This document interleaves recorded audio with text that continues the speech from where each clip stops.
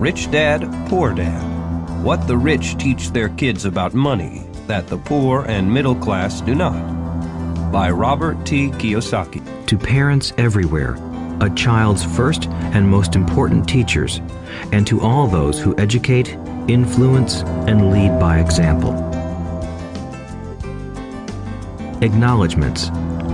How does a person say thank you when there are so many people to thank? Obviously, this book is a thank you to my two fathers, who were powerful role models, and to my mom, who taught me love and kindness. The person most responsible for this book becoming a reality is my wife, Kim, my partner in marriage, business, and in life. She makes my life complete. Introduction. Rich Dad, Poor Dad. Having two dads offered me the choice of contrasting points of view, one of a rich man and one of a poor man. I had two fathers, a rich one and a poor one. One was highly educated and intelligent. He had a PhD and completed 4 years of undergraduate work in less than 2 years.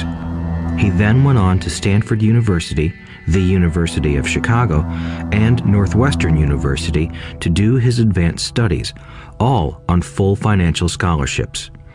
The other father never finished the 8th grade.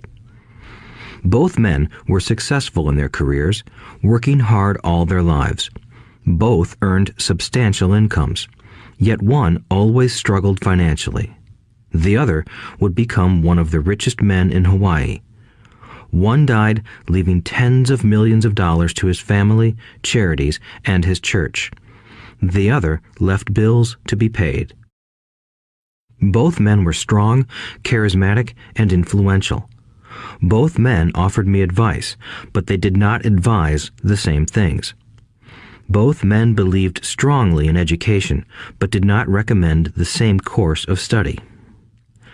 If I had had only one dad, I would have had to accept or reject his advice.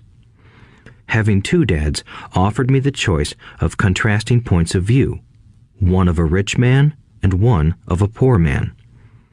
Instead of simply accepting or rejecting one or the other, I found myself thinking more, comparing, and then choosing for myself.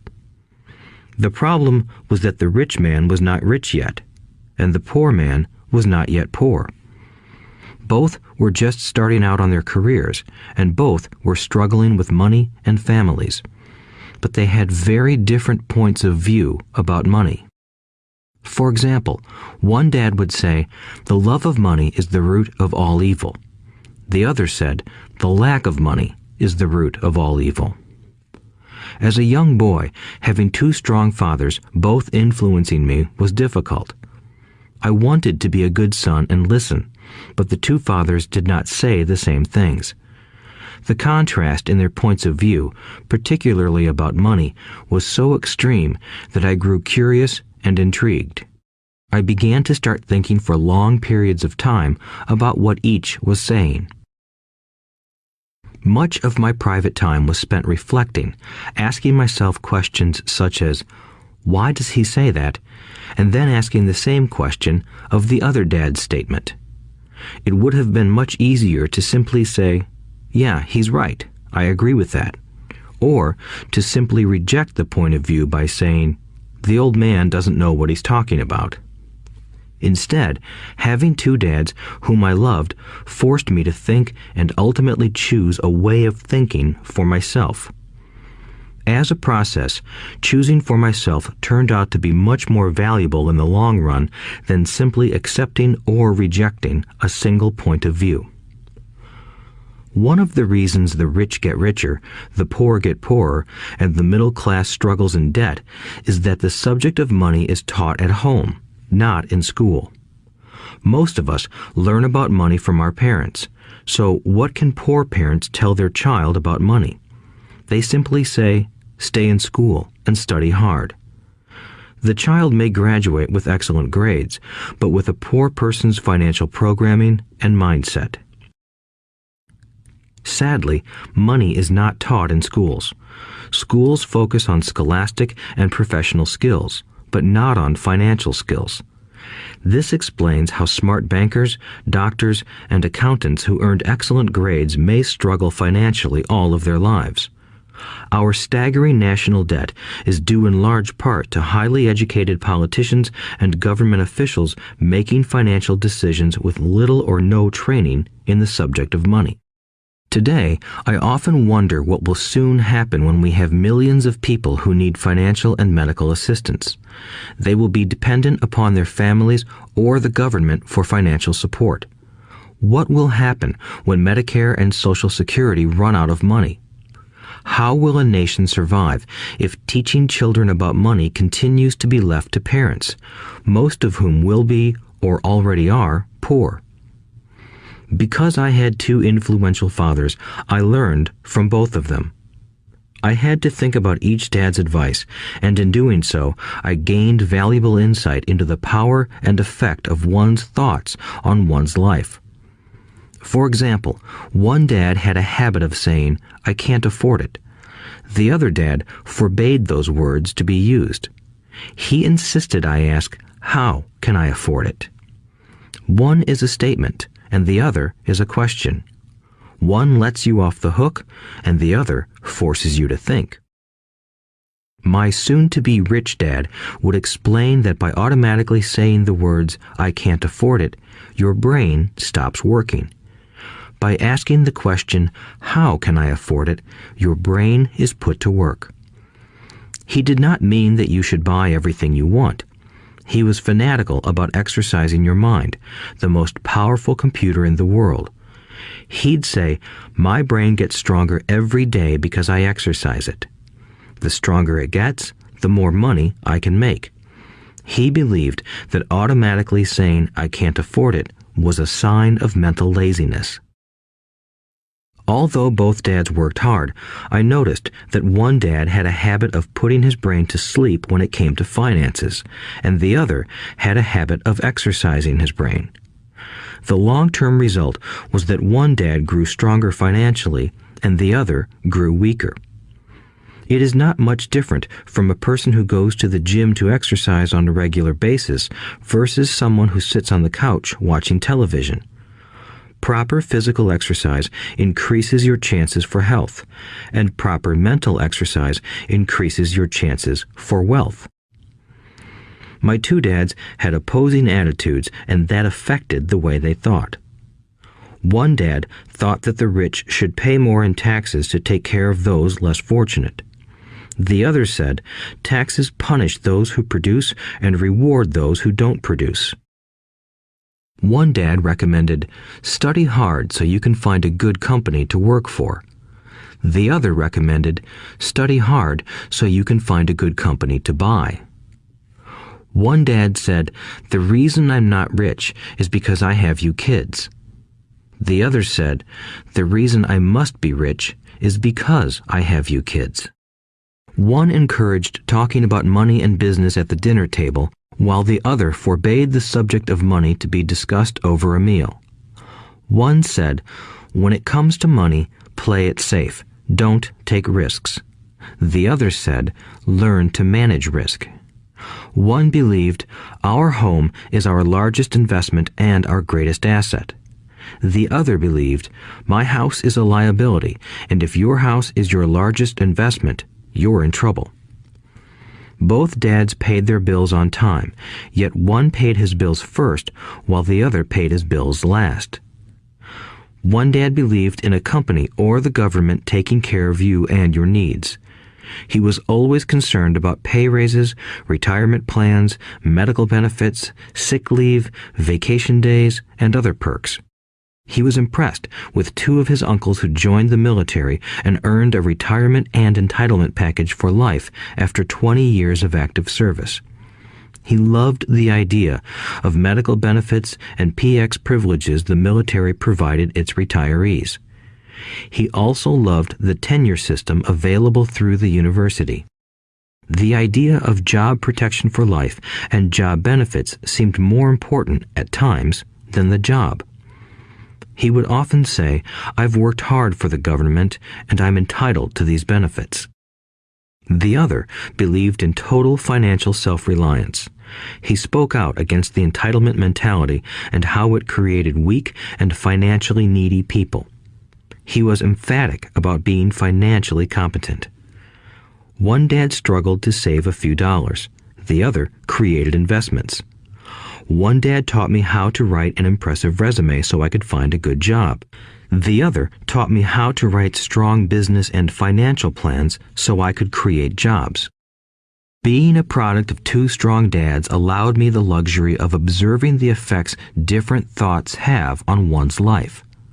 I noticed that people really do shape their lives through their thoughts.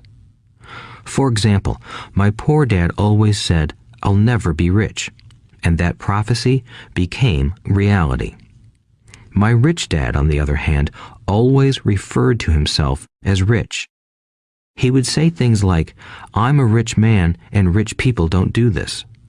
Even when he was flat broke after a major financial setback, he continued to refer to himself as a rich man. He would cover himself by saying, "There is a difference between being poor and being broke. Broke is temporary. Poor is eternal." My poor dad would say, "I'm not interested in money," or "Money doesn't matter." My rich dad always said, "Money is power." The power of our thoughts may never be measured or appreciated, but it became obvious to me as a young boy that it was important to be aware of my thoughts and how I expressed myself. I noticed that my poor dad was poor, not because of the amount of money he earned, which was significant, but because of his thoughts and actions. As a young boy having two fathers, I became acutely aware of being careful about which thoughts I chose to adopt as my own. Should I listen to my rich dad or to my poor dad? Although both men had tremendous respect for education and learning, they disagreed about what they thought was important to learn. One wanted me to study hard, earn a degree, and get a good job to earn money. He wanted me to study to become a professional, an attorney or an accountant, and to go to business school for my MBA. The other encouraged me to study to be rich, to understand how money works, and to learn how to have it work for me. "I don't work for money" were words he would repeat over and over. "Money works for me." At the age of 9, I decided to listen to and learn from my rich dad about money. In doing so, I chose not to listen to my poor dad, even though he was the one with all the college degrees. A lesson from Robert Frost. Robert Frost is my favorite poet. Although I love many of his poems, my favorite is "The Road Not Taken." I use its lesson almost daily. The road not taken. Two roads diverged in a yellow wood, and sorry I could not travel both. And be one traveler long I stood, and looked down one as far as I could, to where it bent in the undergrowth, then took the other as just as fair, and having perhaps the better claim, because it was grassy and wanted wear. Though as for that the passing there had worn them really about the same, and both that morning equally lay in leaves no step had trodden black. Oh, I kept the first for another day, yet knowing how way leads on to way, I doubted if I should ever come back. I shall be telling this with a sigh, somewhere ages and ages hence. Two roads diverged in a wood, and I took the one less traveled by, and that has made all the difference. And that has made all the difference. Over the years, I have often reflected upon Robert Frost's poem. Choosing not to listen to my highly educated dad's advice and attitude about money was a painful decision, but it was a decision that shaped the rest of my life. Once I made up my mind about whom to listen to, my education about money began. My rich dad taught me over a period of 30 years until I was 39 years old. He stopped once he realized that I knew and fully understood what he had been trying to drum into my often thick skull. Money is one form of power, but what is more powerful is financial education. Money comes and goes, but if you have the education about how money works, you gain power over it and can begin building wealth. The reason positive thinking alone does not work is because most people went to school and never learned how money works. So they spend their lives working for money. Because I was only 9 years old when I started, the lessons my rich dad taught me were simple. And when it was all said and done, there were only 6 main lessons, repeated over 30 years. This audiobook is about those 6 lessons, put as simply as possible, just as simply as my rich dad put forth those lessons to me. The lessons are meant not to be answers, but guideposts that will assist you and your children to grow wealthier no matter what happens in a world of increasing change and uncertainty. Chapter 1. Lesson 1. The rich don't work for money. The poor and the middle class work for money. The rich have money work for them. Dad, can you tell me how to get rich? My dad put down the evening paper. Why do you want to get rich, son? Because today Jimmy's mom drove up in their new Cadillac and they were going to their beach house for the weekend. He took 3 of his friends, but Mike and I weren't invited. They told us we weren't invited because we were poor kids. They did? My dad asked incredulously. Yeah, they did, I replied in a hurt tone. My dad silently shook his head, pushed his glasses up the bridge of his nose, and went back to reading the paper. I stood waiting for an answer. The year was 1956. I was 9 years old. By some twist of fate, I attended the same public school where the rich people sent their kids. We were primarily a sugar plantation town. The managers of the plantation and the other affluent people, such as doctors, business owners, and bankers, sent their children to this elementary school. After grade 6, their children were generally sent off to private schools. Because my family lived on one side of the street, I went to this school. Had I lived on the other side of the street, I would have gone to a different school with kids from families more like mine. After grade 6, these kids and I would go on to the public intermediate and high school. There was no private school for them or for me. My dad finally put down the paper. I could tell he was thinking. Well, son, he began slowly, if you want to be rich, you have to learn to make money. How do I make money? I asked. Well, use your head, son, he said, smiling. Even then, I knew that really meant, that's all I'm going to tell you, or, I don't know the answer, so don't embarrass me. A partnership is formed. The next morning, I told my best friend, Mike, what my dad had said. As best as I could tell, Mike and I were the only poor kids in this school. Mike was also in this school by a twist of fate. Someone had drawn a jog in the line for the school district, and we wound up in school with the rich kids. We weren't really poor, but we felt as if we were because all the other boys had new baseball gloves, new bicycles, new everything. Mom and Dad provided us with the basics, like food and shelter and clothes, but that was about it. My dad used to say, if you want something, work for it. We wanted things, but there was not much work available for 9-year-old boys. So what do we do to make money? Mike asked. I don't know, I said, but do you want to be my partner? He agreed, and so on that Saturday morning, Mike became my first business partner. We spent all morning coming up with ideas on how to make money. Occasionally, we talked about all the cool guys at Jimmy's beach house having fun. It hurt a little, but that hurt was good because it inspired us to keep thinking of a way to make money. Finally, that afternoon, a bolt of lightning struck. It was an idea Mike got from a science book he had read.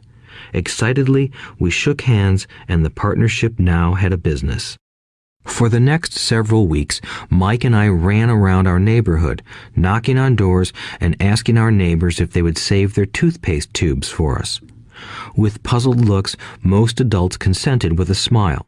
Some asked us what we were doing, to which we replied, "We can't tell you. It's a business secret." My mom grew distressed as the weeks wore on. We had selected a site next to her washing machine as the place we would stockpile our raw materials. In a brown cardboard box that at one time held ketchup bottles, our little pile of used toothpaste tubes began to grow. Finally, my mom put her foot down. The sight of her neighbor's messy, crumpled used toothpaste tubes had gotten to her. "What are you boys doing?" she asked, "and I don't want to hear again that it's a business secret. Do something with this mess or I'm going to throw it out." Mike and I pleaded and begged, explaining that we would soon have enough and then we would begin production. We informed her that we were waiting on a couple of neighbors to finish their toothpaste so we could have their tubes. Mom granted us a 1-week extension. The date to begin production was moved up, and the pressure was on. My first partnership was already being threatened with an eviction notice by my own mom. It became Mike's job to tell the neighbors to quickly use up their toothpaste, saying their dentist wanted them to brush more often anyway. I began to put together the production line. One day, my dad drove up with a friend to see 2 9-year-old boys in the driveway with a production line operating at full speed. There was fine white powder everywhere. On a long table were small milk cartons from school, and our family's hibachi grill was glowing with red-hot coals at maximum heat. Dad walked up cautiously, having to park the car at the base of the driveway since the production line blocked the carport. As he and his friend got closer, they saw a steel pot sitting on top of the coals in which the toothpaste tubes were being melted down. In those days, toothpaste did not come in plastic tubes. The tubes were made of lead, so once the paint was burned off, the tubes were dropped in the small steel pot. They melted until they became liquid, and with my mom's pot holders, we poured the lead through a small hole in the top of the milk cartons. The milk cartons were filled with plaster of Paris. White powder was everywhere. In my haste, I had knocked the bag over, and the entire area looked like it had been hit by a snowstorm. The milk cartons were the outer containers for plaster of Paris molds. My dad and his friend watched as we carefully poured the molten lead through a small hole in the top of the plaster of Paris cube. "Careful," my dad said. I nodded without looking up. Finally, once the pouring was through, I put the steel pot down and smiled at my dad. "What are you boys doing?" he asked with a cautious smile. "We're doing what you told me to do. We're going to be rich," I said. "Yup," said Mike, grinning and nodding his head. "We're partners." "And what is in those plaster molds?" my dad asked. "Watch," I said. "This should be a good batch." With a small hammer, I tapped at the seal that divided the cube in half. Cautiously, I pulled up the top half of the plaster mold, and a lead nickel fell out. "Oh my God," my dad said, "you're casting nickels out of lead." "That's right," Mike said. "We're doing as you told us to do. We're making money." My dad's friend turned and burst into laughter. My dad smiled and shook his head. Along with a fire and a box of spent toothpaste tubes, in front of him were 2 little boys covered with white dust, smiling from ear to ear. He asked us to put everything down and sit with him on the front step of our house. With a smile, he gently explained what the word counterfeiting meant. Our dreams were dashed. "You mean this is illegal?" asked Mike in a quivering voice. "Let them go," my dad's friend said. "They might be developing a natural talent." My dad glared at him. "Yes, it is illegal," my dad said gently, "but you boys have shown great creativity and original thought. Keep going. I'm really proud of you." Disappointed, Mike and I sat in silence for about 20 minutes before we began cleaning up our mess. The business was over on opening day. Sweeping the powder up, I looked at Mike and said, "I guess Jimmy and his friends are right. We are poor." My father was just leaving as I said that. "Boys," he said, "you're only poor if you give up. The most important thing is that you did something. Most people only talk and dream of getting rich. You've done something. I'm very proud of the two of you. I will say it again. Keep going. Don't quit." Mike and I stood there in silence. They were nice words, but we still did not know what to do. "So how come you're not rich, Dad?" I asked. "Because I chose to be a school teacher. School teachers really don't think about being rich. We just like to teach. I wish I could help you, but I really don't know how to make money." Mike and I turned and continued our cleanup. "I know," said my dad. "If you boys want to learn how to be rich, don't ask me. Talk to your dad, Mike." "My dad?" asked Mike with a scrunched-up face. "Yeah, your dad," repeated my dad with a smile. "Your dad and I have the same banker, and he raves about your father. He's told me several times that your father is brilliant when it comes to making money." "My dad?" Mike asked again in disbelief. "Then how come we don't have a nice car and a nice house like the rich kids at school?" "A nice car and a nice house don't necessarily mean you're rich or you know how to make money," my dad replied. "Jimmy's dad works for the sugar plantation. He's not much different from me. He works for a company and I work for the government. The company buys the car for him. The sugar company is in financial trouble, and Jimmy's dad may soon have nothing. Your dad is different, Mike. He seems to be building an empire, and I suspect in a few years he will be a very rich man." With that, Mike and I got excited again. With new vigor, we began cleaning up the mess caused by our now defunct first business. As we were cleaning, we made plans for how and when to talk to Mike's dad. The problem was that Mike's dad worked long hours and often did not come home until late. His father owned warehouses, a construction company, a chain of stores, and 3 restaurants.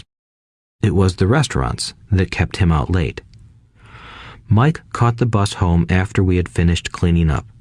He was going to talk to his dad when he got home that night and ask him if he would teach us how to become rich. Mike promised to call as soon as he had talked to his dad, even if it was late. The phone rang at 8:30 p.m. "Okay," I said, "next Saturday." I put the phone down. Mike's dad had agreed to meet with us. On Saturday, I caught the 7:30 a.m. bus to the poor side of town. The lessons begin. Mike and I met with his dad that morning at 8 o'clock. He was already busy, having been at work for more than an hour. His construction supervisor was just leaving in his pickup truck as I walked up to his simple, small, and tidy home. Mike met me at the door. "Dad's on the phone, and he said to wait on the back porch," Mike said as he opened the door. The old wooden floor creaked as I stepped across the threshold of the aging house. There was a cheap mat just inside the door. The mat was there to hide the years of wear from countless footsteps that the floor had supported. Although clean, it needed to be replaced. I felt claustrophobic as I entered the narrow living room that was filled with old, musty, overstuffed furniture that today would be collector's items. Sitting on the couch were 2 women, both a little older than my mom. Across from the women sat a man in workman's clothes. He wore khaki slacks and a khaki shirt, neatly pressed but without starch, and polished work boots. He was about 10 years older than my dad. They smiled as Mike and I walked past them toward the back porch. I smiled back shyly.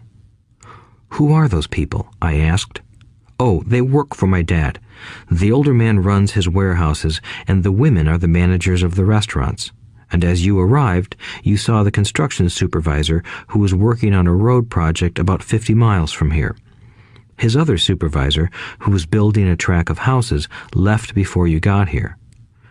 "Does this go on all the time?" I asked. "Not always, but quite often," said Mike, smiling as he pulled up a chair to sit down next to me. "I asked my dad if he would teach us to make money," Mike said. "Oh, and what did he say to that?" I asked with cautious curiosity. "Well, he had a funny look on his face at first, and then he said he would make us an offer." "Oh," I said, rocking my chair back against the wall. I sat there, perched on two rear legs of the chair. Mike did the same thing. "Do you know what the offer is?" I asked. "No, but we'll soon find out." Suddenly, Mike's dad burst through the rickety screen door and onto the porch. Mike and I jumped to our feet, not out of respect, but because we were startled. "Ready, boys?" he asked as he pulled up a chair to sit down with us. We nodded our heads as we pulled our chairs away from the wall to sit in front of him. He was a big man, about 6 feet tall and 200 pounds. My dad was taller, about the same weight, and 5 years older than Mike's dad. They sort of looked alike, though not of the same ethnic makeup. Maybe their energy was similar. "Mike says you want to learn to make money. Is that correct, Robert?" I nodded my head quickly, but with a little trepidation. He had a lot of power behind his words and smile. "Okay, here's my offer. I'll teach you, but I won't do it classroom style. You work for me, I'll teach you. You don't work for me, I won't teach you. I can teach you faster if you work, and I'm wasting my time if you just want to sit and listen like you do in school. That's my offer. Take it or leave it." May I ask a question first?" I asked. "No. Take it or leave it. I've got too much work to do to waste my time. If you can't make up your mind decisively, then you'll never learn to make money anyway. Opportunities come and go. Being able to know when to make quick decisions is an important skill. You have the opportunity that you asked for. School is beginning, or it's over in 10 seconds, Mike's dad said with a teasing smile. "Take it," I said. "Take it," said Mike. "Good," said Mike's dad. "Mrs. Martin will be by in 10 minutes. After I'm through with her, you'll ride with her to my superette and you can begin working.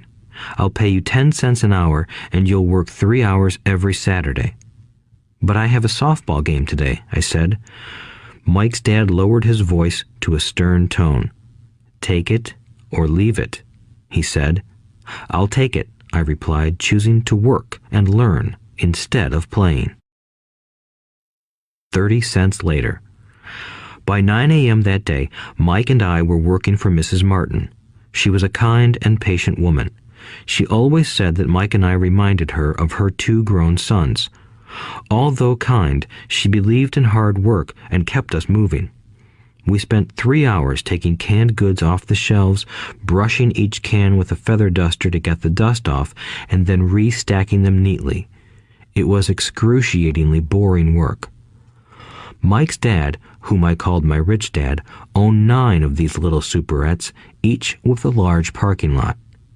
They were the early version of the 7-Eleven convenience stores, little neighborhood grocery stores where people bought items such as milk, bread, butter, and cigarettes.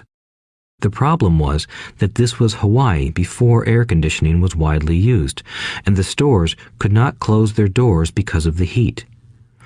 On 2 sides of the store, the doors had to be wide open to the road and parking lot.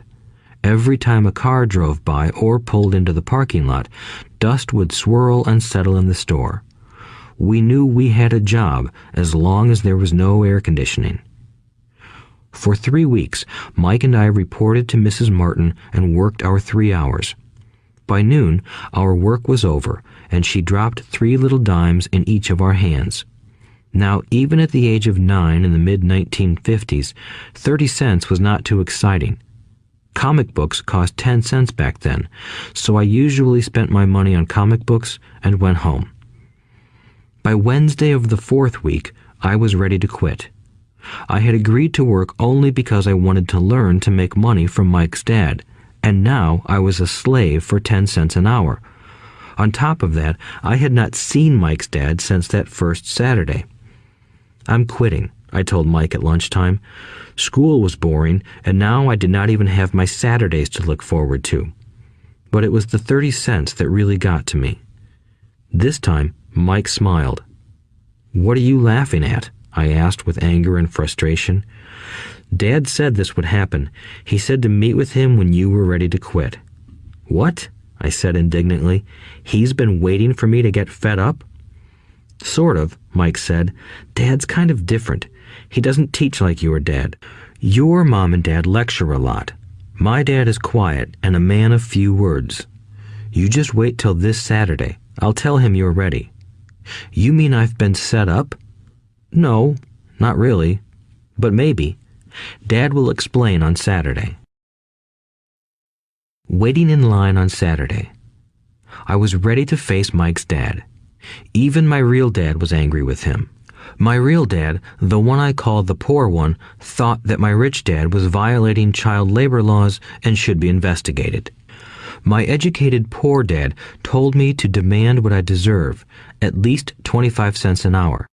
My poor dad told me that if I did not get a raise, I was to quit immediately. You don't need that damn job anyway, said my poor dad with indignation.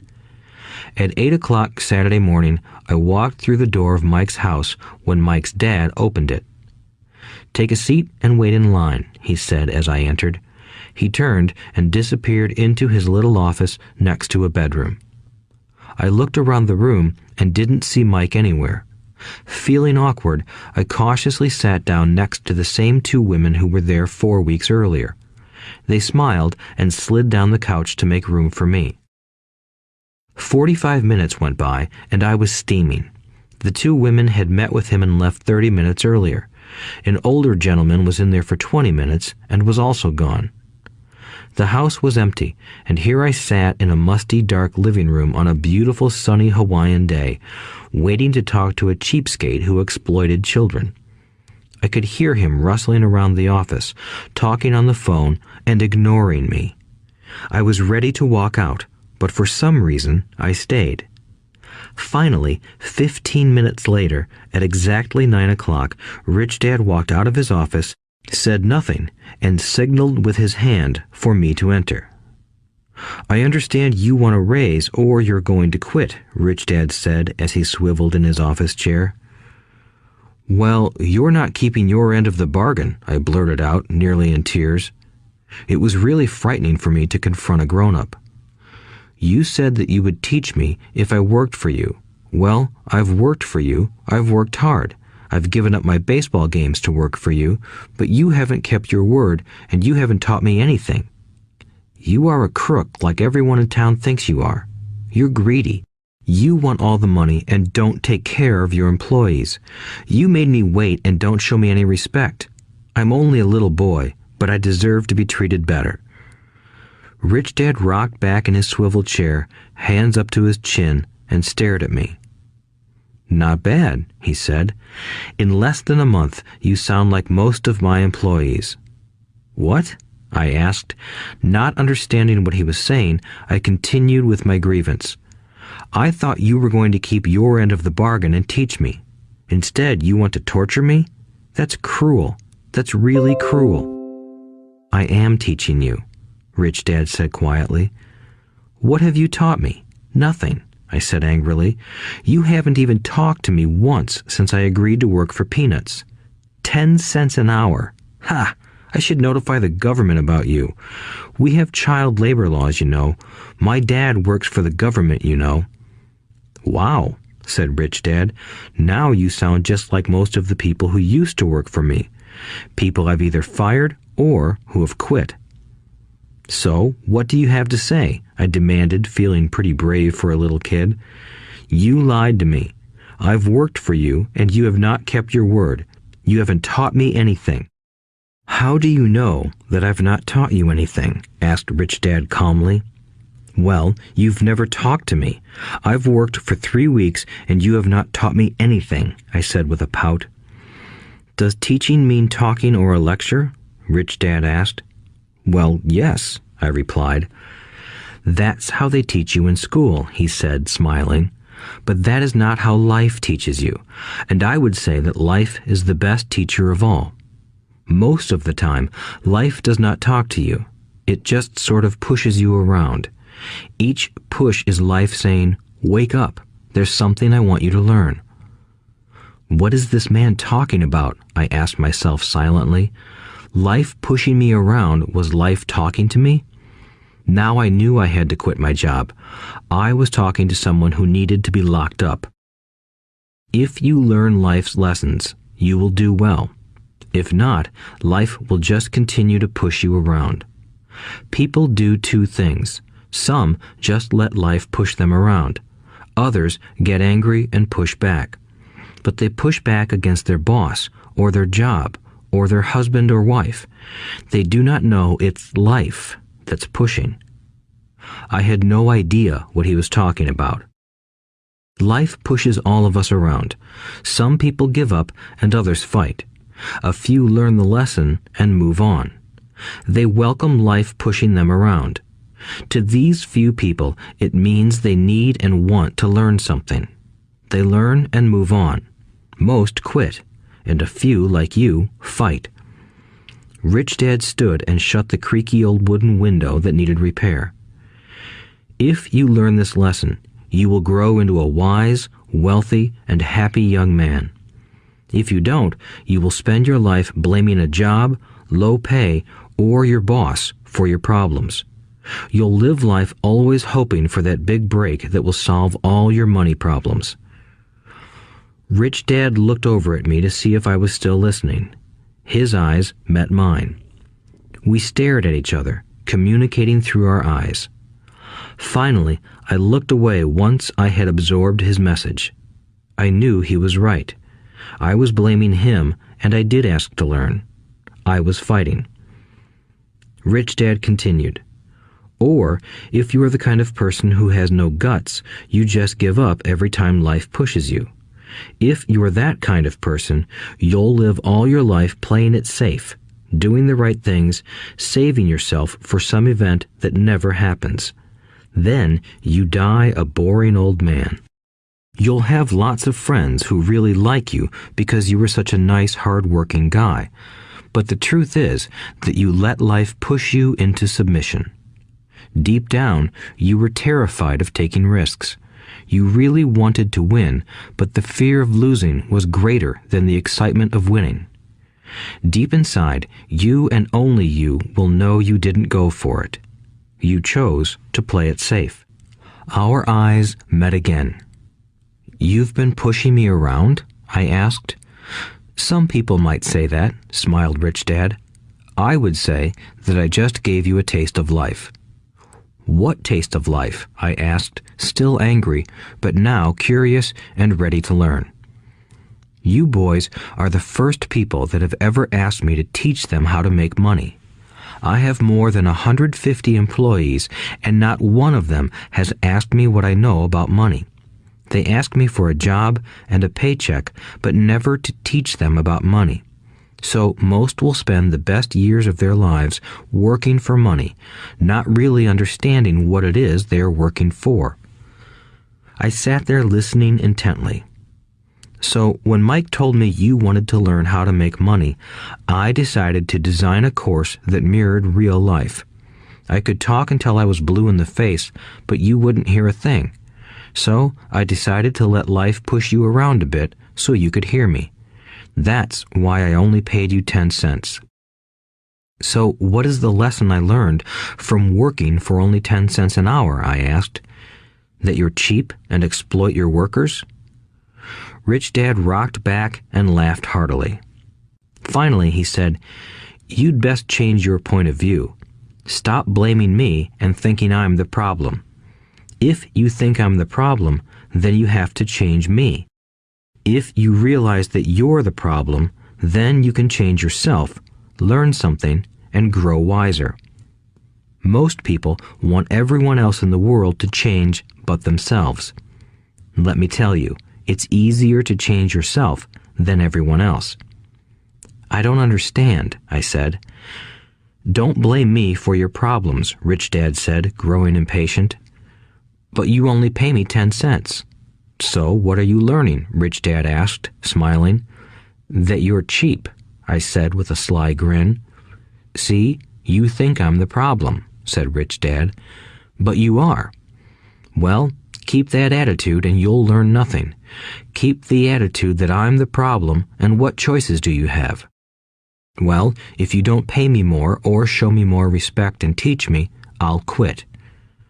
"Well put," Rich Dad said, "and that's exactly what most people do. They quit and go looking for another job, a better opportunity and higher pay, actually thinking that this will solve the problem. In most cases, it won't. So what should I do? I asked. Just take this measly 10 cents an hour and smile? Rich Dad smiled. That's what the other people do. But that's all they do, waiting for a raise, thinking that more money will solve their problems. Most just accept it, and some take a second job working harder, but again, accepting a small paycheck. I sat staring at the floor, beginning to understand the lesson Rich Dad was presenting. I could sense it was a taste of life. Finally, I looked up and asked, "So what will solve the problem?" "This," he said, leaning forward in his chair and tapping me gently on the head. "This stuff between your ears." It was at that moment that Rich Dad shared the pivotal point of view that separated him from his employees and my poor dad, and led him to eventually become one of the richest men in Hawaii, while my highly educated but poor dad struggled financially all his life. It was a singular point of view that made all the difference over a lifetime. Rich Dad said this point of view over and over, which I call lesson number 1. The poor and the middle class work for money. The rich have money work for them. On that bright Saturday morning, I learned a completely different point of view from what I had been taught by my poor dad. At the age of 9, I understood that both dads wanted me to learn. Both dads encouraged me to study, but not the same things. My highly educated dad recommended that I do what he did. "Son, I want you to study hard, get good grades so you can find a safe, secure job with a big company, and make sure it has excellent benefits." My rich dad wanted me to learn how money works so I could make it work for me. These lessons I would learn through life with his guidance, not because of a classroom. My rich dad continued my first lesson. "I'm glad you got angry about working for 10 cents an hour.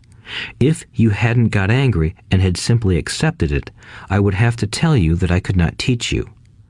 You see, true learning takes energy, passion, and a burning desire. Anger is a big part of that formula, for passion is anger and love combined. When it comes to money, most people want to play it safe and feel secure, so passion does not direct them. Fear does. So is that why they'll take jobs with low pay? I asked. Yes, said Rich Dad. Some people say I exploit people because I don't pay as much as the sugar plantation or the government. I say the people exploit themselves. It's their fear, not mine. But don't you feel you should pay them more? I asked. I don't have to. And besides, more money will not solve their problems. Just look at your dad. He makes a lot of money, and he still can't pay his bills. Most people, given more money, only get into more debt. So that's why the 10 cents an hour, I said, smiling. It's part of the lesson. That's right, smiled Rich Dad. You see, your dad went to school and got an excellent education so he could get a high-paying job. But he still has money problems because he never learned anything about money in school. On top of that, he believes in working for money. And you don't? I asked. No, not really, said Rich Dad. If you want to learn to work for money, then stay in school. That is a great place to learn to do that. But if you want to learn how to have money work for you, then I will teach you that. But only if you want to learn. Wouldn't everyone want to learn that? I asked. No, said Rich Dad, simply because it's easier to learn to work for money, especially if fear is your primary emotion when the subject of money is discussed. I don't understand, I said with a frown. Don't worry about that for now. Just know that it's fear that keeps most people working at a job. The fear of not paying their bills, the fear of being fired, the fear of not having enough money, and the fear of starting over. That's the price of studying to learn a profession or trade and then working for money. Most people become a slave to money and then get angry at their boss. Learning to have money work for you is a completely different course of study? I asked. Absolutely, Rich Dad answered. Absolutely. We sat in the silence on that beautiful Hawaiian Saturday morning. My friends had just started their Little League baseball game, but for some reason I was now thankful I had decided to work for 10 cents an hour. I sensed that I was about to learn something my friends wouldn't learn in school. Ready to learn? Asked Rich Dad. Absolutely, I said with a grin. I have kept my promise. I've been teaching you from afar, my Rich Dad said. At 9 years old, you've gotten a taste of what it feels like to work for money. Just multiply your last month by 50 years, and you will have an idea of what most people spend their life doing. I don't understand, I said. How did you feel waiting in line to see me, once to get hired and once to ask for more money? Terrible, I said. If you choose to work for money, that is what life will be like, said Rich Dad. And how did you feel when Mrs. Martin dropped 3 dimes in your hand for 3 hours of work? I felt like it wasn't enough. It seemed like nothing. I was disappointed, I said. And that is how most employees feel when they look at their paychecks, especially after all the tax and other deductions are taken out. At least you got 100%. You mean most workers don't get paid everything? I asked with amazement. Heavens no, said Rich Dad. The government always takes its share first. How do they do that? I asked. Taxes, said Rich Dad. You're taxed when you earn. You're taxed when you spend. You're taxed when you save. You're taxed when you die. Why do people let the government do that to them? The rich don't, said Rich Dad with a smile. The poor and the middle class do.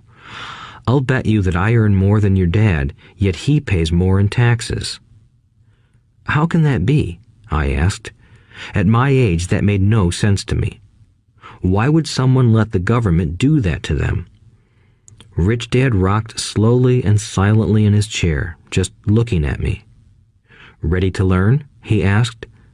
I nodded my head slowly. As I said, there is a lot to learn. Learning how to have money work for you is a lifetime study. Most people go to college for 4 years and their education ends. I already know that my study of money will continue over my lifetime, simply because the more I find out I need to know. Most people never study the subject. They go to work, get their paycheck, balance their checkbooks, and that's it. Then they wonder why they have money problems. They think that more money will solve the problem, and don't realize that it's their lack of financial education that is the problem. So my dad has tax problems because he doesn't understand money? I asked, confused. Look, said Rich Dad, taxes are just one small section on learning how to have money work for you. Today, I just wanted to find out if you still have the passion to learn about money. Most people don't. They want to go to school, learn a profession, have fun at their work, and earn lots of money. One day they wake up with big money problems, and then they can't stop working. That's the price of only knowing how to work for money instead of studying how to have money work for you.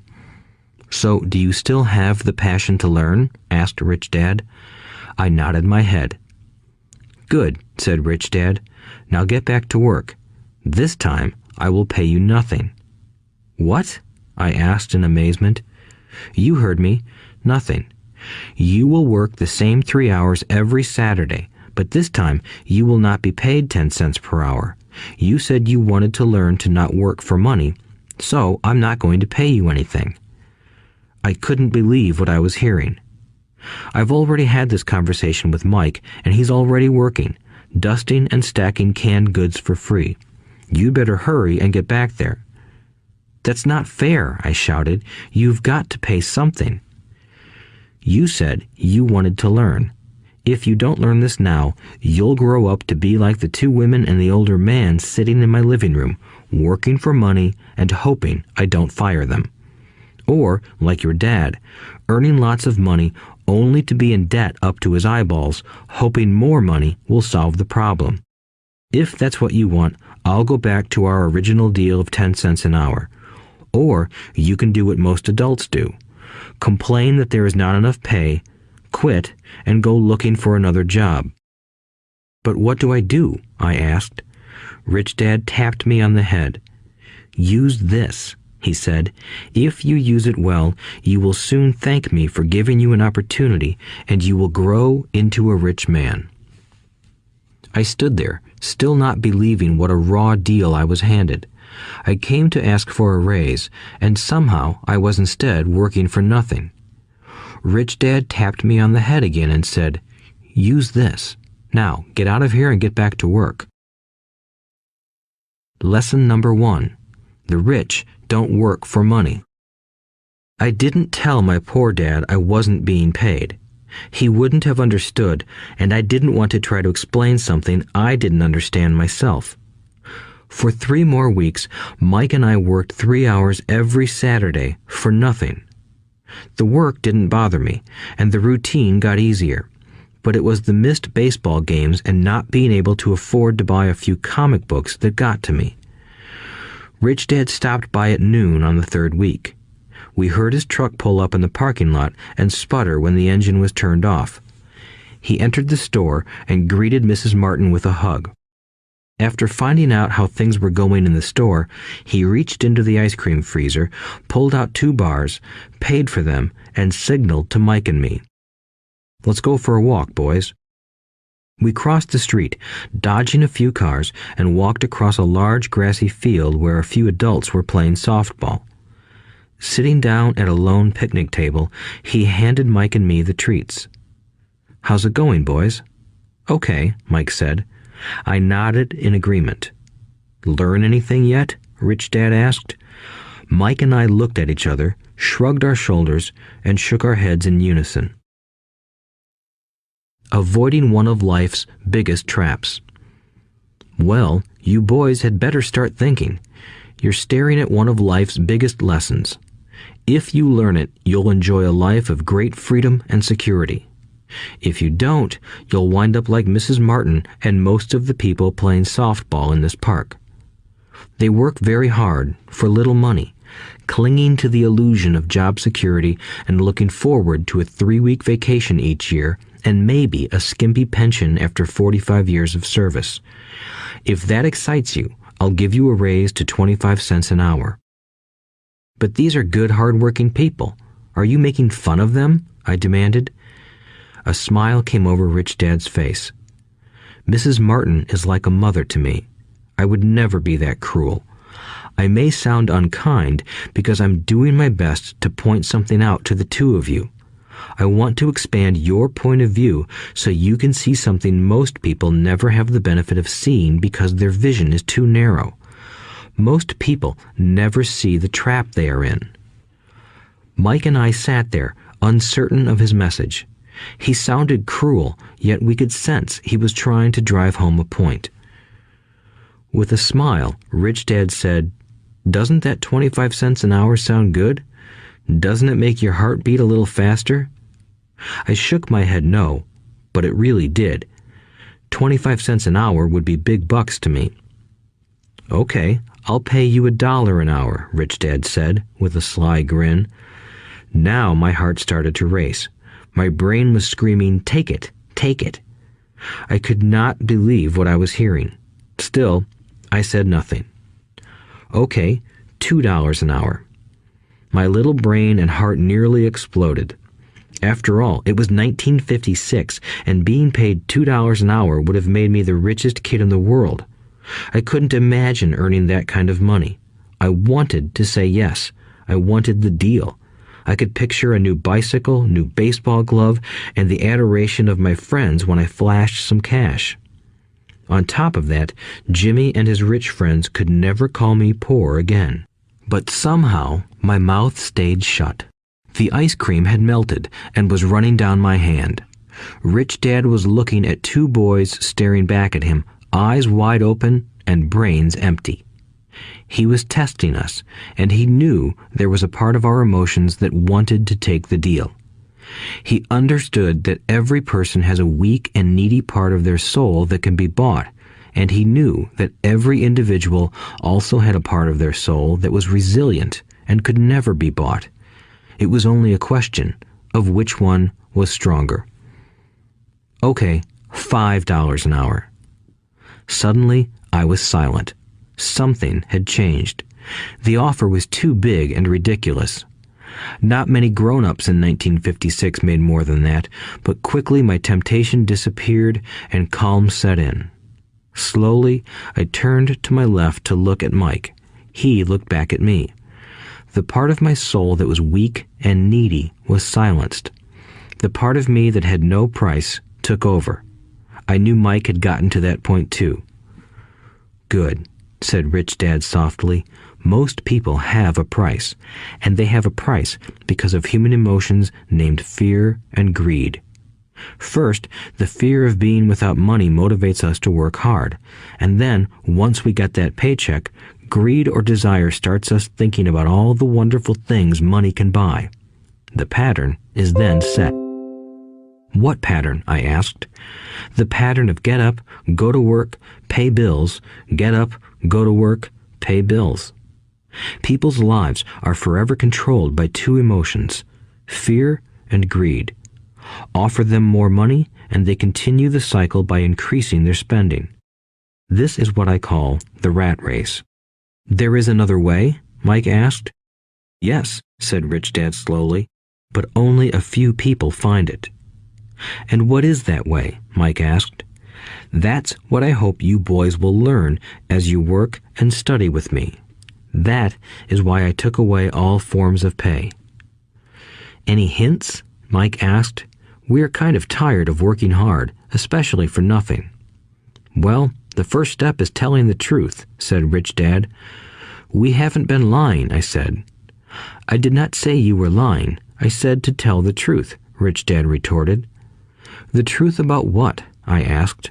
How you're feeling, Rich Dad said. You don't have to say it to anyone else. Just admit it to yourself. You mean the people in this park, the people who work for you, Mrs. Martin, they don't do that? I asked. I doubt it, said Rich Dad. Instead, they feel the fear of not having money. They don't confront it logically. They react emotionally instead of using their heads, Rich Dad said. Then, they get a few bucks in their hands, and again, the emotions of joy, desire, and greed take over. And again they react instead of think. So their emotions control their brain, Mike said. That's correct, said Rich Dad. Instead of admitting the truth about how they feel, they react to their feelings and fail to think. They feel the fear, so they go to work, hoping that money will soothe the fear, but it doesn't. It continues to haunt them, and they return to work, hoping again that money will calm their fears, and again it doesn't. Fear keeps them in this trap of working, earning money, hoping the fear will go away. But every day they get up, and that old fear wakes up with them. For millions of people, that old fear keeps them awake all night, causing a night of turmoil and worry. So they get up and go to work, hoping that a paycheck will kill that fear gnawing at their souls. Money is running their lives, and they refuse to tell the truth about that. Money is in control of their emotions and their souls. Rich Dad sat quietly, letting his words sink in. Mike and I had heard what he said, but didn't understand fully what he was talking about. I just knew that I often wondered why grown-ups hurried off to work. It did not seem like much fun, and they never looked that happy, but something kept them going. Realizing we had absorbed as much as possible of what he was talking about, Rich Dad said, I want you boys to avoid that trap. That is really what I want to teach you. Not just to be rich, because being rich does not solve the problem. It doesn't? I asked, surprised. No, it doesn't. Let me explain the other emotion, desire. Some call it greed, but I prefer desire. It's perfectly normal to desire something better, prettier, more fun, or exciting.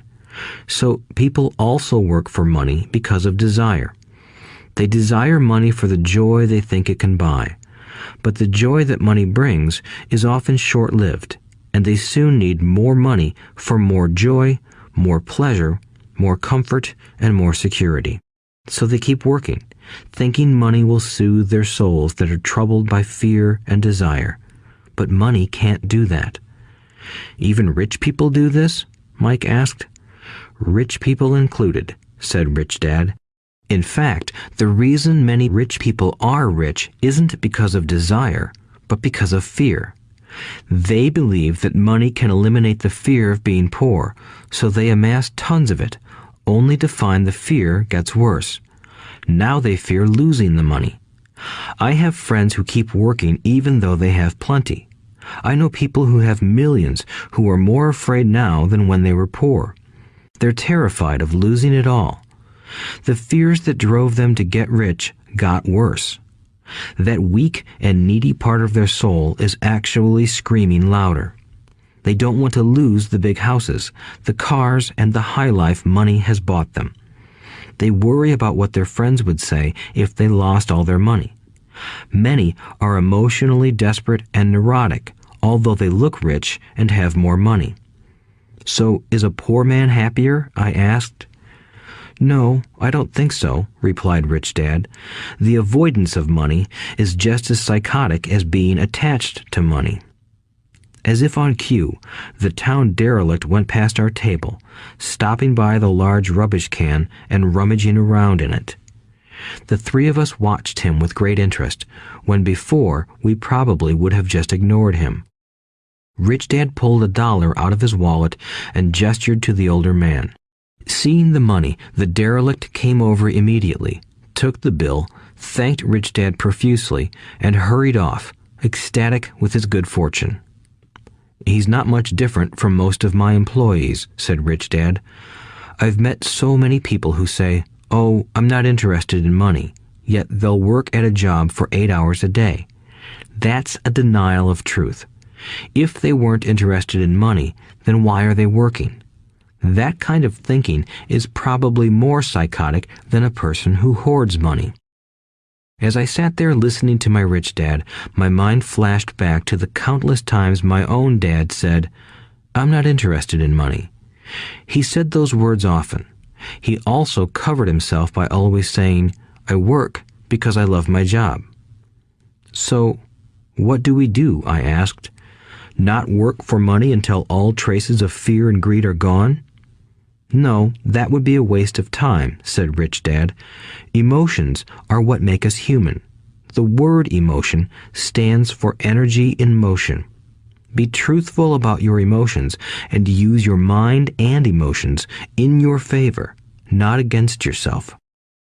Whoa, said Mike. Don't worry about what I just said. It will make more sense in years to come. Just be an observer, not a reactor to your emotions. Most people do not know that it's their emotions that are doing the thinking. Your emotions are your emotions, but you have got to learn to do your own thinking. Can you give me an example? I asked. Sure, replied Rich Dad. When a person says, "I need to find a job," it's most likely an emotion doing the thinking. Fear of not having money generates that thought. But people do need money if they have bills to pay, I said. Sure they do, smiled Rich Dad. All I'm saying is that it's fear that is all too often doing the thinking. I don't understand, said Mike. For example, said Rich Dad, if the fear of not having enough money arises, instead of immediately running out to get a job, they instead might ask themselves this question. Will a job be the best solution to this fear over the long run? In my opinion, the answer is no. A job is really a short-term solution to a long-term problem. But my dad is always saying, stay in school and get good grades so you can find a safe, secure job, I interjected, somewhat confused. Yes, I understand he says that, said Rich Dad, smiling. Most people recommend that, and it's a good path for most people. But people make that recommendation primarily out of fear. You mean my dad says that because he's afraid? Yes, said Rich Dad. He's terrified that you won't earn enough money and won't fit into society. Don't get me wrong. He loves you and wants the best for you. I, too, believe an education and a job are important, but it won't handle the fear. You see, that same fear that makes him get up in the morning to earn a few bucks is the fear that is causing him to be so fanatical about your going to school. So what do you recommend? I asked. I want to teach you to master the power of money instead of being afraid of it. They don't teach that in school, and if you don't learn it, you become a slave to money. It was finally making sense. He wanted us to widen our views and to see what the Mrs. Martins of this world couldn't see. He used examples that sounded cruel at the time, but I've never forgotten them. My vision widened that day, and I began to see the trap that lay ahead for most people. You see, we're all employees ultimately. We just work at different levels, said Rich Dad. I just want you boys to have a chance to avoid the trap caused by those two emotions, fear and desire. Use them in your favor, not against you. That's what I want to teach you. I'm not interested in just teaching you to make a pile of money. That won't handle the fear or desire. If you don't first handle fear and desire, and you get rich, you'll only be a highly paid slave. So how do we avoid the trap? I asked. The main cause of poverty or financial struggle is fear and ignorance, not the economy or the government or the rich. It's self-inflicted fear and ignorance that keep people trapped. So you boys go to school and get your college degrees, and I'll teach you how to stay out of the trap. The pieces of the puzzle were appearing. My highly educated dad had a great education and a great career, but school never told him how to handle money or his fear of it. It became clear that I could learn different and important things from two fathers. So you've been talking about the fear of not having money. How does the desire for money affect our thinking? Mike asked. How did you feel when I tempted you with a pay raise? Did you notice your desires rising? We nodded our heads. By not giving in to your emotions, you were able to delay your reactions and think. That is important. We will always have emotions of fear and greed. From here on in, it's imperative for you to use those emotions to your advantage, and for the long term to not let your emotions control your thinking. Most people use fear and greed against themselves. That's the start of ignorance. Most people live their lives chasing paychecks, pay raises, and job security because of the emotions of desire and fear, not really questioning where those emotion-driven thoughts are leading them. It's just like the picture of a donkey dragging a cart with its owner dangling a carrot just in front of its nose. The donkey's owner may be going where he wants to, but the donkey is chasing an illusion. Tomorrow, there will only be another carrot for the donkey. You mean the moment I pictured a new baseball glove, candy, and toys, that's like a carrot to a donkey? Mike asked. Yes, and as you get older, your toys get more expensive. A new car, a boat, and a big house to impress your friends, said Rich Dad with a smile. Fear pushes you out the door, and desire calls to you. That's the trap. So what's the answer? Mike asked. What intensifies fear and desire is ignorance. That is why rich people with lots of money often have more fear the richer they get. Money is the carrot, the illusion. If the donkey could see the whole picture, it might rethink its choice to chase the carrot. Rich Dad went on to explain that a human's life is a struggle between ignorance and illumination. He explained that once a person stops searching for information and self-knowledge, ignorance sets in. That struggle is a moment-to-moment decision to learn to open or close one's mind. Look, school is very important. You go to school to learn a skill or profession to become a contributing member of society. Every culture needs teachers, doctors, mechanics, artists, cooks, business people, police officers, firefighters, and soldiers. Schools train them so society can thrive and flourish, said Rich Dad. Unfortunately, for many people, school is the end, not the beginning. There was a long silence. Rich Dad was smiling. I didn't comprehend everything he said that day, but as with most great teachers, his words continued to teach for years. I've been a little cruel today, said Rich Dad, but I want you to always remember this talk. I want you to always think of Mrs. Martin, and I want you always to remember that donkey. Never forget that fear and desire can lead you into life's biggest trap if you are not aware of them controlling your thinking. To spend your life living in fear, never exploring your dreams, is cruel. To work hard for money, thinking that it will buy you things that will make you happy, is also cruel. To wake up in the middle of the night terrified about paying bills is a horrible way to live. To live a life dictated by the size of a paycheck is not really living a life. Thinking that a job makes you secure is lying to yourself. That's cruel, and that's the trap I want you to avoid. I've seen how money runs people's lives. Don't let that happen to you. Please, don't let money run your life. A softball rolled under our table. Rich Dad picked it up and threw it back. So what does ignorance have to do with greed and fear? I asked. Because it is ignorance about money that causes so much greed and fear, said Rich Dad. Let me give you some examples. A doctor, wanting more money to better provide for his family, raises his fees. By raising his fees, it makes healthcare more expensive for everyone. It hurts the poor people the most, so they have worse health than those with money.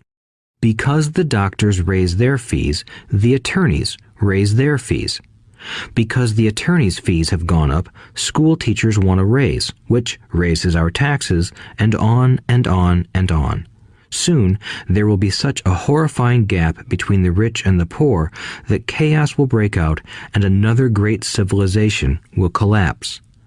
History proves that great civilizations collapse when the gap between the haves and have-nots is too great.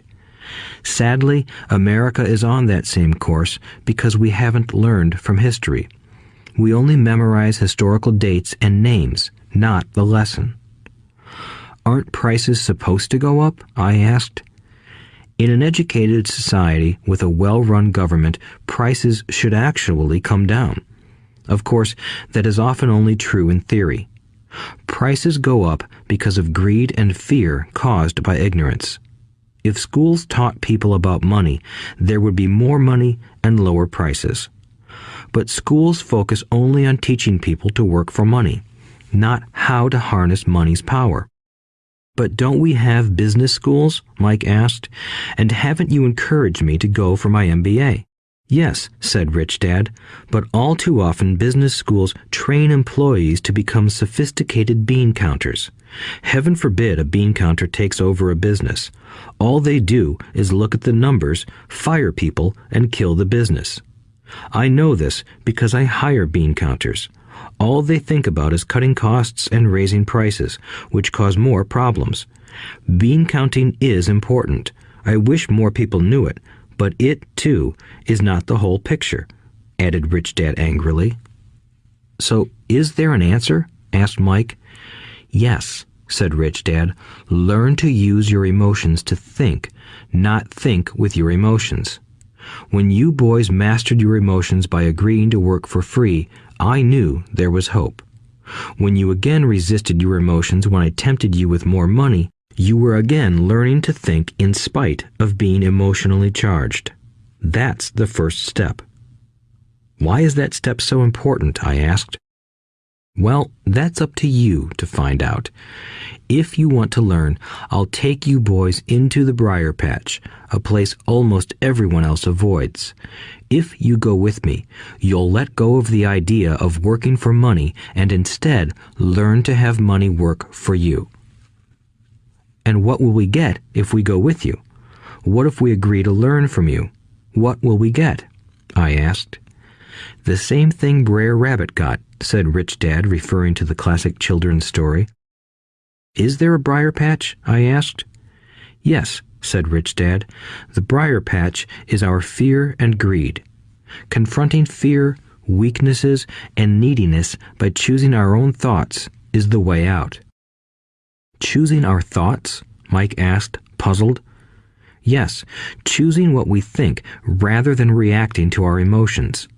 Instead of just getting up and going to work because not having the money to pay your bills is scaring you, ask yourself, is working harder at this the best solution to this problem? Most people are too afraid to rationally think things through and instead run out the door to a job they hate. The tar baby is in control. That's what I mean by choosing your thoughts. And how do we do that? Mike asked. That's what I will teach you. I'll teach you to have a choice of thoughts rather than a knee-jerk reaction, like gulping down your morning coffee and running out the door. Remember what I said before. A job is only a short-term solution to a long-term problem. Most people have only one problem in mind, and it's short-term. It's the bills at the end of the month, the tar baby. Money controls their lives, or should I say the fear and ignorance about money controls it. So they do as their parents did. They get up every day and go work for money, not taking the time to ask the question, is there another way? Their emotions now control their thinking, not their heads. Can you tell the difference between emotions thinking and the head thinking? Mike asked. Oh yes, I hear it all the time, said Rich Dad. I hear things like, well, everyone has to work, or the rich are crooks, or I'll get another job, I deserve this raise, you can't push me around, or I like this job because it's secure.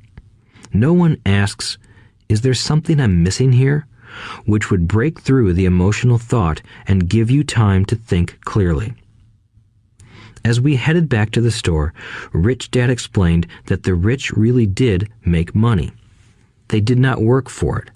He went on to explain that when Mike and I were casting 5-cent pieces out of lead, thinking we were making money, we were very close to thinking the way the rich think. The problem was that creating money is legal for the government and banks to do, but illegal for us to do. There are legal ways to create money from nothing, he told us. Rich Dad went on to explain that the rich know that money is an illusion, truly like the carrot for the donkey. It's only out of fear and greed that the illusion of money is held together by billions of people who believe that money is real. It's not. Money is really made up. It is only because of the illusion of confidence and the ignorance of the masses that this house of cards stands. He talked about the gold standard that America was on, and that each dollar bill was actually a silver certificate. What concerned him was the rumor that we would someday go off the gold standard and our dollars would no longer be backed by something tangible. If that happens, boys, all hell will break loose. The poor, the middle class, and the ignorant will have their lives ruined simply because they will continue to believe that money is real and that the company they work for, or the government, will look after them. We really did not understand what he was saying that day, but over the years, it made more and more sense. Seeing what others miss. As he climbed into his pickup truck outside his convenience store, Rich Dad said, "Keep working, boys, but the sooner you forget about needing a paycheck, the easier your adult life will be. Keep using your brain, work for free, and soon your mind will show you ways of making money far beyond what I could ever pay you. You will see things that other people never see. Most people never see these opportunities because they're looking for money and security, so that's all they get. The moment you see one opportunity, you'll see them for the rest of your life. The moment you do that, I'll teach you something else. Learn this, and you'll avoid one of life's biggest traps. Mike and I picked up our things from the store and waved goodbye to Mrs. Martin. We went back to the park, to the same picnic bench, and spent several more hours thinking and talking. We spent the next week at school thinking and talking too. For 2 more weeks, we kept thinking, talking, and working for free. At the end of the second Saturday, I was again saying goodbye to Mrs. Martin and looking at the comic book stand with a longing gaze. The hard thing about not even getting 30 cents every Saturday was that I didn't have any money to buy comic books. Suddenly, as Mrs. Martin said goodbye to Mike and me, I saw her do something I'd never seen her do before. Mrs. Martin was cutting the front page of the comic book in half. She kept the top half of the comic book cover and threw the rest of the book into a large cardboard box. When I asked her what she did with the comic books, she said, "I throw them away. I give the top half of the cover back to the comic book distributor for credit when he brings in the new comics. He's coming in an hour." Mike and I waited for an hour. Soon the distributor arrived, and I asked him if we could have the comic books. To my delight, he said, "You can have them if you work for this store and do not resell them." Remember our old business partnership? Well, Mike and I revived it. Using a spare room in Mike's basement, we began piling hundreds of comic books in that room. Soon, our comic book library was open to the public. We hired Mike's younger sister, who loved to study, to be head librarian. She charged each child 10 cents admission to the library, which was open from 2:30 p.m. to 4:30 p.m. every day after school. The customers, the children of the neighborhood, could read as many comics as they wanted in 2 hours.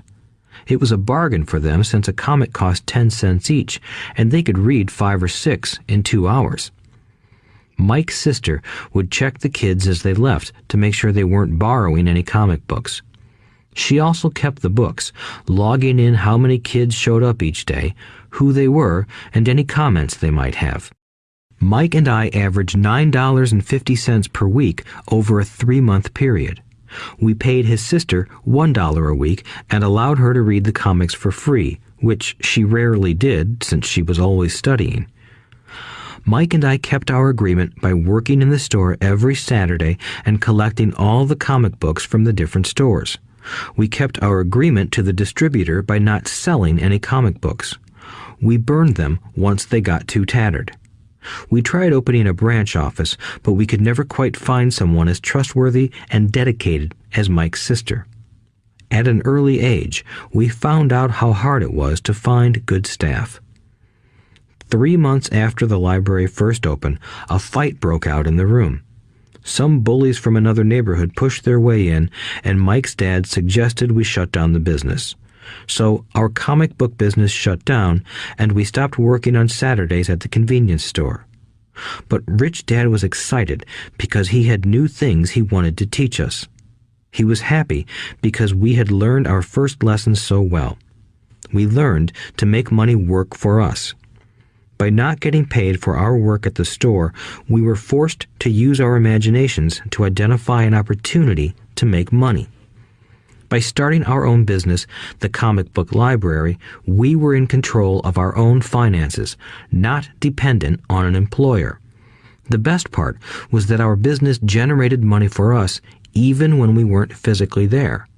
Our money worked for us. Instead of paying us money, Rich Dad had given us so much more. Chapter 2. Lesson 2. Why teach financial literacy? It's not how much money you make, it's how much money you keep. In 1990, Mike took over his father's empire and is, in fact, doing a better job than his dad did. We see each other once or twice a year on the golf course. He and his wife are wealthier than you can imagine. Rich Dad's empire is in great hands, and Mike is now grooming his son to take his place, as his dad had groomed us. In 1994, I retired at the age of 47, and my wife Kim was 37. Retirement does not mean not working. For us, it means that, barring unforeseen cataclysmic changes, we can work or not work, and our wealth grows automatically, staying ahead of inflation. Our assets are large enough to grow by themselves. It's like planting a tree. You water it for years, and then one day it doesn't need you anymore. Its roots are implanted deep enough. Then the tree provides shade for your enjoyment. Mike chose to run the empire, and I chose to retire. Whenever I speak to groups of people, they often ask what I would recommend that they do. How do I get started? Is there a book you would recommend? What should I do to prepare my children? What is your secret to success? How do I make millions? Whenever I hear one of these questions, I'm reminded of the following story. The Richest Businessmen. In 1923, a group of our greatest leaders and richest businessmen held a meeting at the Edgewater Beach Hotel in Chicago. Among them were Charles Schwab, head of the largest independent steel company; Samuel Insull, president of the world's largest utility; Howard Hobson, head of the largest gas company; Ivar Kruger, president of International Match Company, one of the world's largest companies at that time; Leon Fraser, president of the Bank of International Settlements; Richard Whitney, president of the New York Stock Exchange; Arthur Cotton and Jesse Livermore, two of the biggest stock speculators; and Albert Fall, a member of President Harding's cabinet. 25 years later, 9 of these titans ended their lives as follows. Schwab died penniless after living for 5 years on borrowed money. Insull died broke in a foreign land, and Kruger and Cotton also died broke. Hobson went insane. Whitney and Albert Fall were released from prison, and Fraser and Livermore committed suicide. I doubt if anyone can say what really happened to these men. If you look at the date, 1923, it was just before the 1929 market crash and the Great Depression, which I suspect had a great impact on these men and their lives. The point is this. Today, we live in times of greater and faster change than these men did. I suspect there will be many booms and busts in the coming years that will parallel the ups and downs these men faced. I am concerned that too many people are too focused on money and not on their greatest wealth, their education. If people are prepared to be flexible, keep an open mind, and learn, they will grow richer and richer despite tough changes. If they think money will solve problems, they will have a rough ride. Intelligence solves problems and produces money. Money without financial intelligence is money soon gone. Most people fail to realize that in life, it's not how much money you make, it's how much money you keep. We've all heard stories of lottery winners who are poor, then suddenly rich, and then poor again. They win millions, yet are soon back where they started. Or stories of professional athletes who at the age of 24 are earning millions, but are sleeping under a bridge 10 years later. I remember a story of a young basketball player who a year ago had millions. Today, at just 29, he claims his friends, attorney, and accountant took his money and he was forced to work at a car wash for minimum wage. He was fired from the car wash because he refused to take off his championship ring as he was wiping off the cars. His story made national news, and he is appealing his termination, claiming hardship and discrimination. He claims that the ring is all he has left, and if it was stripped away, he'll crumble.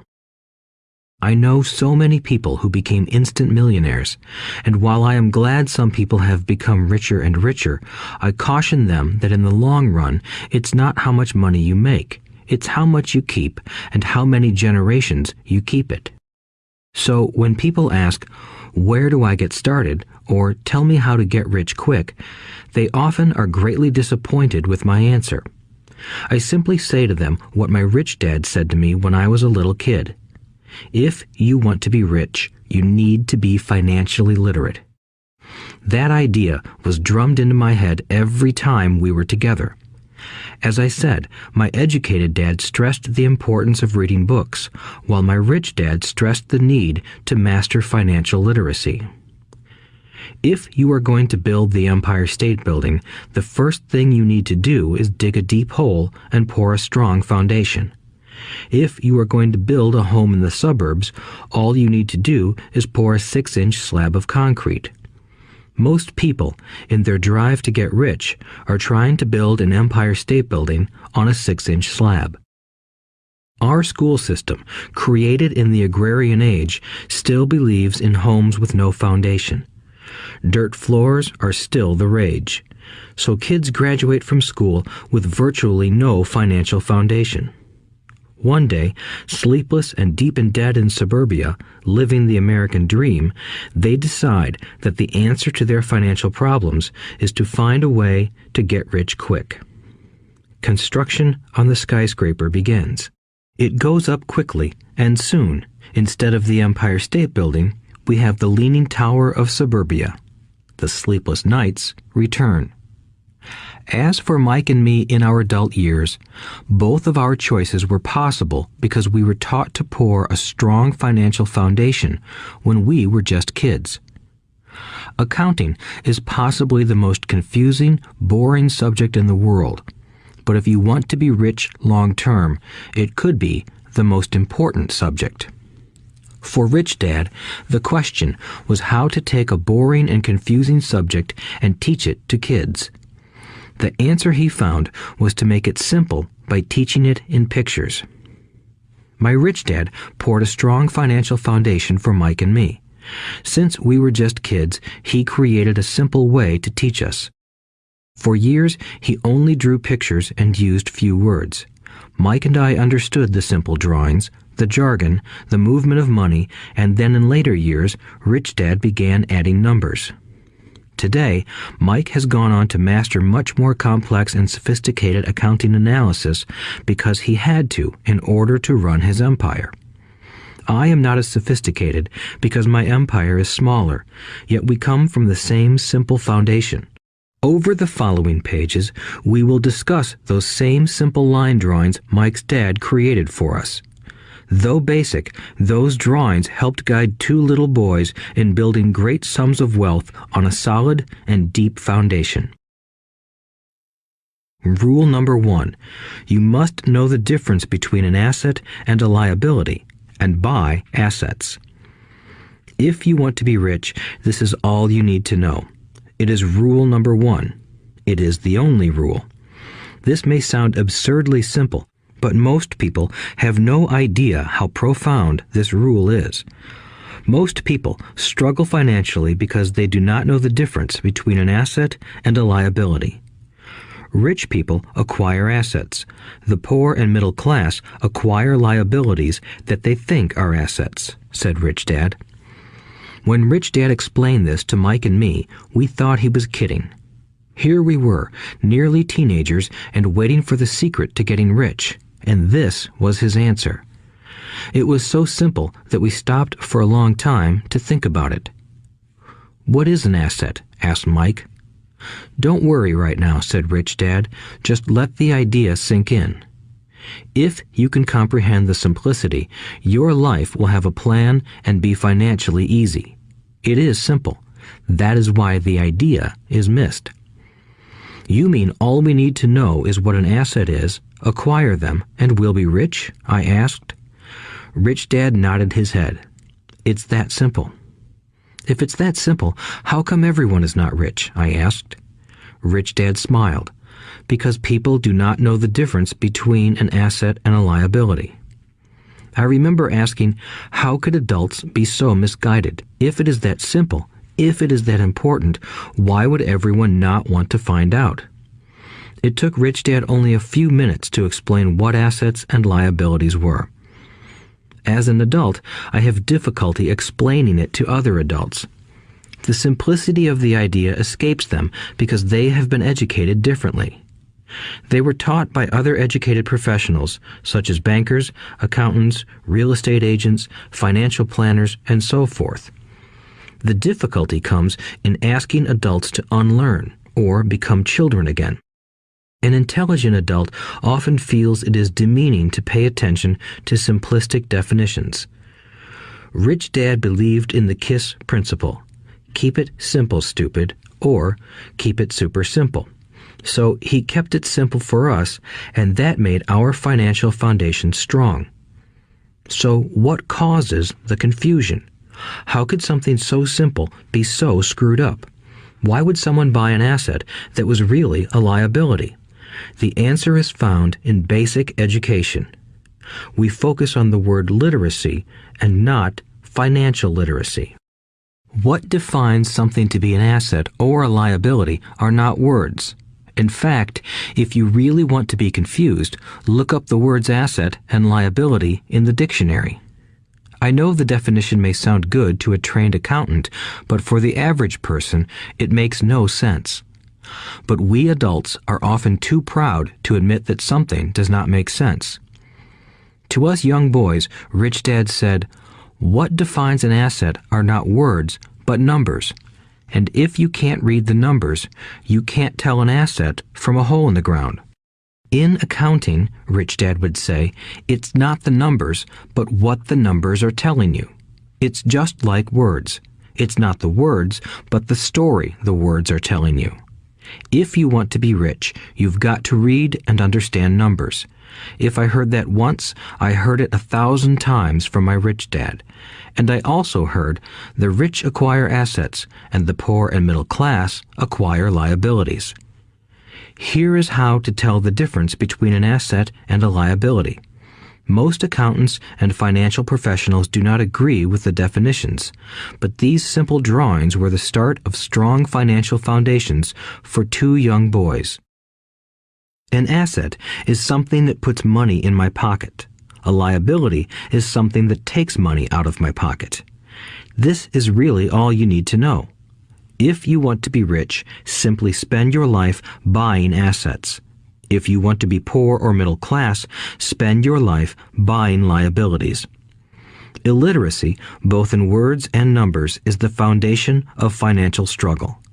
If people are having difficulties financially, there is something that they don't understand, either in words or numbers. The rich are rich because they are more literate in different areas than people who struggle financially. So if you want to be rich and maintain your wealth, it's important to be financially literate in words as well as numbers. Numbers alone mean little, just as words out of context mean little. It's the story that counts. In financial reporting, reading numbers is looking for the plot, the story of where the cash is flowing. In 80% of most families, the financial story paints a picture of hard work to get ahead. However, this effort is for naught because they spend their lives buying liabilities instead of assets. Everyone has living expenses, the need for food, shelter, and clothing. It is the cash flow that tells the story of how a person handles their money. The reason I started with the story of the richest men in America is to illustrate the flaw in believing that money will solve all problems. That is why I cringe whenever I hear people ask me how to get rich quicker or where they should start. I often hear, "I'm in debt, so I need to make more money." But more money will often not solve the problem. In fact, it may compound the problem. Money often makes obvious our tragic human flaws, putting a spotlight on what we don't know. That is why, all too often, a person who comes into a sudden windfall of cash, let's say an inheritance, a pay raise, or lottery winnings, soon returns to the same financial mess, if not worse than the mess they were in before. Money only accentuates the cash flow pattern running in your head. If your pattern is to spend everything you get, most likely an increase in cash will just result in an increase in spending. Thus the saying, "A fool and his money is one big party." I have said many times that we go to school to gain scholastic and professional skills, both of which are important. We learn to make money with our professional skills. In the 1960s, when I was in high school, if someone did well academically, people assumed this bright student would go on to be a medical doctor because it was the profession with the promise of the greatest financial reward. Today, doctors face financial challenges I wouldn't wish on my worst enemy. Insurance companies taking control of the business, managed healthcare, government intervention, and malpractice suits. Today, kids want to be famous athletes, movie stars, rock stars, beauty queens, or CEOs because that is where the fame, money, and prestige are. That is the reason it is so hard to motivate kids in school today. They know that professional success is no longer solely linked to academic success, as it once was. Because students leave school without financial skills, millions of educated people pursue their profession successfully, but later find themselves struggling financially. They work harder, but don't get ahead. What is missing from their education is not how to make money, but how to manage money. It's called financial aptitude, what you do with the money once you make it, how to keep people from taking it from you, how to keep it longer, and how to make that money work hard for you. Most people don't understand why they struggle financially because they don't understand cash flow. A person can be highly educated, professionally successful, and financially illiterate. These people often work harder than they need to because they learned how to work hard, but not how to have their money work hard for them. The story of how the quest for a financial dream turns into a financial nightmare. The classic story of hardworking people has set a pattern. Recently married, the happy, highly educated young couple moves into one of their cramped, rented apartments. Immediately, they realize that they are saving money because two can live as cheaply as one. The problem is the apartment is cramped. They decide to save money to buy their dream home so they can have kids. They now have two incomes, and they begin to focus on their careers. Their incomes begin to increase. As their incomes go up, their expenses go up as well. The number one expense for most people is taxes. Many people think it's income tax, but for most Americans, their highest tax is Social Security. As an employee, it appears as if the Social Security tax combined with the Medicare tax rate is roughly 7.5%, but it's really 15% since the employer must match the Social Security amount. In essence, it is money the employer can't pay you. On top of that, you still have to pay income tax on the amount deducted from your wages for Social Security tax. Income you never received because it went directly to Social Security through withholding. Going back to the young couple, as a result of their incomes increasing, they decide to buy the house of their dreams. Once in their house, they have a new tax called property tax. Then they buy a new car, new furniture, and new appliances to match their new house. All of a sudden, they wake up and their liabilities column is full of mortgage and credit card debt. Their liabilities go up. They're now trapped in the rat race. Pretty soon, a baby comes along and they work harder. The process repeats itself. Higher incomes cause higher taxes, also called bracket creep. A credit card comes in the mail. They use it. It maxes out. A loan company calls and says their greatest asset, their home, has appreciated in value. Because their credit is so good, the company offers a bill consolidation loan and tells them the intelligent thing to do is clear off the high-interest consumer debt by paying off their credit card. And besides, interest on their home is a tax deduction. They go for it and pay off those high-interest credit cards. They breathe a sigh of relief. Their credit cards are paid off. They've now folded their consumer debt into their home mortgage. Their payments go down because they extend their debt over 30 years. It is the smart thing to do. Their neighbor calls to invite them to go shopping. The Memorial Day sale is on. They promise themselves they'll just window shop, but they take a credit card, just in case. I run into this young couple all the time. Their names change, but their financial dilemma is the same. They come to one of my talks to hear what I have to say. They ask me, "Can you tell us how to make more money?" They don't understand that their trouble is really how they choose to spend the money they do have. It is caused by financial illiteracy and not understanding the difference between an asset and a liability. More money seldom solves someone's money problems. Intelligence solves problems. There is a saying a friend of mine says over and over to people in debt. If you find you have dug yourself into a hole, stop digging. As a child, my dad often told us that the Japanese were aware of 3 powers: the power of the sword, the jewel, and the mirror. The sword symbolizes the power of weapons. America has spent trillions of dollars on weapons, and because of this is a powerful military presence in the world. The jewel symbolizes the power of money. There is some degree of truth to the saying, "Remember the golden rule. He who has the gold makes the rules." The mirror symbolizes the power of self-knowledge. This self-knowledge, according to Japanese legend, was the most treasured of the 3. All too often, the poor and middle class allow the power of money to control them. By simply getting up and working harder, failing to ask themselves if what they do makes sense, they shoot themselves in the foot as they leave for work every morning. By not fully understanding money, the vast majority of people allow its awesome power to control them.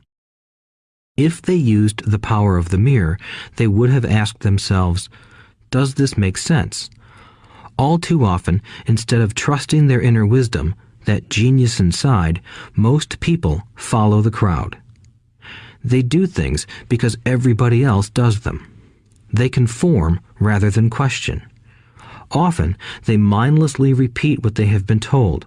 Diversify. Your home is an asset. Your home is your biggest investment. You get a tax break for going into greater debt. Get a safe job. Don't make mistakes. Don't take risks. It is said that the fear of public speaking is a fear greater than death for most people. According to psychiatrists, the fear of public speaking is caused by the fear of ostracism, the fear of standing out, the fear of criticism, the fear of ridicule, and the fear of being an outcast. The fear of being different prevents most people from seeking new ways to solve their problems. That is why my educated dad said the Japanese valued the power of the mirror the most, for it is only when we look into it that we find truth. Fear is the main reason that people say, "Play it safe." That goes for anything, be it sports, relationships, careers, or money. It is that same fear, the fear of ostracism, that causes people to conform to, and not question, commonly accepted opinions or popular trends. Your home is an asset. Get a bill consolidation loan and get out of debt. Work harder. It's a promotion. Someday I'll be a vice president. Save money. When I get a raise, I'll buy us a bigger house. Mutual funds are safe. Many financial problems are caused by trying to keep up with the Joneses. Occasionally, we all need to look in the mirror and be true to our inner wisdom rather than our fears. By the time Mike and I were 16 years old, we began to have problems in school. We were not bad kids. We just began to separate from the crowd. We worked for Mike's dad after school and on weekends. Mike and I often spent hours after work just sitting at a table with his dad while he held meetings with his bankers, attorneys, accountants, brokers, investors, managers, and employees. Here was a man who had left school at 13, who was now directing, instructing, ordering, and asking questions of educated people. They came at his beck and call and cringed when he didn't approve of them. Here was a man who had not gone along with the crowd. He was a man who did his own thinking and detested the words, "We have to do it this way because that's the way everyone else does it." He also hated the word can't. If you wanted him to do something, just say, "I don't think you can do it." Mike and I learned more sitting in on his meetings than we did in all our years of school, college included. Mike's dad was not book smart, but he was financially educated and successful as a result. He told us over and over again, an intelligent person hires people who are more intelligent than he is. So Mike and I had the benefit of spending hours listening to and learning from intelligent people. But because of this, Mike and I couldn't go along with the standard dogma our teachers preached, and that caused problems. Whenever the teacher said, "If you don't get good grades, you won't do well in the real world," Mike and I just raised our eyebrows. When we were told to follow set procedures and not deviate from the rules, we could see how school discouraged creativity. We started to understand why our rich dad told us that schools were designed to produce good employees instead of employers. Occasionally, Mike or I would ask our teachers how what we studied was applicable to the real world, or why we never studied money and how it worked. To the latter question, we often got the answer that money was not important, that if we excelled in our education, the money would follow. The more we knew about the power of money, the more distant we grew from the teachers and our classmates. My highly educated dad never pressured me about my grades, but we did begin to argue about money. By the time I was 16, I probably had a far better foundation with money than both my parents. I could keep books, I listened to tax accountants, corporate attorneys, bankers, real estate brokers, investors, and so forth. By contrast, my dad talked to other teachers. One day, my dad told me that our home was his greatest investment. A not-too-pleasant argument took place when I showed him why I thought a house was not a good investment. I showed him the ancillary expenses that went along with owning the home. A bigger home meant bigger expenses, and the cash flow kept going out through the expense column. Today, people still challenge me on the idea of a house not being an asset. I know that for many people, it is their dream as well as their largest investment. And owning your own home is better than nothing. I simply offer an alternative way of looking at this popular dogma. If my wife and I were to buy a bigger, flashier house, we realize it wouldn't be an asset. It would be a liability since it would take money out of our pocket. So here is the argument I put forth. I really don't expect most people to agree with it because your home is an emotional thing, and when it comes to money, high emotions tend to lower financial intelligence. I know from personal experience that money has a way of making every decision emotional. 1. When it comes to houses, most people work all their lives paying for a home they never own. In other words, most people buy a new house every few years, each time incurring a new 30-year loan to pay off the previous one. 2. Even though people receive a tax deduction for interest on mortgage payments, they pay for all their other expenses with after-tax dollars, even after they pay off their mortgage. 3. My wife's parents were shocked when the property taxes on their home increased to $1,000 a month. This was after they had retired, so the increase put a strain on their retirement budget and they felt forced to move. 4. Houses do not always go up in value. I have friends who owe $1 million for a home that today would sell for far less. 5. The greatest losses of all are those from missed opportunities. If all your money is tied up in your house, you may be forced to work harder because your money continues blowing out of the expense column instead of adding to the asset column, the classic middle-class cash flow pattern. If a young couple would put more money into their asset column early on, their later years would be easier. Their assets would have grown and would be available to help cover expenses. All too often, a house only serves as a vehicle for incurring a home equity loan to pay for mounting expenses. In summary, the end result in making a decision to own a house that is too expensive in lieu of starting an investment portfolio impacts an individual in at least the following 3 ways. 1. Loss of time during which other assets could have grown in value. 2. Loss of additional capital which could have been invested instead of paying for high maintenance expenses related directly to the home. 3. Loss of education. Too often, people count their house and savings and retirement plans as all they have in their asset column. Because they have no money to invest, they simply don't invest. This costs them investment experience.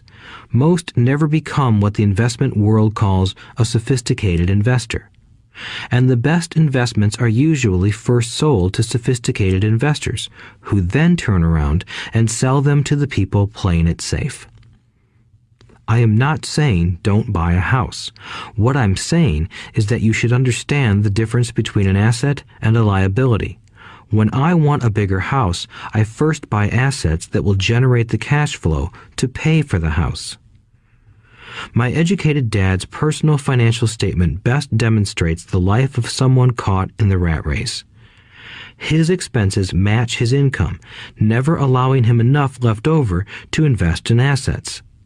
As a result, his liabilities are larger than his assets. Why the rich get richer. A review of my rich dad's financial statement shows why the rich get richer. The asset column generates more than enough income to cover expenses, with the balance reinvested into the asset column. The asset column continues to grow, and therefore the income it produces grows with it. The result is that the rich get richer. Why the middle class struggle. The middle class finds itself in a constant state of financial struggle. Their primary income is through their salary. As their wages increase, so do their taxes. Their expenses tend to increase in proportion to their salary increase, hence the phrase, the rat race. They treat their home as their primary asset instead of investing in income-producing assets. This pattern of treating your home as an investment and the philosophy that a pay raise means you can buy a larger home or spend more is the foundation of today's debt-ridden society.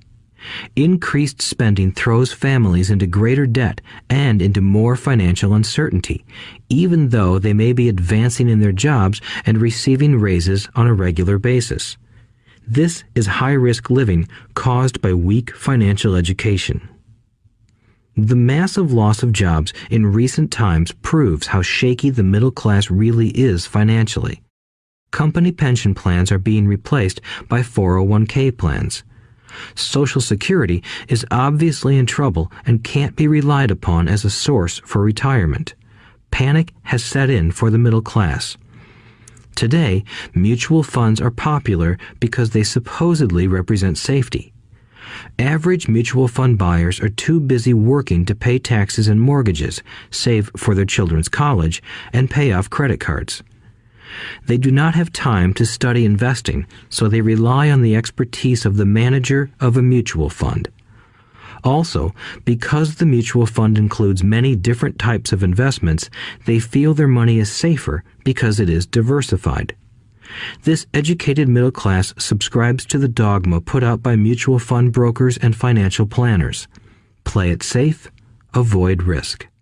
The real tragedy is that the lack of early financial education is what creates the risk faced by average middle class people.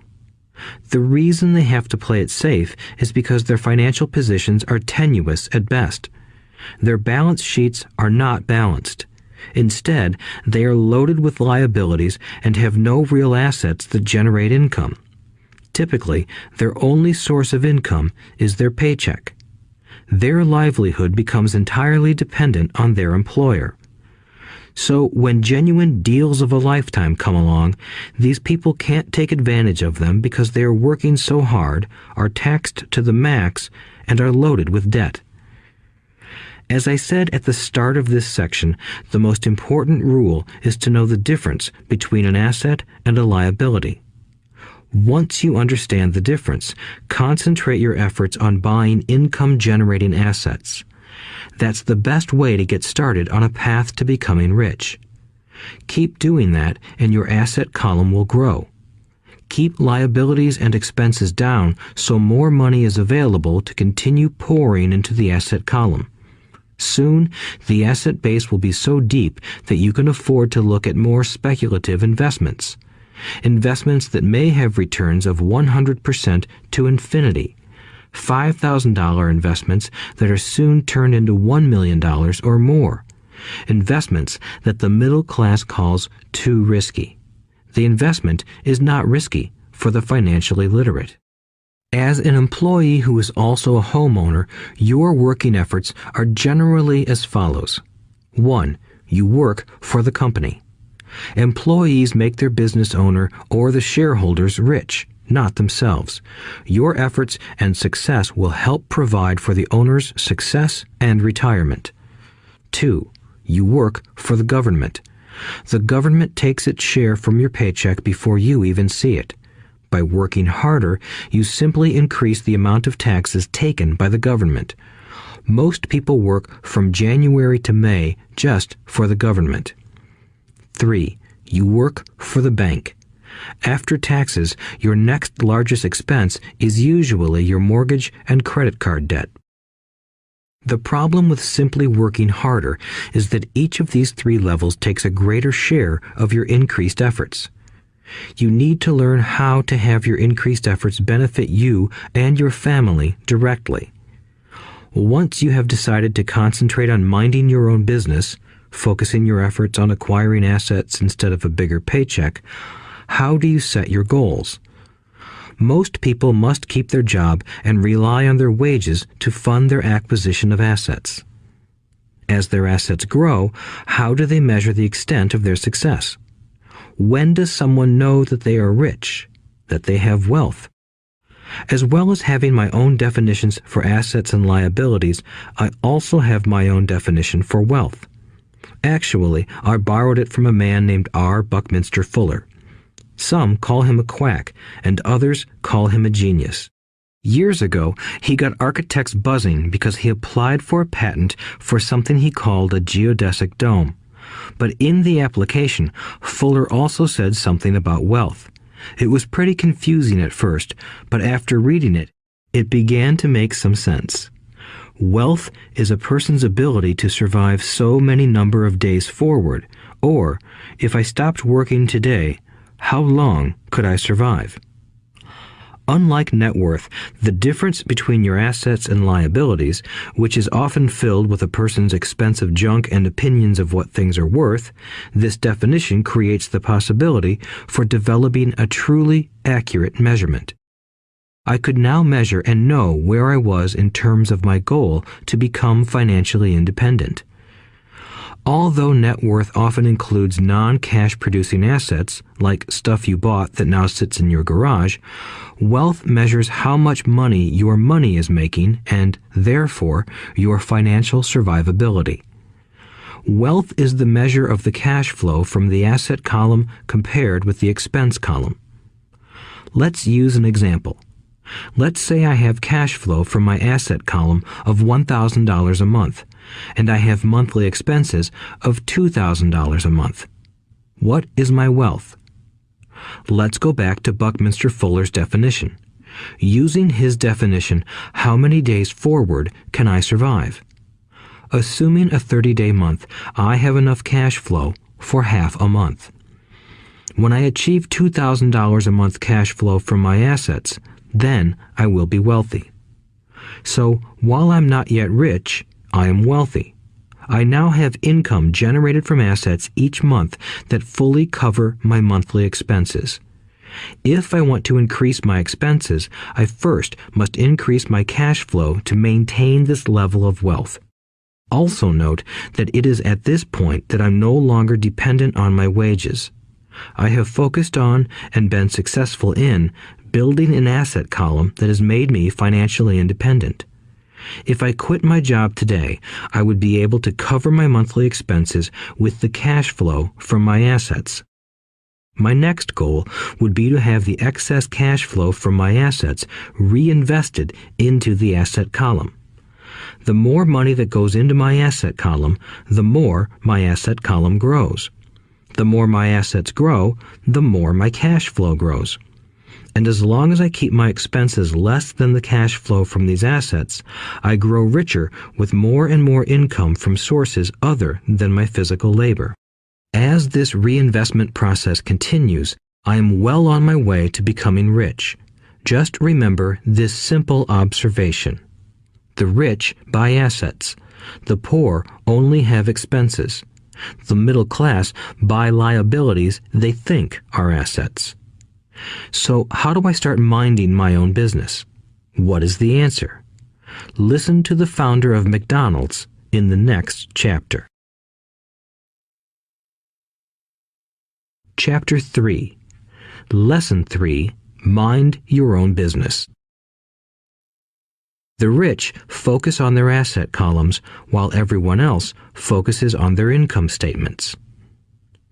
In 1974, Ray Kroc, the founder of McDonald's, was asked to speak to the MBA class at the University of Texas at Austin.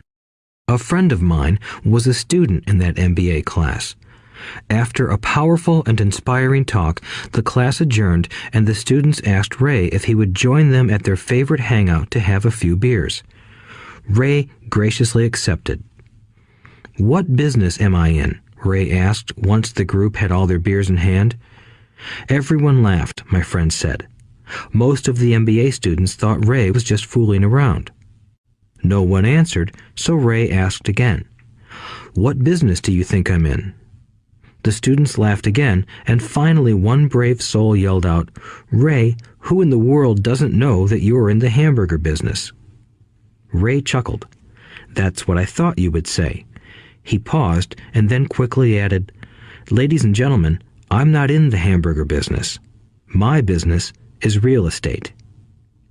As my friend tells the story, Ray spent a good amount of time explaining his viewpoint. In his business plan, Ray knew that the primary business focus was to sell hamburger franchises, but what he never lost sight of was the location of each franchise. He knew that the land and its location were the most significant factors in the success of each franchise. Basically, the person who bought the franchise was also buying the real estate under the franchise for Ray Kroc's organization. Today, McDonald's is the largest single owner of real estate in the world, owning even more than the Catholic Church. McDonald's owns some of the most valuable intersections and street corners in America and around the globe. My friend considers this as one of the most important lessons in his life. Today, he owns car washes, but his business is the real estate under those car washes. The previous chapter presented that most people work for everyone but themselves.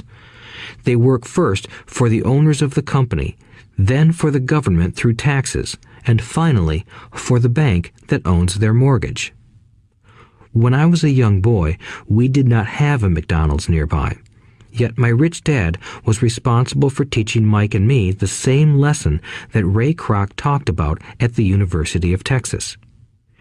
It is secret number 3 of the rich. The secret is mind your own business. Financial struggle is often directly the result of people working all their lives for someone else. Many people will simply have nothing at the end of their working days to show for their efforts. Our current educational system focuses on preparing today's youth to get good jobs by developing scholastic skills. Their lives will revolve around their wages or, as described earlier, their income column. Many will study further to become engineers, scientists, cooks, police officers, artists, writers, and so on. These professional skills allow them to enter the workforce and work for money. But there is a big difference between your profession and your business. Often I ask people, "What is your business?" And they will say, "Oh, I'm a banker." Then I ask them if they own the bank, and they usually respond, "No, I work there." In that instance, they have confused their profession with their business. Their profession may be a banker, but they still need their own business. A problem with school is that you often become what you study. So if you study cooking, you become a chef. If you study the law, you become an attorney. And a study of auto mechanics makes you a mechanic. The mistake in becoming what you study is that too many people forget to mind their own business. They spend their lives minding someone else's business and making that person rich. To become financially secure, a person needs to mind their own business. Your business revolves around your asset column, not your income column. As stated earlier, the number one rule is to know the difference between an asset and a liability and to buy assets. The rich focus on their asset columns, while everyone else focuses on their income statements. That is why we hear so often, "I need a raise. If only I had a promotion. I am going back to school to get more training so I can get a better job. I am going to work overtime. Maybe I can get a second job." In some circles, these are sensible ideas, but you are still not minding your own business. These ideas all still focus on the income column and will only help a person become more financially secure if the additional money is used to purchase income-generating assets. The primary reason the majority of the poor and middle class are fiscally conservative, which means I can't afford to take risks, is that they have no financial foundation. They have to cling to their jobs and play it safe. When downsizing became the in thing to do, millions of workers found out their largest so-called asset, their home, was eating them alive. Their asset was costing them money every month. Their car, another asset, was eating them alive. The golf clubs in the garage that cost $1,000 were not worth $1,000 anymore. Without job security, they had nothing to fall back on. What they thought were assets could not help them survive in a time of financial crisis. I assume most of us have filled out a credit application to buy a house or a car. It's always interesting to look at the net worth section because of what accepted banking and accounting practices allow a person to count as assets. One day when I wanted a loan, my financial position did not look too good. So I added my new golf clubs, my art collection, books, electronics, Armani suits, wristwatches, shoes, and other personal effects to boost the number in the asset column. But I was turned down because I had too much investment real estate. The loan committee didn't like that I made so much money from rent. They wanted to know why I did not have a normal job with a salary. They did not question the Armani suits, golf clubs, or art collection. Life is sometimes tough when you do not fit the standard profile. I cringe every time I hear someone say to me that their net worth is $1 million or $100,000 or whatever. One of the main reasons net worth is not accurate is simply because the moment you begin selling your assets, you are taxed for any gains. So many people have put themselves in deep financial trouble when they run short of income. To raise cash, they sell their assets, but their personal assets can generally be sold for only a fraction of the value that is listed on their personal balance sheet. Or, if there is a gain on the sale of the assets, they are taxed on the gain. So again, the government takes its share, thus reducing the amount available to help them out of debt. That is why I say someone's net worth is often worth less than they think. Start minding your own business. Keep your daytime job, but start buying real assets, not liabilities or personal effects that have no real value once you get them home. A new car loses nearly 25% of the price you pay for it the moment you drive it off the lot. It is not a true asset even if your banker lets you list it as one. My $400 new titanium driver was worth $150 the moment I teed off. Keep expenses low, reduce liabilities, and diligently build a base of solid assets. For young people who have not yet left home, it is important for parents to teach them the difference between an asset and a liability. Get them to start building a solid asset column before they leave home, get married, buy a house, have kids, and get stuck in a risky financial position, clinging to a job and buying everything on credit. I see so many young couples who get married and trap themselves into a lifestyle that will not let them get out of debt for most of their working years. For many people, just as the last child leaves home, the parents realize they have not adequately prepared for retirement and they begin to scramble to put some money away. Then their own parents become ill and they find themselves with new responsibilities. So, what kind of assets am I suggesting that you or your children acquire? In my world, real assets fall into the following categories. Businesses that do not require my presence. I own them, but they are managed or run by other people. If I have to work there, it's not a business. It becomes my job. Stocks, bonds, income-generating real estate, notes, IOUs, royalties from intellectual property such as music, scripts, and patents. Anything else that has value, produces income, or appreciates, and has a ready market. As a young boy, my educated dad encouraged me to find a safe job, but my rich dad encouraged me to begin acquiring assets that I loved. If you don't love it, you won't take care of it. I collect real estate simply because I love buildings and land. I love shopping for them, and I could look at them all day long. When problems arise, the problems aren't so bad that it changes my love for real estate. For people who hate real estate, they shouldn't buy it. I also love stocks of small companies, especially startups, because I am an entrepreneur, not a corporate person. In my early years, I worked in large organizations such as Standard Oil of California, the U.S. Marine Corps, and Xerox Corporation. I enjoyed my time with those organizations and have fond memories, but I know deep down I am not a company man. I like starting companies, not running them. So my stock buys are usually of small companies. Sometimes I even start the company and take it public.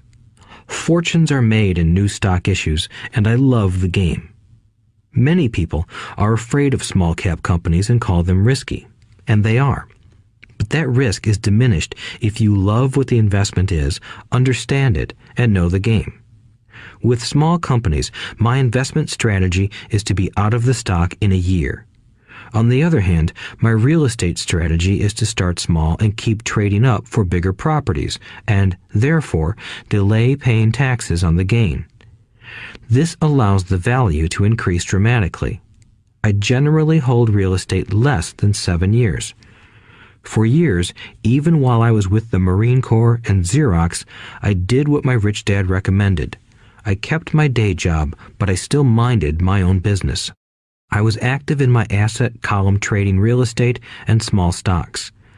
Rich Dad always stressed the importance of financial literacy. The better I was at understanding the accounting and cash management, the better I would be at analyzing investments and eventually starting and building my own company. I don't encourage anyone to start a company unless they really want to. Knowing what I know about running a company, I wouldn't wish that task on anyone. There are times when people can't find employment and starting a company seems like the best solution. But the odds are against success. 9 out of 10 companies fail in 5 years. Of those that survive the first 5 years, 9 out of every 10 of those eventually fail as well. So only if you really have the desire to own your own company do I recommend it. Otherwise, keep your day job and mind your own business. When I say mind your own business, I mean to build and keep your asset column strong. Once a dollar goes into it, never let it come out. Think of it this way. Once a dollar goes into your asset column, it becomes your employee. The best thing about money is that it works 24 hours a day and can work for generations. Keep your day job, be a great hard-working employee, but keep building that asset column. As your cash flow grows, you can indulge in some luxuries. An important distinction is that rich people buy luxuries last, while the poor and middle class tend to buy luxuries first. The poor and the middle class often buy luxury items like big houses, diamonds, furs, jewelry, or boats because they want to look rich. They look rich, but in reality they just get deeper in debt on credit. The old money people, the long-term rich, build their asset column first. Then the income generated from the asset column buys their luxuries. The poor and middle class buy luxuries with their own sweat, blood, and children's inheritance. A true luxury is a reward for investing in and developing a real asset. For example, when my wife Kim and I had extra money coming from our apartment houses, she went out and bought her Mercedes. It didn't take any extra work or risk on her part because the apartment house bought the car. She did, however, have to wait 4 years while the real estate investment portfolio grew and began generating enough extra cash flow to pay for the car. But the luxury, the Mercedes, was a true reward because she proved she knew how to grow her asset column. That car now means a lot more to her than simply another pretty car. It means she used her financial intelligence to afford it. Instead, most people impulsively go out and buy a new car or some other luxury on credit. They may feel bored and just want a new toy. Buying a luxury on credit often causes a person to eventually resent that luxury because the debt becomes a financial burden. After you've taken the time and invested in and built your own business, you are now ready to learn the biggest secret of the rich, the secret that puts the rich way ahead of the pack. Chapter 4. Lesson 4. The History of Taxes and the Power of Corporations. My rich dad just played the game smart, and he did it through corporations, the biggest secret of the rich. I remember in school being told the story of Robin Hood and his merry men. My teacher thought it was a wonderful story of a romantic hero who robbed from the rich and gave to the poor. My rich dad did not see Robin Hood as a hero. He called Robin Hood a crook. Robin Hood may be long gone, but his followers live on. I often still hear people say, "Why don't the rich pay for it?" Or, "The rich should pay more in taxes and give it to the poor." It is this Robin Hood fantasy, or taking from the rich to give to the poor, that has caused the most pain for the poor and the middle class. The reason the middle class is so heavily taxed is because of the Robin Hood ideal. The reality is that the rich are not taxed. It's the middle class who pays for the poor, especially the educated, upper-income middle class.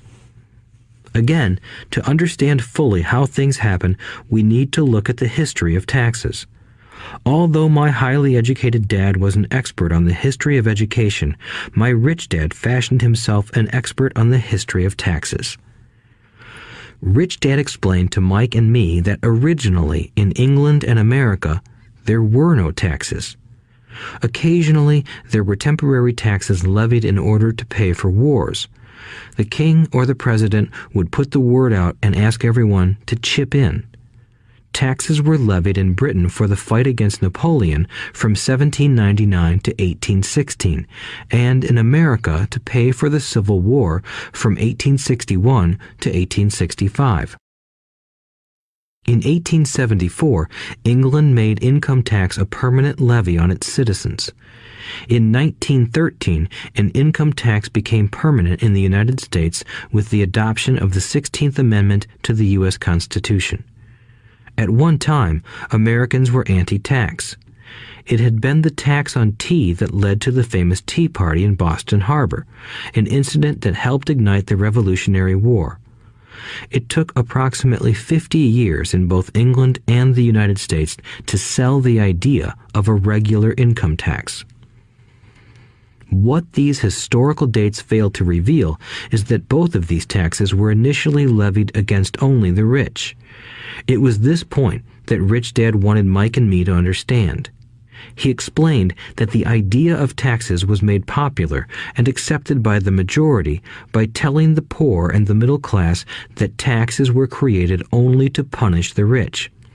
This is how the masses voted for the law, and it became constitutionally legal.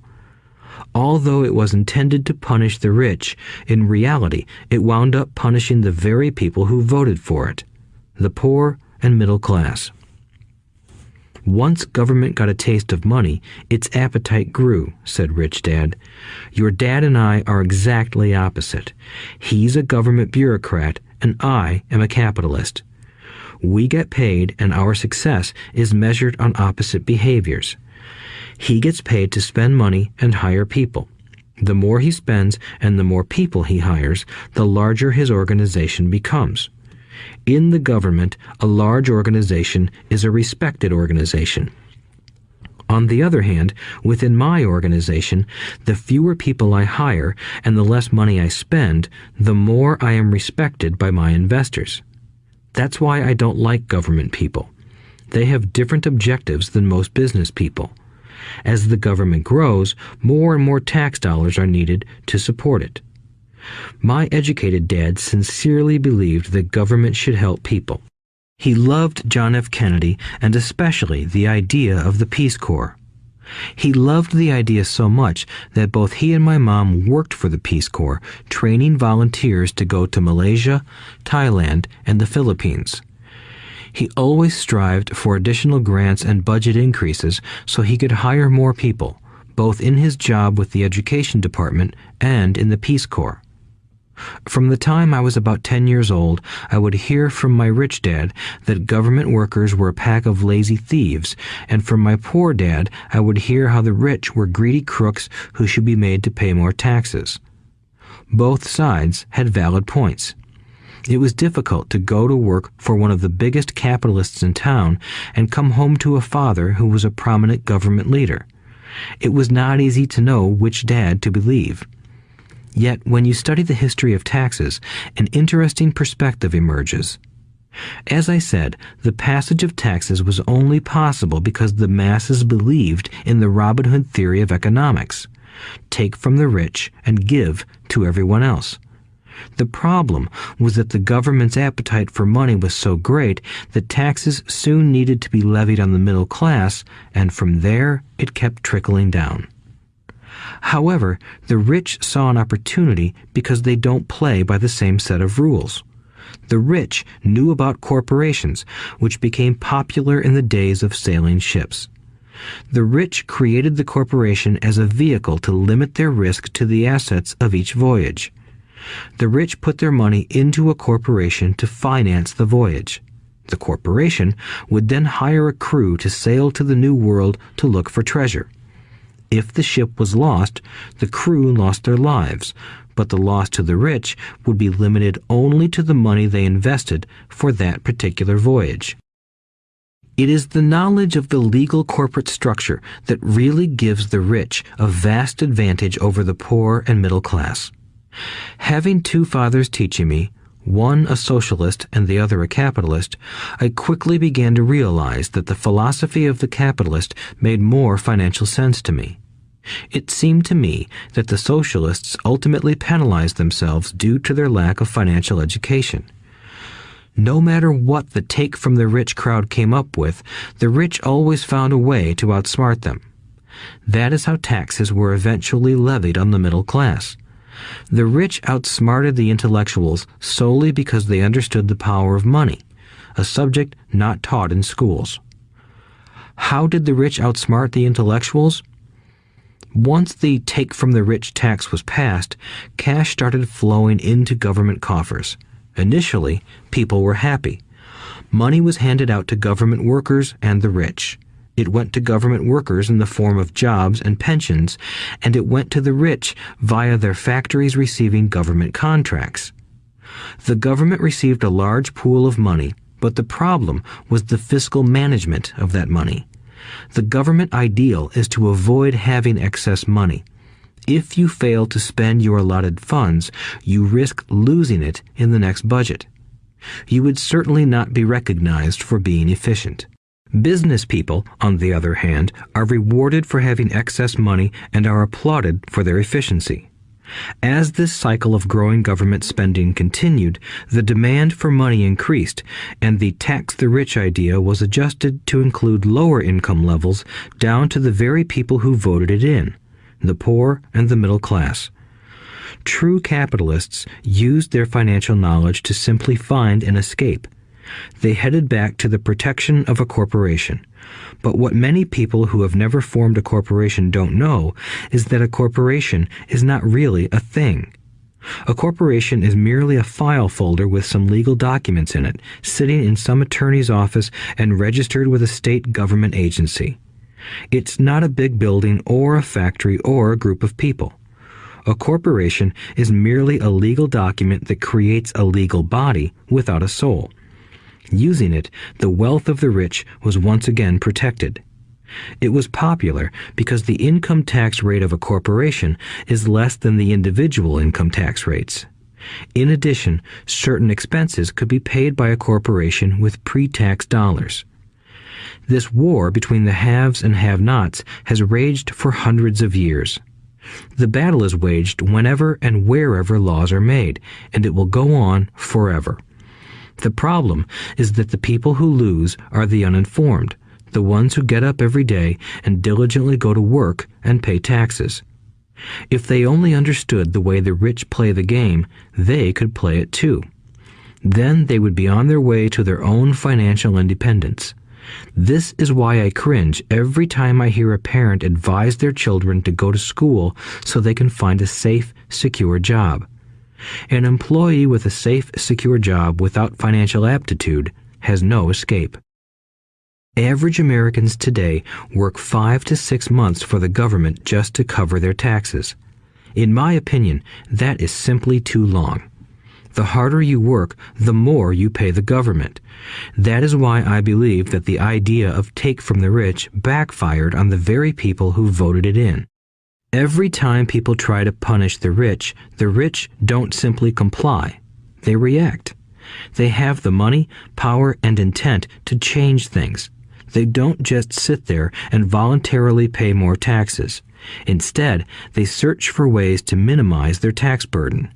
They hire smart attorneys and accountants and persuade politicians to change laws or create legal loopholes. They use their resources to effect change. The tax code of the United States also allows other ways to reduce taxes. Most of these vehicles are available to anyone, but it is the rich who find them because they are minding their own business. For example, 1031 is jargon for Section 1031 of the Internal Revenue Code, which allows a seller to delay paying taxes on a piece of real estate that is sold for a capital gain through an exchange for a more expensive piece of real estate. Real estate is one investment vehicle that has a great tax advantage. As long as you keep trading up in value, you will not be taxed on the gains until you liquidate.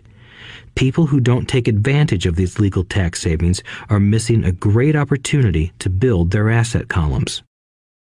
The poor and middle class don't have the same resources. They sit there and let the government's needles enter their arm and allow the blood donation to begin. Today, I am constantly shocked at the number of people who pay more taxes or take fewer deductions simply because they are afraid of the government. I have friends who have had their businesses shut down and destroyed, only to find out it was a mistake on the part of the government. I realize all that, but the price of working from January to May is a high price to pay for that intimidation. My poor dad never fought back. My rich dad didn't either. He just played the game smarter, and he did it through corporations, the biggest secret of the rich. You may remember the first lesson I learned from my rich dad. I was a little boy of 9 who had to sit and wait for him to choose to talk to me. I sat in his office waiting for him to get to me.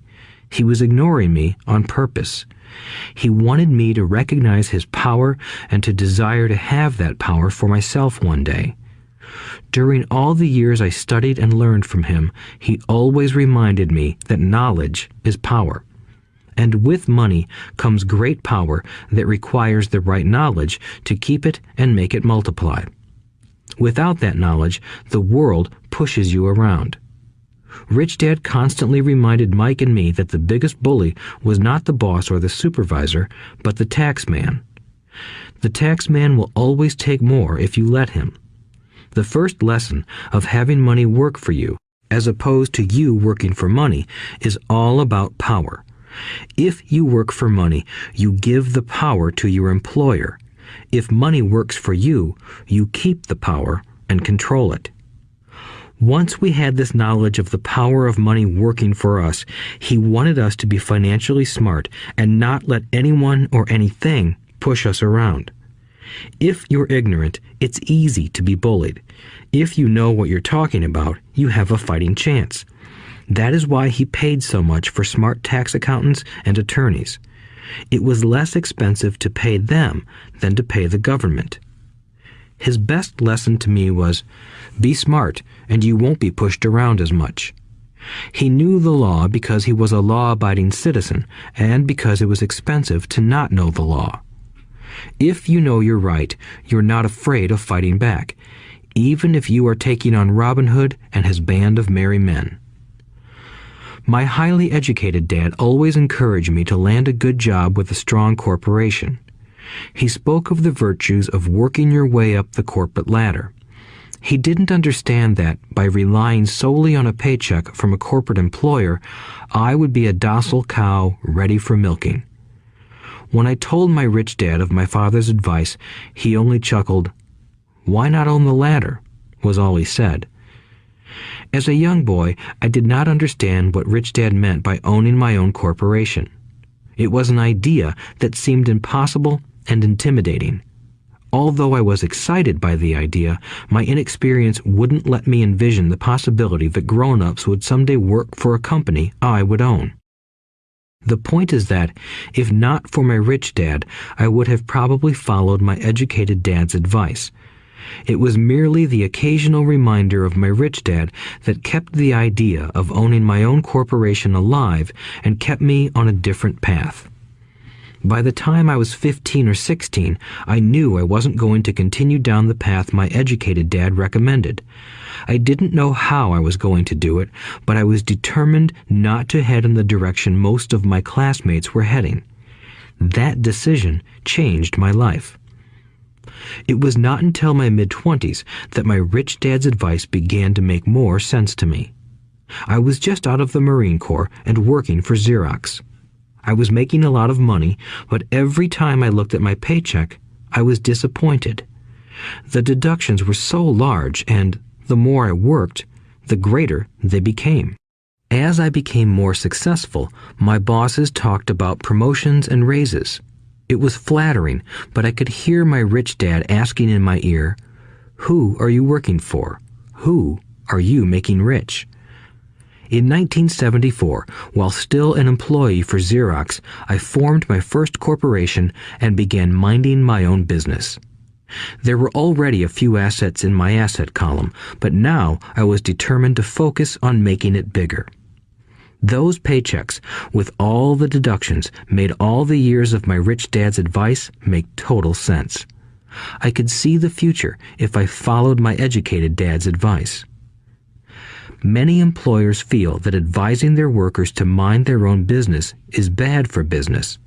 But for me, focusing on my own business and developing assets made me a better employee because I now had a purpose. I came in early and worked diligently, amassing as much money as possible so I could invest in real estate. Hawaii was just set to boom, and there were fortunes to be made. The more I realized that we were in the beginning stages of a boom, the more Xerox machines I sold. The more I sold, the more money I made, and, of course, the more deductions came out of my paycheck. It was inspiring. I wanted out of the employee trap so badly that I worked even harder so I could invest more. By 1978, I was consistently one of the top 5 salespeople at the company. I badly wanted out of the rat race. In less than 3 years, I was making more in my real estate holding corporation than I was making at Xerox, and the money I was making in my asset column in my own corporation was money working for me, not me pounding on doors selling copiers. My rich dad's advice made much more sense. Soon, the cash flow from my properties were so strong that my company bought me my first Porsche. My fellow Xerox salespeople thought I was spending my commissions. I wasn't. I was investing my commissions in assets. My money was working hard to make more money. Each dollar in my asset column was a great employee, working hard to make more employees and buy the boss a new Porsche with before-tax dollars. I began to work harder for Xerox. The plan was working, and my Porsche was the proof. By using the lessons I learned from my rich dad, I was able to get out of the proverbial rat race at an early age. It was made possible because of the strong financial knowledge I had acquired through Rich Dad's lessons. Without this financial knowledge, which I call financial intelligence or financial IQ, my road to financial independence would have been much more difficult. I now teach others in the hope that I may share my knowledge with them. I remind people that financial IQ is made up of knowledge from 4 broad areas of expertise. 1. Accounting. Accounting is financial literacy or the ability to read numbers. This is a vital skill if you want to build an empire. The more money you are responsible for, the more accuracy is required, or the house comes tumbling down. This is the left brain side, or the details. Financial literacy is the ability to read and understand financial statements, which allows you to identify the strengths and weaknesses of any business. 2. Investing. Investing is the science of money making money. This involves strategies and formulas which use the creative right brain side. 3. Understanding markets. Understanding markets is the science of supply and demand. You need to know the technical aspects of the market, which are emotion-driven, in addition to the fundamental or economic aspects of an investment. Does an investment make sense or does it not make sense based on current market conditions? 4. The law. A corporation wrapped around the technical skills of accounting, investing, and markets can contribute to explosive growth. A person who understands the tax advantages and protections provided by a corporation can get rich so much faster than someone who is an employee or a small business sole proprietor. It's like the difference between someone walking and someone flying. The difference is profound when it comes to long-term wealth. Tax advantages.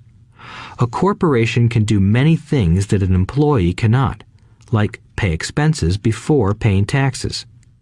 That is a whole area of expertise that is very exciting. Employees earn and get taxed and then try to live on what is left.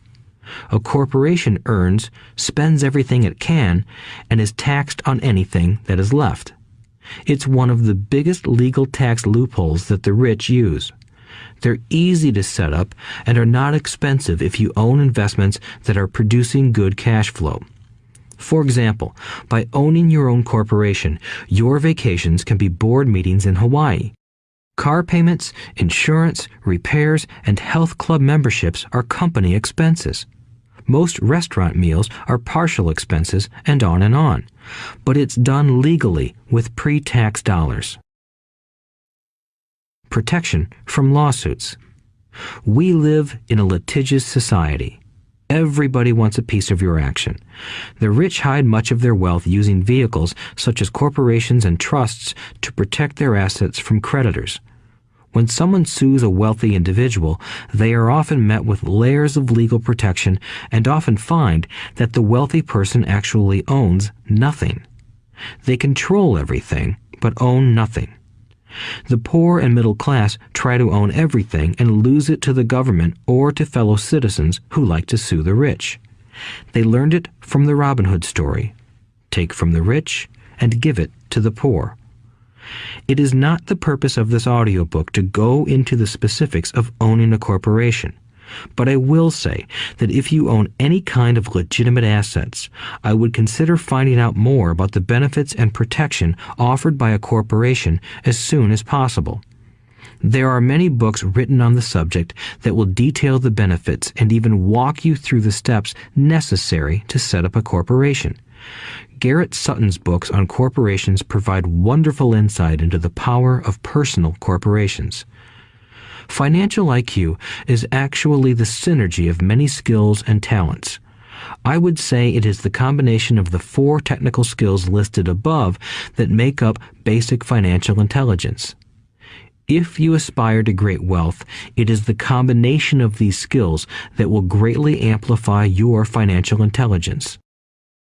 In summary, business owners with corporations 1. Earn, 2. Spend, 3. Pay taxes. Employees who work for corporations 1. Earn, 2. Pay taxes, 3. Spend. As part of your overall financial strategy, I recommend that you learn about the protection that legal entities can provide for businesses and assets. Chapter 5. Lesson 5. The rich invent money. Often in the real world, it's not the smart who get ahead, but the bold. Last night, I took a break from writing and watched a TV program on the history of a young man named Alexander Graham Bell. Bell had just patented his telephone and was having growing pains because the demand for his new invention was so strong. Needing a bigger company, he then went to the giant at that time, Western Union, and asked them if they would buy his patent and his tiny company. He wanted $100,000 for the whole package. The president of Western Union scoffed at him and turned him down, saying the price was ridiculous. The rest is history. A multi-billion-dollar industry emerged, and AT&T was born. The evening news came on right after the story of Alexander Graham Bell. On the news was a story of another downsizing at a local company. The workers were angry and complained that the company ownership was unfair. A terminated manager of about 45 years of age had his wife and 2 babies at the plant and was begging the guards to let him talk to the owners to ask if they would reconsider his termination. He had just bought a house and was afraid of losing it. The camera focused in on his pleading for all the world to see. Needless to say, it held my attention. I have been teaching professionally since 1984. It has been a great experience and a rewarding one. It is also a disturbing profession, for I have taught thousands of individuals, and I see one thing in common in all of us, myself included. We all have tremendous potential, and we all are blessed with gifts. Yet the one thing that holds all of us back is some degree of self-doubt. It is not so much the lack of technical information that holds us back, but more the lack of self-confidence. Some are more affected than others. Once we leave school, most of us know that it is not so much a matter of college degrees or good grades that count. In the real world, outside of academics, something more than just grades is required. I have heard it called many things: guts, chutzpah, balls, audacity, bravado, cunning, daring, tenacity, and brilliance. This factor, whatever it is labeled, ultimately decides one's future much more than school grades do. Inside each of us is one of these brave, brilliant, and daring characters. There is also the flip side of that character, people who could get down on their knees and beg if necessary. After a year in Vietnam as a Marine Corps pilot, I got to know both of those characters inside of me intimately. One is not better than the other. Yet, as a teacher, I recognized that it was excessive fear and self-doubt that were the greatest detractors of personal genius. It broke my heart to see students know the answers, yet lack the courage to act on the answer. Often in the real world, it's not the smart who get ahead, but the bold. In my personal experience, your financial genius requires both technical knowledge as well as courage. If fear is too strong, the genius is suppressed. In my classes, I strongly urge students to learn to take risks, to be bold, and to let their genius convert that fear into power and brilliance. It works for some and just terrifies others.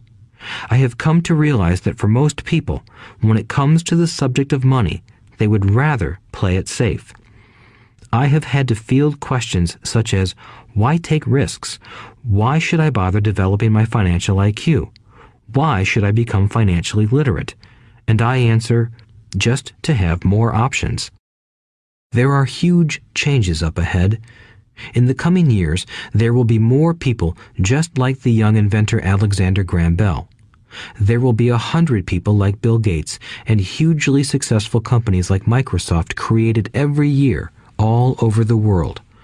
And there will also be many more bankruptcies, layoffs, and downsizings. So why bother developing your financial IQ? No one can answer that but you. Yet I can tell you why I myself do it. I do it because it is the most exciting time to be alive. I'd rather be welcoming change than dreading change. I'd rather be excited about making millions than worrying about not getting a raise. This period we are in now is a most exciting time, unprecedented in our world's history. Generations from now, people will look back at this period of time and remark at what an exciting era it must have been. It was the death of the old and birth of the new.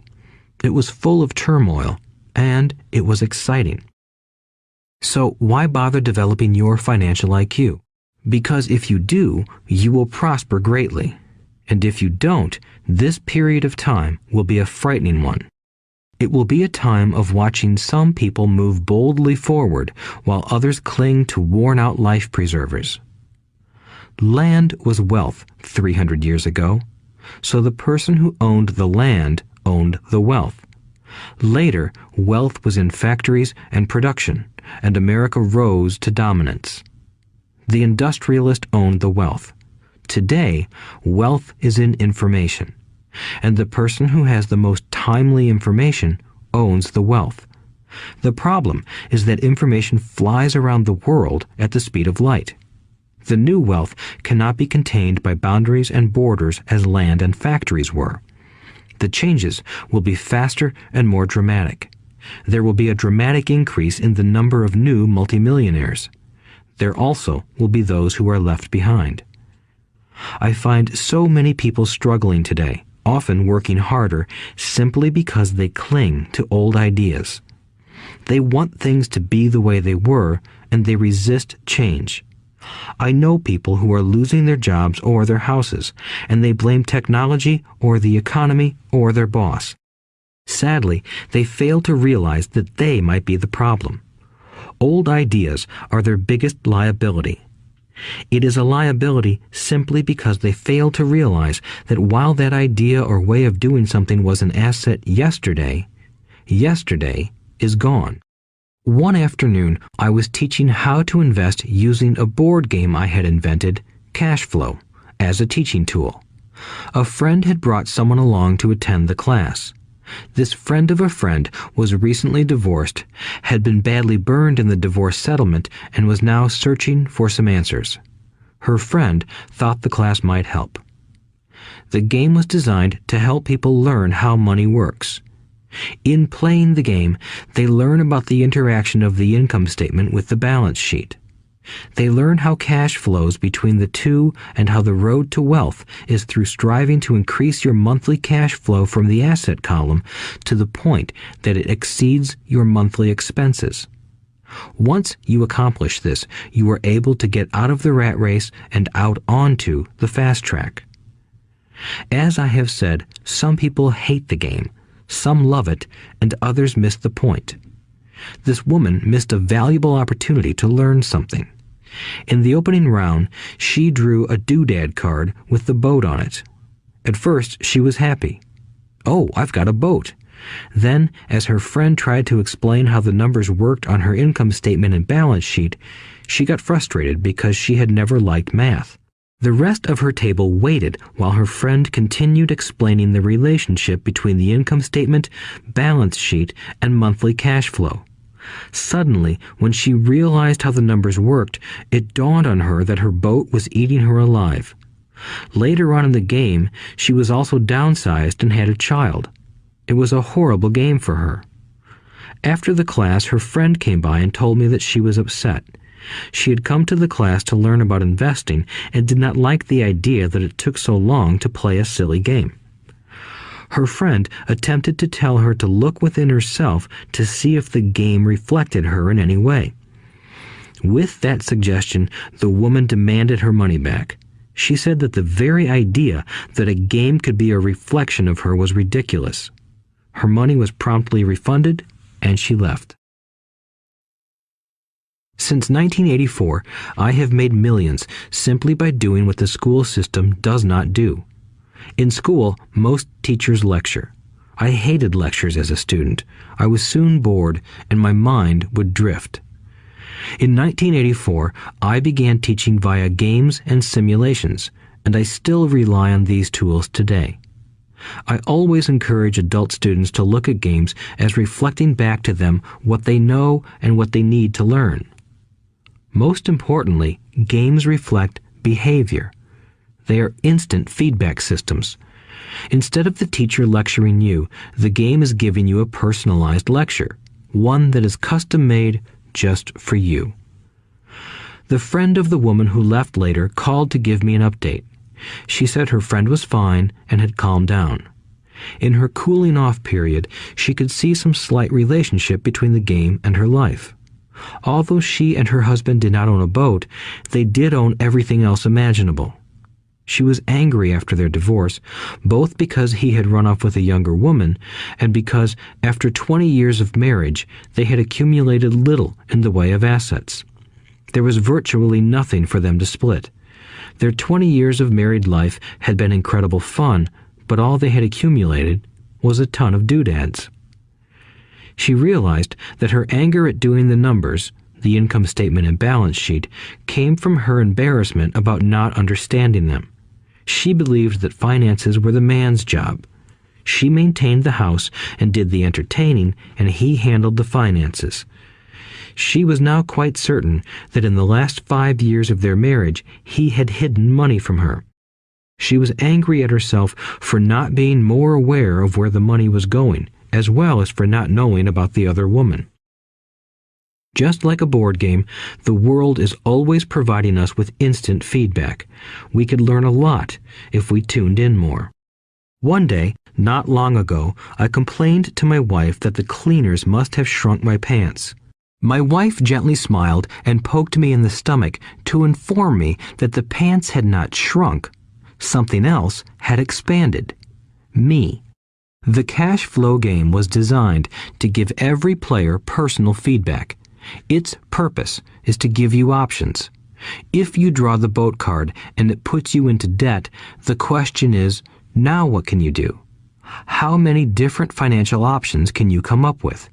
That is the purpose of the game, to teach players to think and create new and various financial options. Thousands of people throughout the world have played this game. The players who get out of the rat race the quickest are the people who understand numbers and have creative financial minds. They recognize different financial options. Rich people are often creative and take calculated risks. People who take the longest are people who are not familiar with numbers and often do not understand the power of investing. Some people playing cash flow gain lots of money in the game, but they don't know what to do with it. Even though they have money, everyone else seems to be getting ahead of them. And that is true in real life. There are a lot of people who have a lot of money and do not get ahead financially. Limiting your options is the same as hanging on to old ideas. I have a friend from high school who now works at 3 jobs. Years ago, he was the richest of all my classmates. When the local sugar plantation closed, the company he worked for went down with the plantation. In his mind, he had but one option, and that was the old option: work hard. The problem was that he couldn't find an equivalent job that recognized his seniority from the old company. As a result, he is overqualified for the jobs he currently has. so his salary is lower. He now works 3 jobs to earn enough to survive. I have watched people playing cash flow complain that the right opportunity cards are not coming their way, so they sit there. I know people who do that in real life. They wait for the right opportunity. I have watched people get the right opportunity card and then not have enough money. Then they complain that they would have gotten out of the rat race if they had had more money. So they sit there. I know people in real life who do that also. They see all the great deals, but they have no money. And I have seen people pull a great opportunity card, read it out loud, and have no idea that it is a great opportunity. They have the money, the time is right, they have the card, but they can't see the opportunity staring them in the face. They fail to see how it fits into their financial plan for escaping the rat race. And I know more people like that than all the others combined. Most people have an opportunity of a lifetime flash right in front of them, and they fail to see it. A year later, they find out about it, after everyone else got rich. Financial intelligence is simply having more options. If the opportunities aren't coming your way, what else can you do to improve your financial position? If an opportunity lands in your lap and you have no money and the bank won't talk to you, what else can you do to get the opportunity to work in your favor? If your hunch is wrong and what you've been counting on doesn't happen, how can you turn a lemon into millions? That is financial intelligence. It is not so much what happens, but how many different financial solutions you can think of to turn a lemon into millions. It is how creative you are in solving financial problems. Most people only know one solution: work hard, save, and borrow. So why would you want to increase your financial intelligence? Because you want to be the kind of person who creates your own luck. You take whatever happens and make it better. Few people realize that luck is created, just as money is. And if you want to be luckier and create money instead of working hard, then your financial intelligence is important. If you are the kind of person who is waiting for the right thing to happen, you might wait for a long time. It's like waiting for all the traffic lights to be green for 5 miles before you'll start your trip. As young boys, Mike and I were constantly told by my rich dad that money is not real. Rich Dad occasionally reminded us of how close we came to the secret of money on that first day we got together and began making money out of plaster of Paris. The poor and middle class work for money, he would say. The rich make money. The more real you think money is, the harder you will work for it. If you can grasp the idea that money is not real, you will grow richer faster. What is it? Was a question Mike and I often came back with. What is money if it is not real? What we agree it is, was all Rich Dad would say. The single most powerful asset we all have is our mind. If it is trained well, it can create enormous wealth seemingly instantaneously. An untrained mind can also create extreme poverty that can crush a family for generations. In the information age, money is increasing exponentially.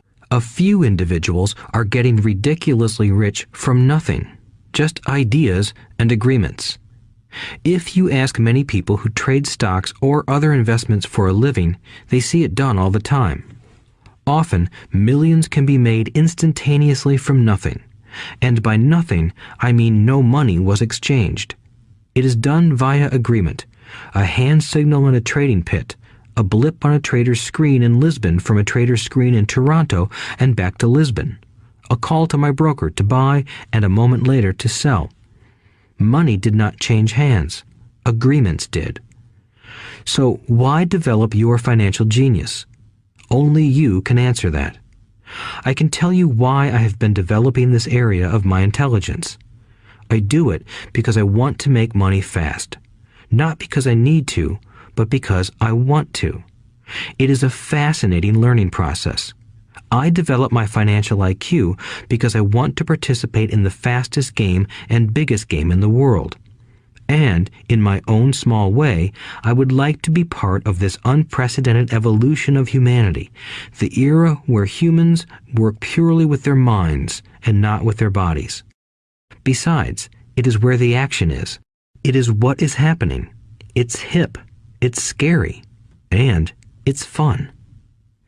That is why I invest in my financial intelligence, developing the most powerful asset I have. I want to be with people moving boldly forward. I do not want to be with those left behind.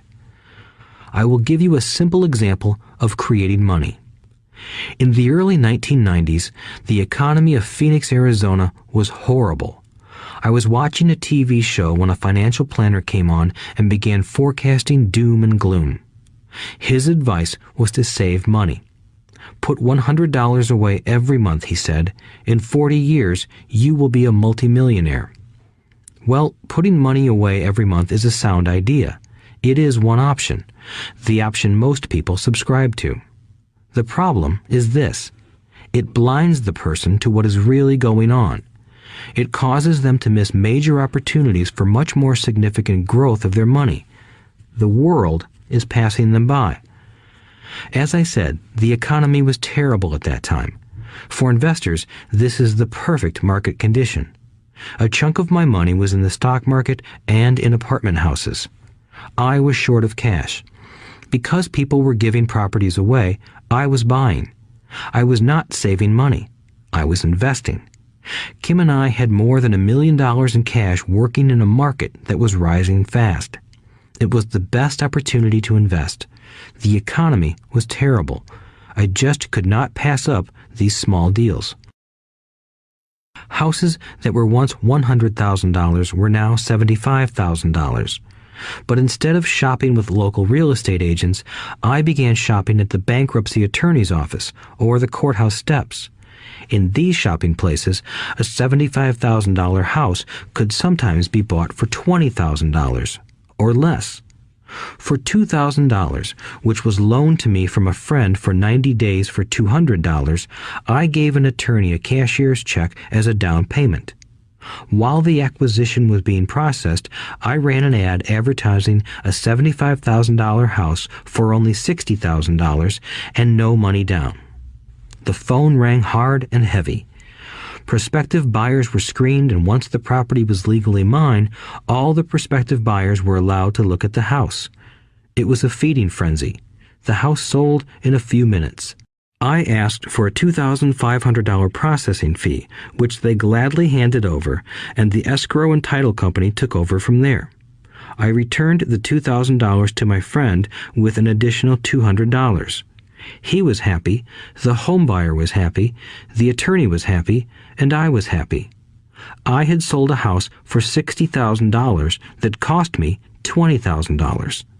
The $40,000 was created from money in my asset column in the form of a promissory note from the buyer. Total working time, 5 hours. So, now that you are on your way to becoming more financially literate and skilled at reading numbers, I will tell you why this is an example of money being invented. During this depressed market, Kim and I were able to do 6 of these simple transactions in our spare time. While the bulk of our money was in larger properties and the stock market, we were able to create more than $190,000 in assets, notes at 10% interest, in those 6 buy, create, and sell transactions. That comes to approximately $19,000 a year income, much of it sheltered through our private corporation. Much of that $19,000 a year goes to pay for our company cars, gas, trips, insurance, dinners with clients, and other things. By the time the government gets a chance to tax that income, it's been spent on legally allowed pre-tax expenses. This was a simple example of how money is invented, created, and protected using financial intelligence. Ask yourself, how long would it take to save $190,000? Would the bank pay you 10% interest on your money? And the promissory note is good for 30 years. I hope they never pay me the $190,000. I have to pay a tax if they pay me the principal, and besides, $19,000 paid over 30 years is a little over $500,000 in income. I have people ask what happens if the person doesn't pay. That does happen, and it's good news. That $60,000 home could be taken back and resold for $70,000 and another $2,500 collected as a loan processing fee.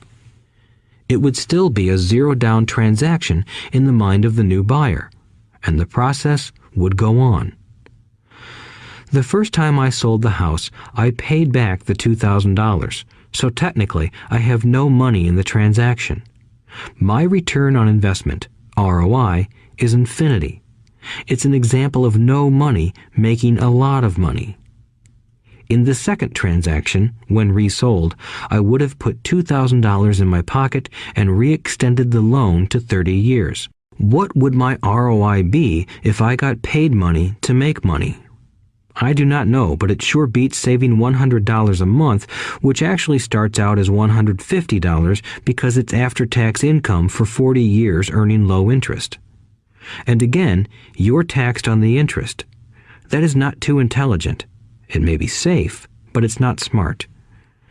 A few years later, as the Phoenix real estate market strengthened, those houses we sold for $60,000 became worth $110,000. Foreclosure opportunities were still available, but became rare. It cost a valuable asset, my time, to go out looking for them. Thousands of buyers were looking for the few available deals. The market had changed. It was time to move on and look for other opportunities to put in the asset column. You cannot do that here. That is against the law. You're lying. I hear those comments much more often than, "Can you show me how to do that?" The math is simple. You do not need algebra or calculus, and the escrow company handles the legal transaction and the servicing of the payments. I have no roofs to fix or toilets to unplug because the owners do that. It's their house. Occasionally, someone does not pay, and that is wonderful because there are late fees, or they move out and the property is sold again. The court system handles that. And it may not work in your area. The market conditions may be different, but the example illustrates how a simple financial process can create hundreds of thousands of dollars with little money and low risk. It is an example of money being only an agreement. Anyone with a high school education can do it. Yet most people won't. Most people listen to the standard advice of work hard and save money. For about 30 hours of work, approximately $190,000 was created in the asset column, and no taxes were paid. Which one sounds harder to you? 1. Work hard, pay 50% in taxes, save what is left, your savings, then earn 5%, which is also taxed. Or 2. Take the time to develop your financial intelligence, harness the power of your brain and the asset column. If you use option number 1, be sure to factor in how much time it takes you to save $190,000. Time is one of your greatest assets. Now, you may understand why I silently shake my head when I hear parents say, "My child is doing well in school and receiving a good education." It may be good, but is it adequate? I know the above investment strategy is a small one. It is used to illustrate how small can grow into big. Again, my success reflects the importance of a strong financial foundation, which starts with a strong financial education. I have said it before, but it's worth repeating. Financial intelligence is made up of these 4 main technical skills. 1. Accounting. Accounting is financial literacy, or the ability to read numbers. This is a vital skill if you want to build businesses or investments. 2. Investing.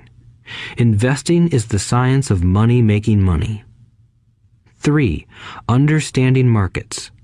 Understanding markets is the science of supply and demand. Alexander Graham Bell gave the market what it wanted. So did Bill Gates. A $75,000 house offered for $60,000 that cost $20,000 was also the result of seizing an opportunity created by the market. Somebody was buying, and someone was selling. 4. The law. The law is the awareness of accounting, corporate, state, and federal regulations. I recommend playing by the rules. It is this basic foundation, or the combination of these skills, that is needed to be successful in the pursuit of wealth, whether it be through the buying of small homes, apartment buildings, companies, stocks, bonds, precious metals, baseball cards, or the like. A few years later, the real estate market rebounded and everyone else was getting in. The stock market was booming and everyone was getting in. The U.S. economy was getting back on its feet. I began selling and was now traveling to Peru, Norway, Malaysia, and the Philippines. The investment landscape had changed. We were no longer buying real estate. Now I just watch the values climb inside the asset column and will probably begin selling. I suspect that some of those 6 little house deals will sell and the $40,000 note will be converted to cash. I need to call my accountant to be prepared for cash and seek ways to shelter it. The point I would like to make is that investments come and go. The market goes up and comes down. Economies improve and crash. The world is always handing you opportunities of a lifetime, every day of your life, but all too often we fail to see them. But they are there. And the more the world changes and the more technology changes, the more opportunities there will be to allow you and your family to be financially secure for generations to come. So why bother developing your financial intelligence? Again, only you can answer that. I know why I continue to learn and develop. I do it because I know there are changes coming. I'd rather welcome change than cling to the past. I know there will be market booms and market crashes. I want to continually develop my financial intelligence because at each market change, some people will be on their knees begging for their jobs. Others, meanwhile, will take the lemons that life hands them, and we are all handed lemons occasionally, and turn them into millions. That's financial intelligence. I am often asked about the lemons I have turned into millions. I hesitate using many more examples of personal investments because I am afraid it comes across as bragging or tooting my own horn. That is not my intention. I use the examples only as numerical and chronological illustrations of actual and simple cases. I use the examples because I want you to know that it is easy. And the more familiar you become with the 4 pillars of financial intelligence, the easier it becomes. Personally, I use 2 main vehicles to achieve financial growth: real estate and small cap stocks.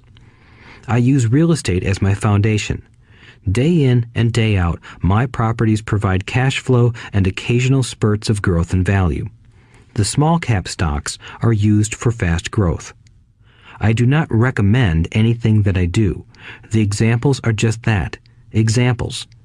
If the opportunity is too complex and I do not understand the investment, I don't do it. Simple math and common sense are all you need to do well financially. There are 5 reasons for using examples. 1. To inspire people to learn more. 2. To let people know it is easy if the foundation is strong. 3. To show that anyone can achieve great wealth. 4. To show that there are millions of ways to achieve your goals. 5. To show that it's not rocket science. In 1989, I used to jog through a lovely neighborhood in Portland, Oregon. It was a suburb that had little gingerbread houses. They were small and cute. I almost expected to see Little Red Riding Hood skipping down the sidewalk on her way to Granny's. There were for sale signs everywhere. The timber market was terrible. The stock market had just crashed, and the economy was depressed. On one street, I noticed a for sale sign that was up longer than most. It looked old. Jogging past it one day, I ran into the owner, who looked troubled. "What are you asking for your house?" I asked. The owner turned and smiled weakly. "Make me an offer," he said. "It's been for sale for over a year. Nobody even comes by anymore to look at it." "I'll look," I said, and I bought the house a half hour later for $20,000 less than his asking price. It was a cute little 2-bedroom home with gingerbread trim on all the windows. It was light blue with gray accents and had been built in 1930. Inside, there was a beautiful rock fireplace, as well as 2 tiny bedrooms. It was a perfect rental house. I gave the owner $5,000 down for a $45,000 house that was really worth $65,000, except that no one wanted to buy it. The owner moved out in a week, happy to be free, and my first tenant moved in, a local college professor. After the mortgage, expenses, and management fees were paid, I put a little less than $40 in my pocket at the end of each month. Hardly exciting. A year later, the depressed Oregon real estate market had begun to pick up. California investors, flush with money from their still booming real estate market, were moving north and buying up Oregon and Washington. I sold that little house for $95,000 to a young couple from California who thought it was a bargain. My capital gains of approximately $40,000 were placed into a 1031 tax-deferred exchange, and I went shopping for a place to put my money. In about a month, I found a 12-unit apartment house right next to the Intel plant in Beaverton, Oregon. The owners lived in Germany, had no idea what the place was worth, and again, just wanted to get out of it. I offered $275,000 for a $450,000 building. They agreed to $300,000. I bought it and held it for 2 years. Utilizing the same 1031 exchange process, we sold the building for $495,000 and bought a 30-unit apartment building in Phoenix, Arizona. We had moved to Phoenix by then to get out of the rain and needed to sell anyway. Like the former Oregon market, the real estate market in Phoenix was depressed. The price of the 30-unit apartment building in Phoenix was $875,000, with $225,000 down. The cash flow from the 30 units was a little over $5,000 a month. The Arizona market began moving up, and a few years later, a Colorado investor offered us $1.2 million for the property.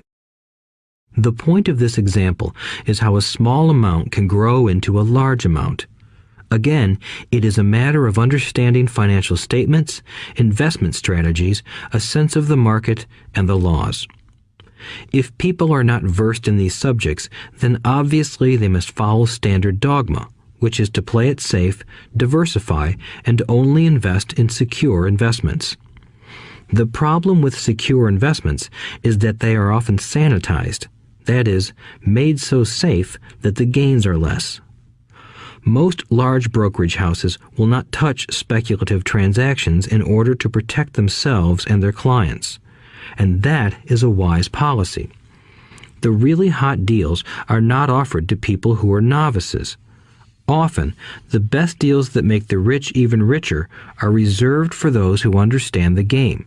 It is technically illegal to offer speculative deals to someone who is considered not sophisticated, but of course, it happens.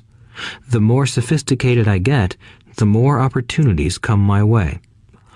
Another case for developing your financial intelligence over a lifetime is simply that more opportunities are presented to you. And the greater your financial intelligence, the easier it is to tell whether a deal is good. It's your intelligence that can spot a bad deal or make a bad deal good. The more I learn, and there is a lot to learn, the more money I make simply because I gain experience and wisdom as the years go on. I have friends who are playing it safe, working hard at their profession and failing to gain financial wisdom, which does take time to develop. My overall philosophy is to plant seeds inside my asset column. That is my formula. I start small and plant seeds. Some grow, some don't. Inside our real estate corporation, we have property worth several $million. It is our own right, or real estate investment trust. The point I'm making is that most of those millions started out as little $5,000 to $10,000 investments. All of those down payments were fortunate to catch a fast-rising market and increase tax-free. We traded in and out several times over a number of years. We also own a stock portfolio, surrounded by a corporation that Kim and I call our personal mutual fund. We have friends who deal specifically with investors like us who have extra money each month to invest. We buy high-risk, speculative private companies that are just about to go public on a stock exchange in the United States or Canada. An example of how fast gains can be made are 100,000 shares purchased for 25 cents each before the company goes public. 6 months later, the company is listed and the 100,000 shares now are worth $2 each. If the company is well managed, the price keeps going up, and the stock may go to $20 or more per share. There are years when our $25,000 has gone to $1 million in less than a year. It is not gambling if you know what you're doing. It is gambling if you're just throwing money into a deal and praying. The idea in anything is to use your technical knowledge, wisdom, and love of the game to cut the odds down, to lower the risk. Of course, there is always risk. It is financial intelligence that improves the odds. Thus, what is risky for one person is less risky to someone else. That is the primary reason I constantly encourage people to invest more in their financial education than in stocks, real estate, or other markets. The smarter you are, the better chance you have of beating the odds. The stock plays I personally invested in were extremely high risk for most people and absolutely not recommended. I have been playing that game since 1979 and have paid more than my share in dues. But if you will review why investments such as these are high risk for most people, you may be able to set your life up differently, so that the ability to take $25,000 and turn it into $1 million in a year is low risk for you. As stated earlier, nothing I have written is a recommendation. It is only used as an example of what is simple and possible. What I do is small potatoes in the grand scheme of things. Yet, for the average individual, a passive income of more than $100,000 a year is nice and not hard to achieve. Depending on the market and how smart you are, it could be done in 5 to 10 years. If you keep your living expenses modest, $100,000 coming in as additional income is pleasant, regardless of whether you work. You can work if you like, or take time off if you choose, and use the government tax system in your favor rather than against you. My personal basis is real estate. I love real estate because it's stable and slow-moving. I keep the base solid. The cash flow is fairly steady and, if properly managed, has a good chance of increasing in value. The beauty of a solid base of real estate is that it allows me to take greater risks, as I do with speculative stocks.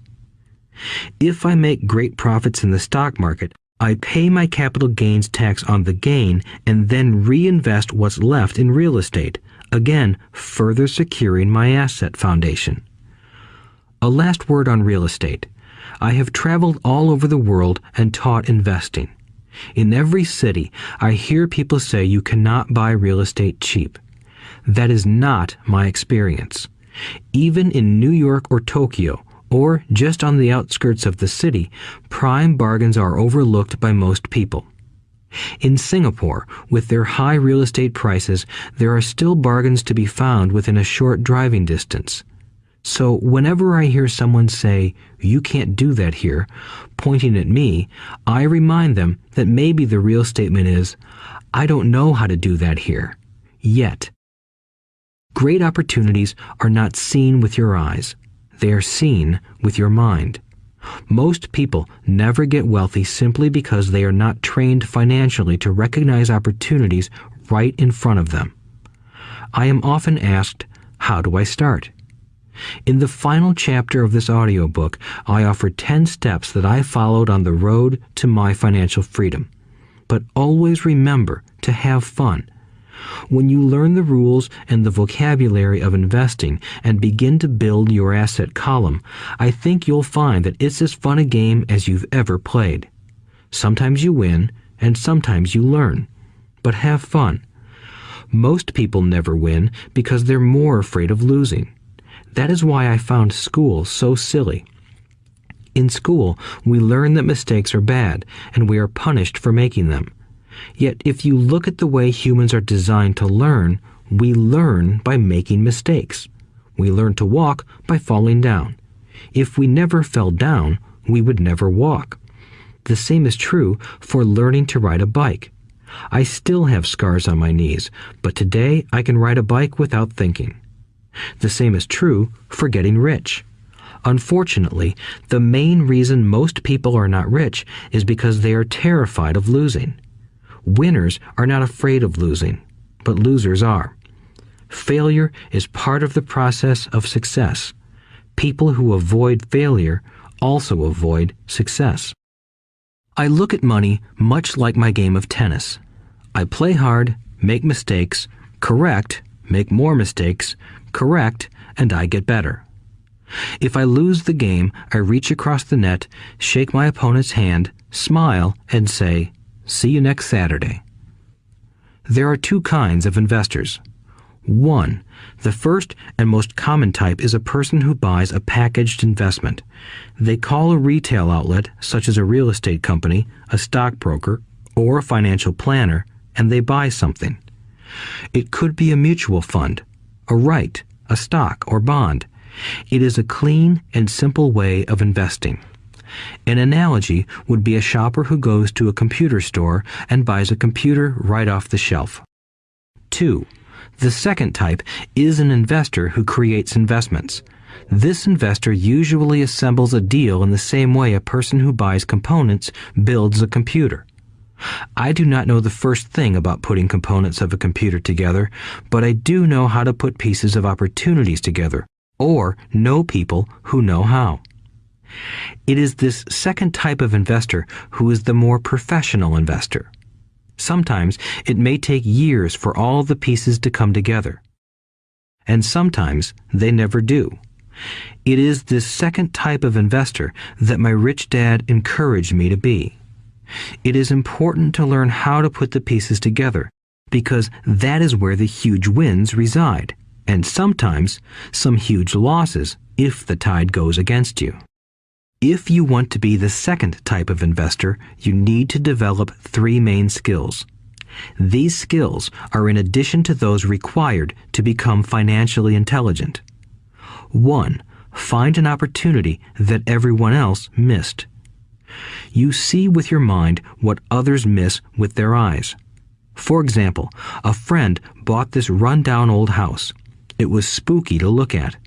Everyone wondered why he bought it. What he saw that we did not was that the house came with 4 extra empty lots. He discovered that after going to the title company. After buying the house, he tore the house down and sold the 5 lots to a builder for 3 times what he paid for the entire package. He made $75,000 for 2 months of work. It's not a lot of money, but it sure beats minimum wage, and it's not technically difficult. 2. Raise money. The average person only goes to the bank. This second type of investor needs to know how to raise capital, and there are many ways that don't require a bank. To get started, I learned how to buy houses without a bank. It was the learned skill of raising money more than the houses themselves that was priceless. All too often, I hear people say, "The bank won't lend me money," or "I don't have the money to buy it." If you want to be a Type 2 investor, you need to learn how to do that which stops most people. In other words, a majority of people let their lack of money stop them from making a deal. If you can avoid that obstacle, you will be millions ahead of those who don't learn those skills. There have been many times I have bought a house, a stock, or an apartment building without a penny in the bank. I once bought an apartment house for $1.2 million. I did what is called tying it up with a written contract between seller and buyer. I then raised the $100,000 deposit, which bought me 90 days to raise the rest of the money. Why did I do it? Simply because I knew it was worth $2 million. I never raised the money. Instead, the person who put up the $100,000 gave me $50,000 for finding the deal, took over my position, and I walked away. Total working time? 3 days. Again, it's what you know more than what you buy. Investing is not buying. It's more a case of knowing. 3. Organize smart people. Intelligent people are those who work with or hire a person who is more intelligent than they are. When you need advice, make sure you choose your advisor wisely. There is a lot to learn, but the rewards can be astronomical. If you do not want to learn those skills, then being a Type 1 investor is highly recommended. It is what you know that is your greatest wealth. It is what you do not know that is your greatest risk. There is always risk, so learn to manage risk instead of avoiding it. Chapter 6. Lesson 6. Work to learn, don't work for money. Job security meant everything to my educated dad. Learning meant everything to my rich dad. A few years ago, I granted an interview with a newspaper in Singapore. The young female reporter was on time, and the interview got underway immediately. We sat in the lobby of a luxurious hotel, sipping coffee and discussing the purpose of my visit to Singapore. I was to share the platform with Zig Ziglar. He was speaking on motivation, and I was speaking on the secrets of the rich. Someday, I would like to be a best-selling author like you, she said. I had seen some of the articles she had written for the paper, and I was impressed. She had a tough, clear style of writing. Her articles held a reader's interest. You have a great style, I said in reply. What holds you back from achieving your dream? My work does not seem to go anywhere, she said quietly. Everyone says that my novels are excellent, but nothing happens. So I keep my job with the paper. At least it pays the bills. Do you have any suggestions? Yes, I do, I said brightly. A friend of mine here in Singapore runs a school that trains people to sell. He runs sales training courses for many of the top corporations here in Singapore, and I think attending one of his courses would greatly enhance your career. She stiffened. Are you saying I should go to school to learn to sell? I nodded. You aren't serious, are you? Again, I nodded. What is wrong with that? I was now backpedaling. She was offended by something, and now I was wishing I had not said anything.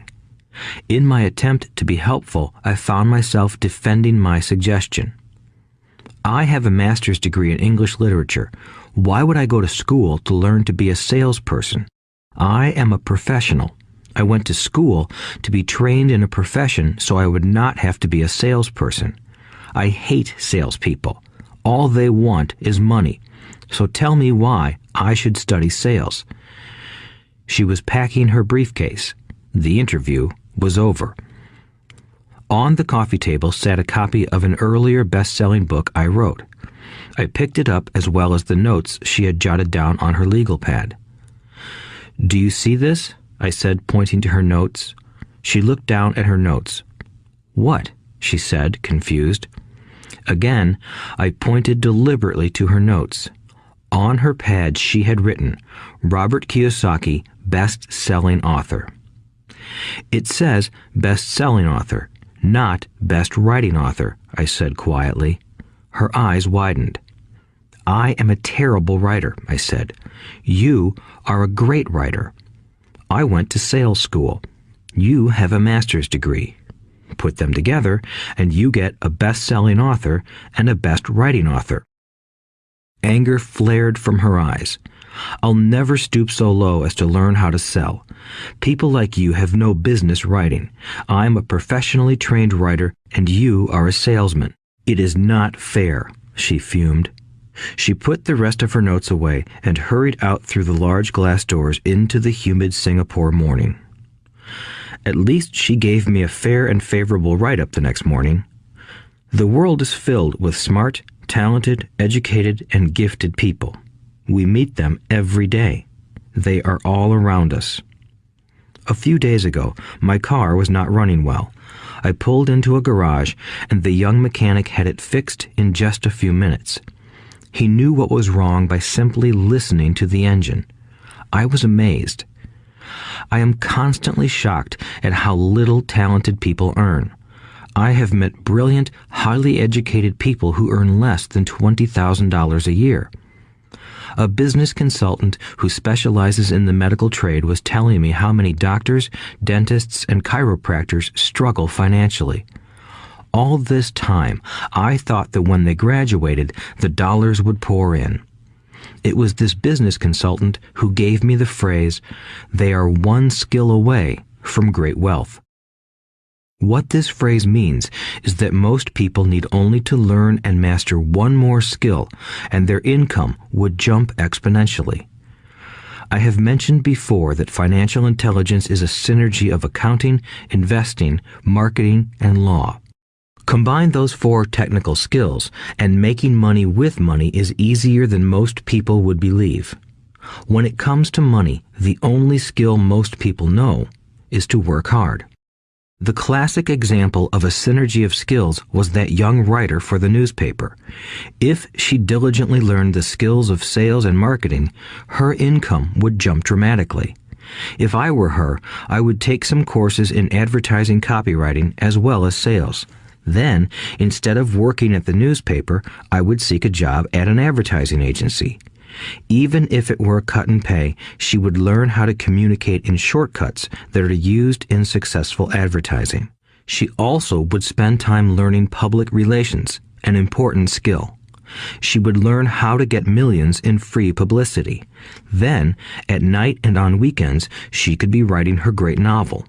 When it was finished, she would be better able to sell her book. Then, in a short while, she could be a best-selling author. When I came out with my first book, If You Want to Be Rich and Happy, Don't Go to School, a publisher suggested I change the title to The Economics of Education. I told the publisher that, with a title like that, I would sell 2 books, one to my family and one to my best friend. The problem is that they would expect it for free. The obnoxious title, If You Want to Be Rich and Happy, Don't Go to School, was chosen because we knew it would get tons of publicity. I am pro-education and believe in education reform. If I were not pro-education, why would I continue to press for changing our antiquated educational system? So I chose a title that would get me on more TV and radio shows simply because I was willing to be controversial. Many people thought I was a fruitcake, but the book sold and sold. When I graduated from the U.S. Merchant Marine Academy in 1969, my educated dad was happy. Standard Oil of California had hired me for its oil tanker fleet as a third mate. The pay was low compared with my classmates, but it was okay for a first real job after college. My starting pay was about $42,000 a year, including overtime, and I only had to work for 7 months. I had 5 months of vacation. If I had wanted to, I could have taken the run to Vietnam with a subsidiary shipping company and easily doubled my pay instead of taking 5 months of vacation. I had a great career ahead of me, yet I resigned after 6 months with the company and joined the Marine Corps to learn how to fly. My educated dad was devastated.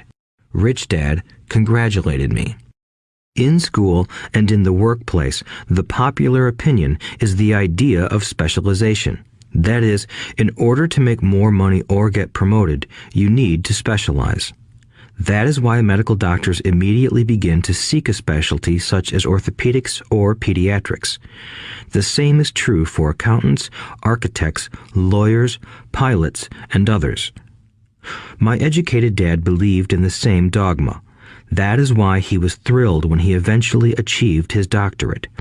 He often admitted that schools reward people who study more and more about less and less. Rich Dad encouraged me to do exactly the opposite. You want to know a little about a lot, was his suggestion. That is why for years I worked in different areas of his companies. For a while, I worked in his accounting department. Although I would probably never have been an accountant, he wanted me to learn via osmosis. Rich Dad knew I would pick up jargon and a sense of what is important and what is not.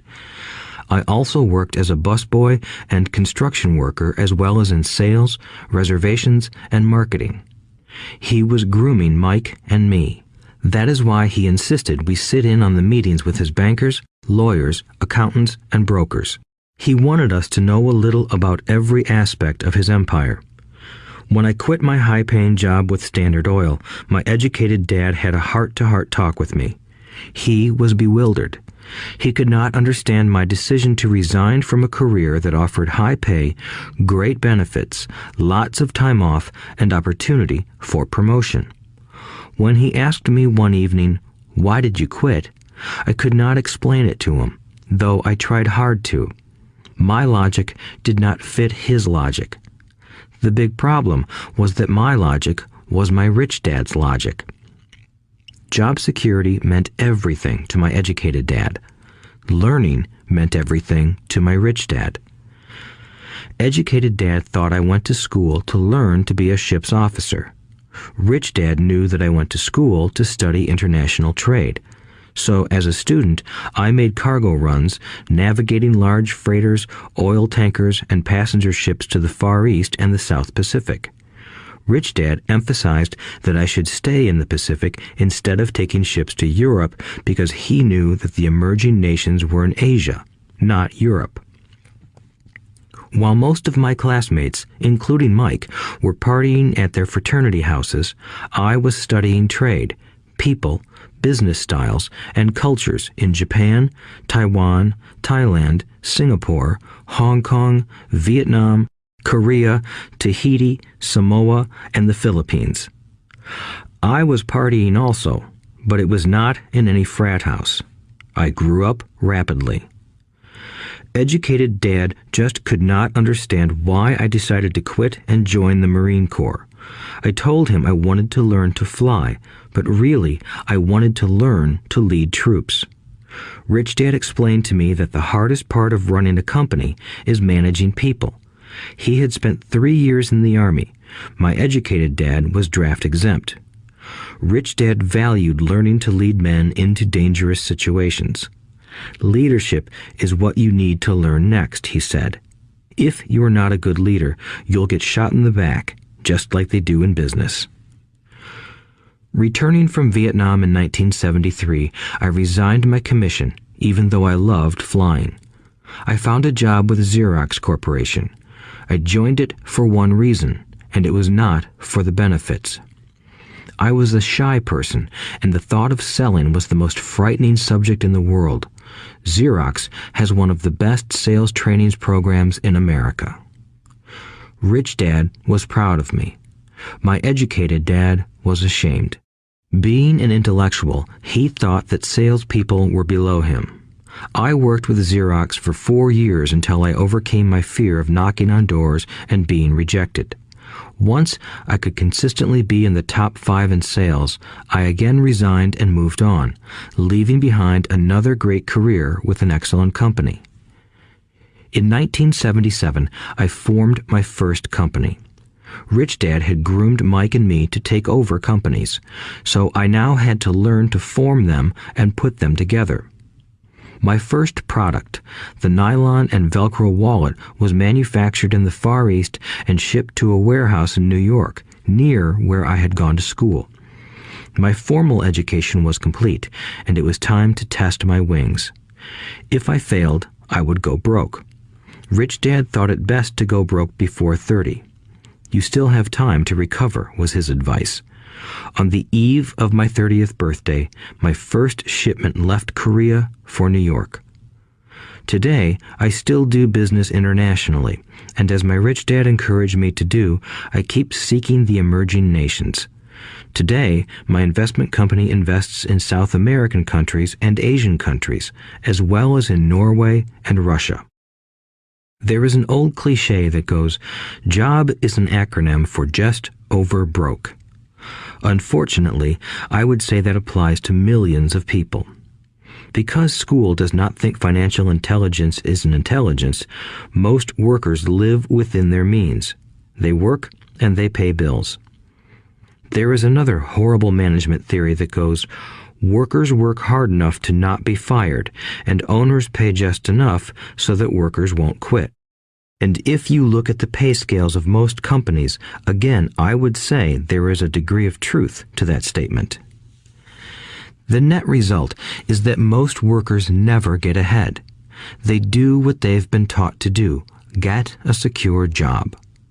Most workers focus on working for pay and benefits that reward them in the short term, but are often disastrous in the long run.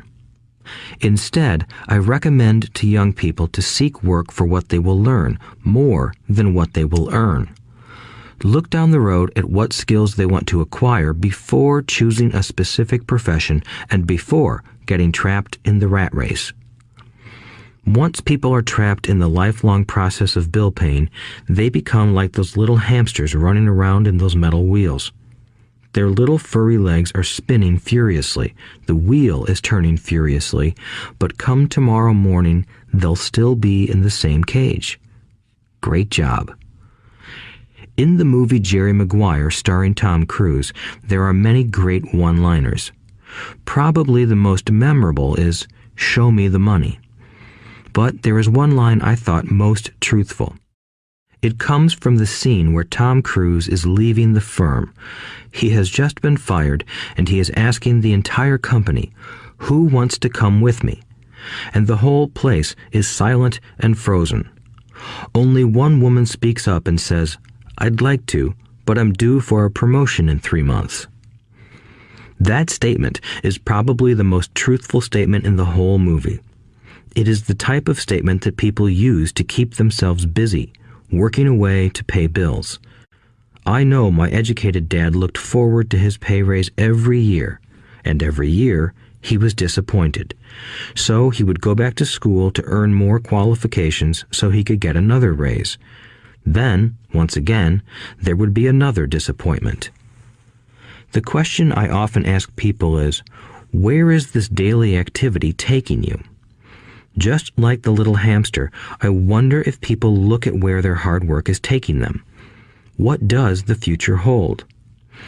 In his book, The Retirement Myth, Craig S. Carpel writes, "I visited the headquarters of a major national pension consulting firm and met with a managing director who specializes in designing lush retirement plans for top management. When I asked her what people who don't have corner offices will be able to expect in the way of pension income, she said with a confident smile, 'The silver bullet.'" "What," I asked, "is the silver bullet?" She shrugged and said, "If baby boomers discover they don't have enough money to live on when they're older, they can always blow their brains out." Carpel goes on to explain the difference between the old defined benefit retirement plans and the new 401k plans that are riskier. It is not a pretty picture for most people working today, and that is just for retirement. Add medical fees and long-term nursing home care, and the picture is frightening. Already, many hospitals in countries with socialized medicine need to make tough decisions such as who will live and who will die. They make those decisions purely on how much money they have and how old the patients are. If the patient is old, they often will give the medical care to someone younger. The older, poor patient gets put to the back of the line. Just as the rich can afford better education, the rich will be able to keep themselves alive, while those who have little wealth will die.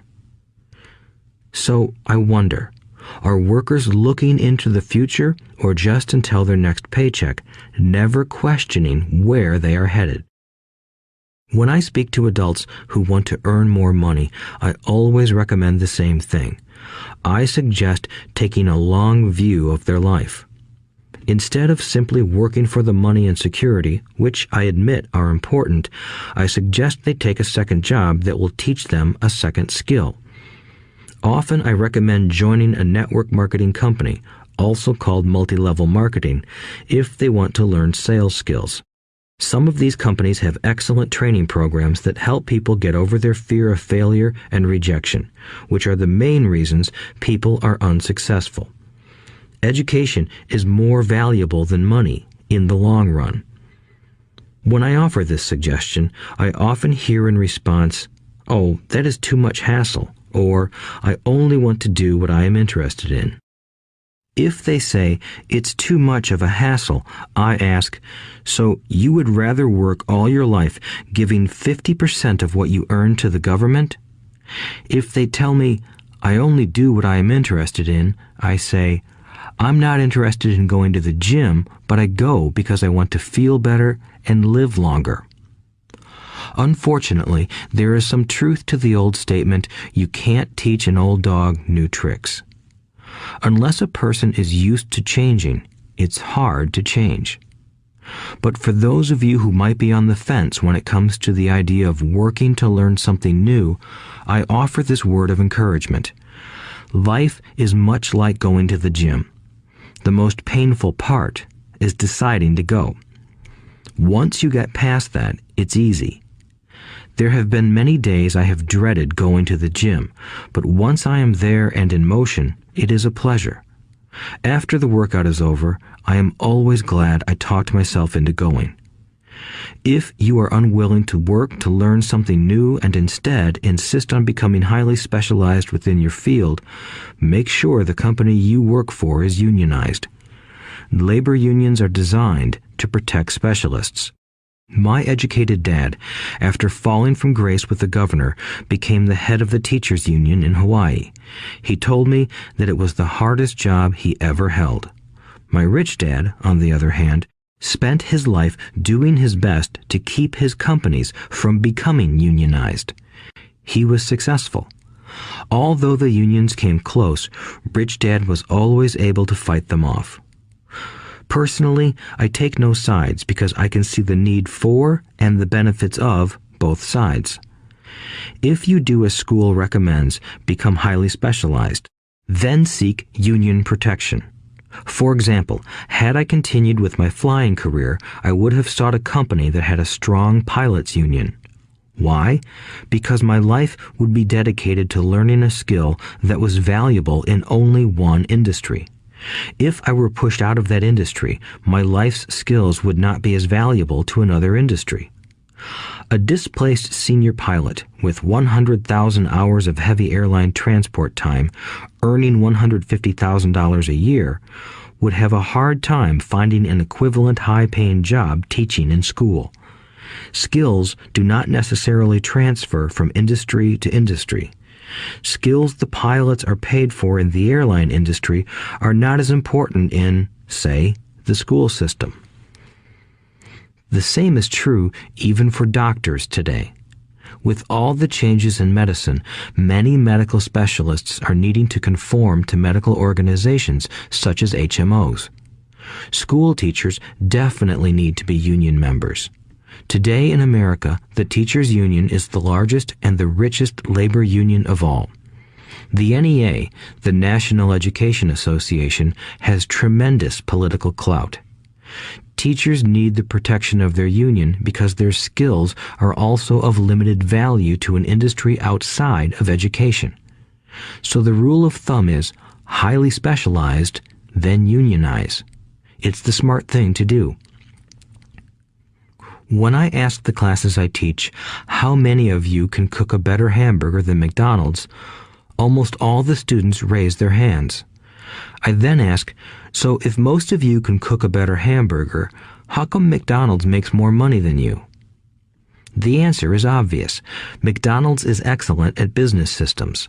The reason so many talented people are poor is because they focus on building a better hamburger and know little to nothing about business systems. A friend of mine in Hawaii is a great artist. He makes a sizable amount of money. One day, his mother's attorney called to tell him that she had left him $35,000. That is what was left of her estate after the attorney and the government took their shares. Immediately, he saw an opportunity to increase his business by using some of this money to advertise. 2 months later, his first 4-color full-page ad appeared in an expensive magazine that targeted the very rich. The ad ran for 3 months. He received no replies from the ad, and all of his inheritance is now gone. He now wants to sue the magazine for misrepresentation. This is a common case of someone who can build a beautiful hamburger but knows little about business. When I asked him what he learned, his only reply was, "Advertising salespeople are crooks." I then asked him if he would be willing to take a course in sales and a course in direct marketing. His reply, "I don't have the time, and I don't want to waste my money." The world is filled with talented poor people. All too often, they're poor or struggle financially or earn less than they are capable of, not because of what they know, but because of what they do not know. They focus on perfecting their skills at building a better hamburger rather than the skills of selling and delivering the hamburger. Maybe McDonald's does not make the best hamburger, but they are the best at selling and delivering a basic average burger. Poor Dad wanted me to specialize. That was his view on how to be paid more. Even after being told by the governor of Hawaii that he could no longer work in state government, my educated dad continued to encourage me to get specialized. Educated Dad then took up the cause of the teachers' union, campaigning for further protection and benefits for these highly skilled and educated professionals. We argued often, but I know he never agreed that over-specialization is what caused the need for union protection. He never understood that the more specialized you become, the more you are trapped and dependent on that specialty. Rich Dad advised that Mike and I groom ourselves. Many corporations do the same thing. They find a young, bright student just out of business school and begin grooming that person to someday take over the company. So these bright young employees do not specialize in one department.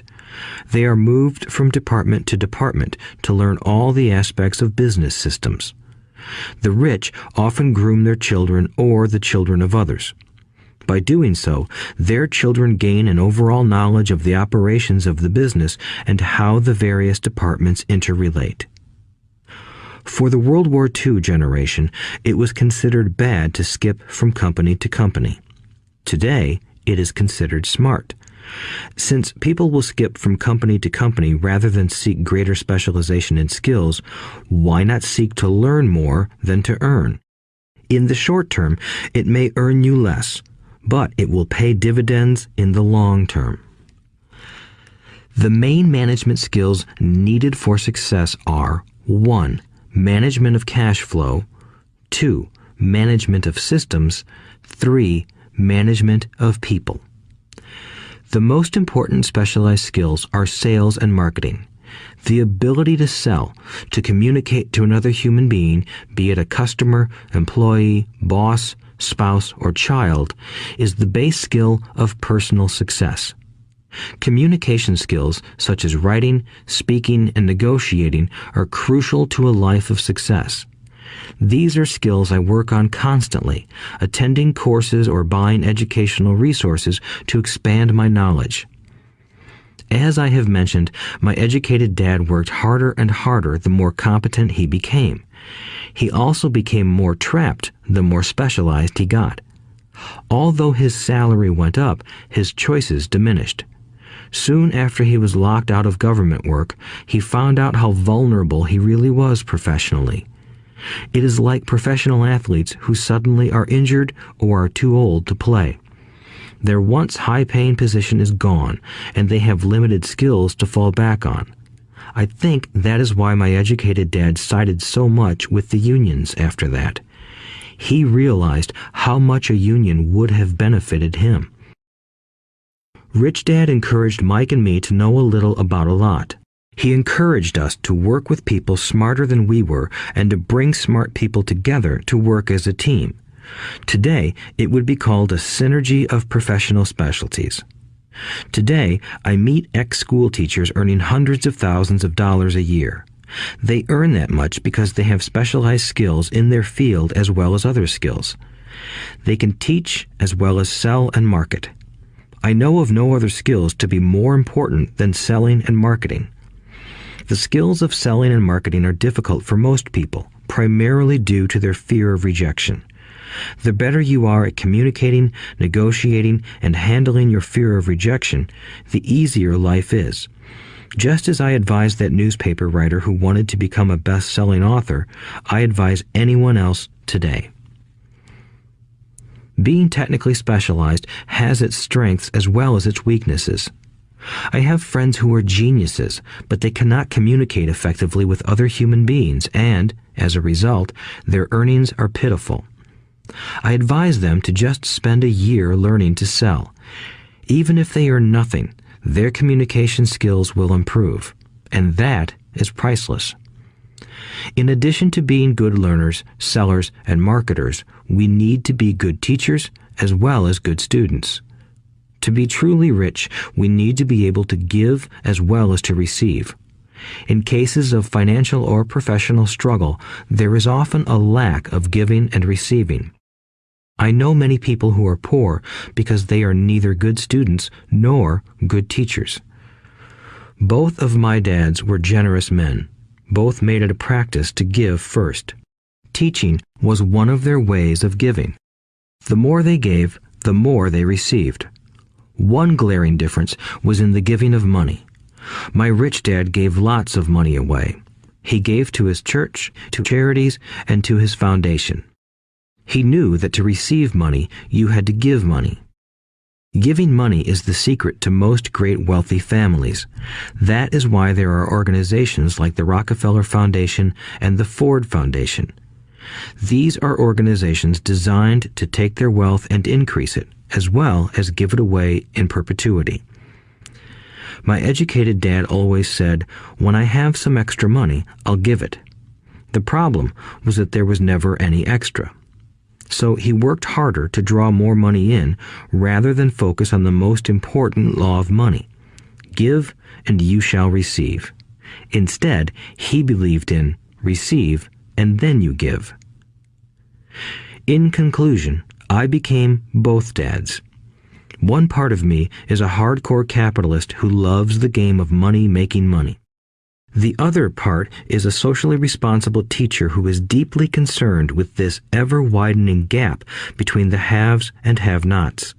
I personally hold the archaic educational system primarily responsible for this growing gap. Chapter 7. Overcoming Obstacles. The primary difference between a rich person and a poor person is how they manage fear. Once people have studied and become financially literate, they may still face roadblocks to becoming financially independent.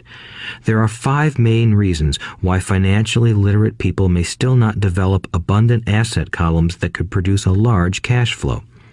The 5 reasons are: 1. Fear. 2. Cynicism. 3. Laziness. 4. Bad habits. 5. Arrogance. Overcoming fear. I have never met anyone who really likes losing money. And in all my years, I have never met a rich person who has never lost money. But I have met a lot of poor people who have never lost a dime. Investing, that is. The fear of losing money is real. Everyone has it, even the rich. But it's not having fear that is the problem. It's how you handle fear. It's how you handle losing. It's how you handle failure that makes the difference in one's life. The primary difference between a rich person and a poor person is how they manage that fear. It's okay to be fearful. It's okay to be a coward when it comes to money. You can still be rich. We're all heroes at something and cowards at something else. My friend's wife is an emergency room nurse. When she sees blood, she flies into action. When I mention investing, she runs away. When I see blood, I don't run. I pass out. My rich dad understood phobias about money. Some people are terrified of snakes. Some people are terrified about losing money. Both are phobias, he would say. So his solution to the phobia of losing money was this little rhyme. If you hate risk and worry, start early. If you start young, it's easier to be rich.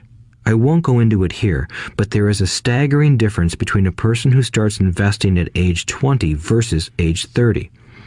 The purchase of Manhattan Island is said to be one of the greatest bargains of all time. New York was purchased for $24 in trinkets and beads. Yet if that $24 had been invested at 8% annually, that $24 would have been worth more than $28 trillion by 1995. Manhattan could be repurchased with money left over to buy much of Los Angeles. But what if you don't have much time left or would like to retire early? How do you handle the fear of losing money?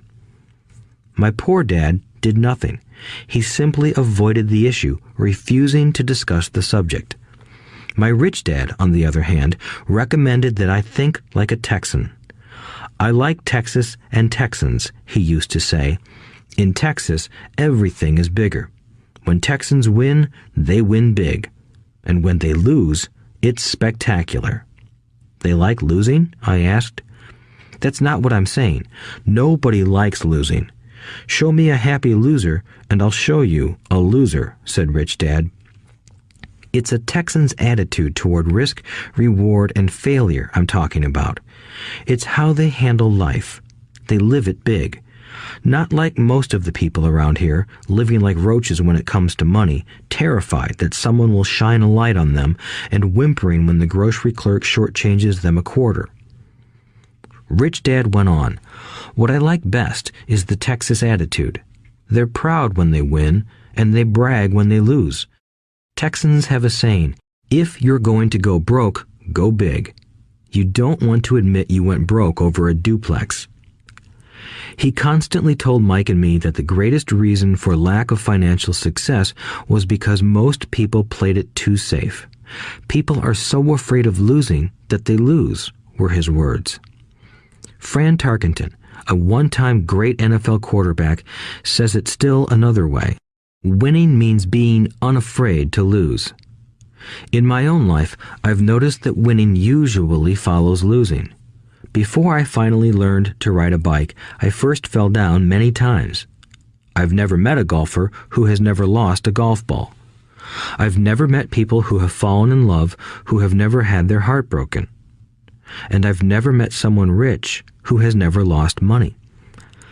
So for most people, the reason they don't win financially is because the pain of losing money is far greater than the joy of being rich. Another saying in Texas is, everyone wants to go to heaven, but no one wants to die. Most people dream of being rich, but are terrified of losing money, so they never get to heaven. Rich Dad used to tell Mike and me stories about his trips to Texas. If you really want to learn the attitude of how to handle risk, losing, and failure, go to San Antonio and visit the Alamo. The Alamo is a great story of brave people who chose to fight, knowing there was no hope of success. They chose to die instead of surrendering. It's an inspiring story worthy of study. Nonetheless, it's still a tragic military defeat. They got their butts kicked. So, how do Texans handle failure? They still shout, "Remember the Alamo." Mike and I heard this story a lot. He always told us this story when he was about to go into a big deal and he was nervous. After he had done all his due diligence and it was time to put up or shut up, he told us this story. Every time he was afraid of making a mistake or losing money, he told us this story. It gave him strength, for it reminded him that he could always turn a financial loss into a financial win. Rich Dad knew that failure would only make him stronger and smarter. It's not that he wanted to lose. He just knew who he was and how he would take a loss. He would take a loss and make it a win. That's what made him a winner and others losers. It gave him the courage to cross the line when others backed out. That's why I like Texans so much, he would say. They took a great failure and turned it into inspiration, as well as a tourist destination that makes them millions. But probably his words that mean the most to me today are these. Texans don't bury their failures. They get inspired by them. They take their failures and turn them into rallying cries. Failure inspires Texans to become winners. But that formula is not just the formula for Texans. It is the formula for all winners. I've said that falling off my bike was part of learning to ride. I remember falling off only made me more determined to learn to ride, not less. I also said that I have never met a golfer who has never lost a ball. For top professional golfers, losing a ball or a tournament provides the inspiration to be better, to practice harder, to study more. That's what makes them better. For winners, losing inspires them. For losers, losing defeats them. I like to quote John D. Rockefeller, who said, "I always tried to turn every disaster into an opportunity." And being Japanese American, I can say this. Many people say that Pearl Harbor was an American mistake. I say it was a Japanese mistake. From the movie Tora, Tora, Tora, a somber Japanese admiral says to his cheering subordinates, "I am afraid we have awakened a sleeping giant." Remember Pearl Harbor became a rallying cry. It turned one of America's greatest losses into the reason to win. This great defeat gave America strength, and America soon emerged as a world power. Failure inspires winners, and failure defeats losers. It is the biggest secret of winners. It's the secret that losers do not know. The greatest secret of winners is that failure inspires winning. Thus, they're not afraid of losing. Repeating Fran Tarkenton's quote, "Winning means being unafraid to lose." People like Fran Tarkenton are not afraid of losing because they know who they are. They hate losing, so they know that losing will only inspire them to become better. There is a big difference between hating losing and being afraid to lose. Most people are so afraid of losing money that they lose. They go broke over a duplex. Financially, they play life too safe and too small. They buy big houses and big cars, but not big investments. The main reason that over 90% of the American public struggles financially is because they play not to lose. They don't play to win. They go to their financial planners or accountants or stockbrokers and buy a balanced portfolio. Most have lots of cash in CDs, low-yield bonds, mutual funds that can be traded within a mutual fund family, and a few individual stocks. It is a safe and sensible portfolio, but it is not a winning portfolio. It is a portfolio of someone playing not to lose. Don't get me wrong, it's probably a better portfolio than more than 70% of the population has, and that's frightening. It's a great portfolio for someone who loves safety. But playing it safe and balanced on your investment portfolio is not the way successful investors play the game. If you have little money and you want to be rich, you must first be focused, not balanced. If you look at any successful person, at the start, they were not balanced. Balanced people go nowhere. They stay in one spot. To make progress, you must first go unbalanced. Just look at how you make progress walking. Thomas Edison was not balanced. He was focused. Bill Gates was not balanced. He was focused. Donald Trump is focused. George Soros is focused. George Patton did not take his tanks wide. He focused them and blew through the weak spots in the German line. The French went wide with the Maginot Line, and you know what happened to them. If you have any desire to be rich, you must focus. Do not do what poor and middle-class people do, put their few eggs in many baskets. Put a lot of your eggs in a few baskets and focus. Follow one course until successful. If you hate losing, play it safe. If losing makes you weak, play it safe. Go with balanced investments. If you're over 25 years old and are terrified of taking risks, don't change. Play it safe, but start early. Start accumulating your nest egg early because it will take time. But if you have dreams of freedom, of getting out of the rat race, the first question to ask yourself is, how do I respond to failure? If failure inspires you to win, maybe you should go for it, but only maybe. If failure makes you weak or causes you to throw temper tantrums, like spoiled brats who call attorneys to file lawsuits every time something doesn't go their way, then play it safe. Keep your daytime job, or buy bonds or mutual funds. But remember, there is risk in those financial instruments also, even though they may appear safe. I say all this, mentioning Texas and Fran Tarkenton, because stacking the asset column is easy. It's really a low-aptitude game. It doesn't take much education. 5th grade math will do. But building your asset column is a game in which attitude plays a major role. It takes guts, patience, and a great attitude toward failure.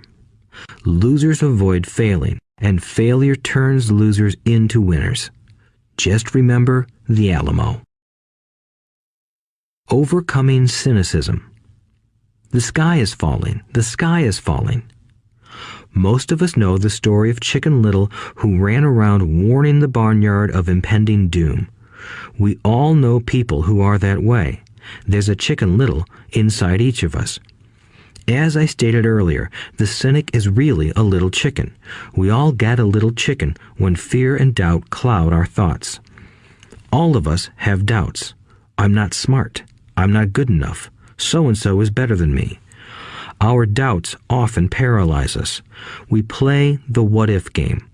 What if the economy crashes right after I invest? What if I lose control and I can't pay the money back? What if things don't go as I planned? Or we have friends or loved ones who will remind us of our shortcomings. They often say, "What makes you think you can do that? If it's such a good idea, how come someone else hasn't done it? That will never work. You don't know what you're talking about." These words of doubt often get so loud that we fail to act. A horrible feeling builds in our stomach. Sometimes we can't sleep. We fail to move forward. So we stay with what is safe, and opportunities pass us by. We watch life passing by as we sit immobilized with a cold knot in our body. We have all felt this at one time in our lives, some more than others. Peter Lynch of Fidelity Magellan Mutual Fund fame refers to warnings about the sky falling as noise, and we all hear it. Noise is either created inside our heads or comes from outside, often from friends, family, co-workers, and the media. Lynch recalls the time during the 1950s when the threat of nuclear war was so prevalent in the news that people began building fallout shelters and storing food and water. If they had invested that money wisely in the market, instead of building a fallout shelter, they'd probably be financially independent today. When violence breaks out in a city, gun sales go up all over the country. A person dies from rare hamburger meat in the state of Washington, and the Arizona Health Department orders restaurants to have all beef cooked well done. A drug company runs a TV commercial in February showing people catching the flu. Colds go up as well as sales of cold medicine. Most people are poor because when it comes to investing, the world is filled with Chicken Littles running around yelling, "The sky is falling, the sky is falling." And Chicken Littles are effective because every one of us is a little chicken. It often takes great courage to not let rumors and talk of doom and gloom affect your doubts and fears. But a savvy investor knows that the seemingly worst of times is actually the best of times to make money. When everyone else is too afraid to act, they pull the trigger and are rewarded. Some time ago, a friend named Richard came from Boston to visit Kim and me in Phoenix. He was impressed with what we had done through stocks and real estate. The Phoenix real estate prices were depressed. We spent 2 days showing him what we thought were excellent opportunities for cash flow and capital appreciation. Kim and I are not real estate agents. We are strictly investors. After identifying a unit in a resort community, we called an agent who sold it to him that afternoon. The price was a mere $42,000 for a 2-bedroom townhome. Similar units were going for $65,000. He had found a bargain. Excited, he bought it and returned to Boston. 2 weeks later, the agent called to say that our friend had backed out. I called immediately to find out why. All he said was that he talked to his neighbor, and his neighbor told him it was a bad deal. He was paying too much. I asked Richard if his neighbor was an investor. Richard said he was not. When I asked why he listened to him, Richard got defensive and simply said he wanted to keep looking. The real estate market in Phoenix turned, and a few years later, that little unit was renting for $1,000 a month, $2,500 in the peak winter months. The unit was worth $95,000. All Richard had to put down was $5,000, and he would have had a start at getting out of the rat race. Today, he still has done nothing. Richard's backing out did not surprise me. It's called buyer's remorse, and it affects all of us. The little chicken won, and a chance at freedom was lost. In another example, I hold a small portion of my assets in tax lien certificates instead of CDs. I earn 16% per year on my money, which certainly beats the interest rates banks offer on CDs. The certificates are secured by real estate and enforced by state law, which is also better than most banks. The formula they're bought on makes them safe. They just lack liquidity. So I look at them as 2 to 7 year CDs. Almost every time I tell someone that I hold my money this way, especially if they have money in CDs, they will tell me it's risky. They tell me why I should not do it. When I ask them where they get their information, they say from a friend or an investment magazine. They've never done it, and they're telling someone who's doing it why they shouldn't. The lowest yield I look for is 16%, but people who are filled with doubt are willing to accept a far lower return. Doubt is expensive. My point is that it's those doubts and cynicism that keep most people poor and playing it safe. The real world is simply waiting for you to get rich. Only a person's doubts keep them poor. As I said, getting out of the rat race is technically easy. It doesn't take much education, but those doubts are cripplers for most people. Cynics never win, said Rich Dad. Unchecked doubt and fear creates a cynic. Cynics criticize and winners analyze was another of his favorite sayings. Rich Dad explained that criticism blinded while analysis opened eyes. Analysis allowed winners to see that critics were blind and to see opportunities that everyone else missed. And finding what people miss is key to any success. Real estate is a powerful investment tool for anyone seeking financial independence or freedom. It is a unique investment tool. Yet every time I mention real estate as a vehicle, I often hear, "I don't want to fix toilets." That's what Peter Lynch calls noise. That's what my rich dad would say is the cynic talking, someone who criticizes and does not analyze, someone who lets their doubts and fears close their mind instead of open their eyes. So when someone says, "I don't want to fix toilets, I want to fire back," what makes you think I want to? They're saying a toilet is more important than what they want. I talk about freedom from the rat race, and they focus on toilets. That is the thought pattern that keeps most people poor. They criticize instead of analyze. I don't once hold the key to your success, Rich Dad would say, because I too do not want to fix toilets. I shop hard for a property manager who does fix toilets. And by finding a great property manager who runs houses or apartments, well, my cash flow goes up. But more importantly, a great property manager allows me to buy a lot more real estate since I don't have to fix toilets.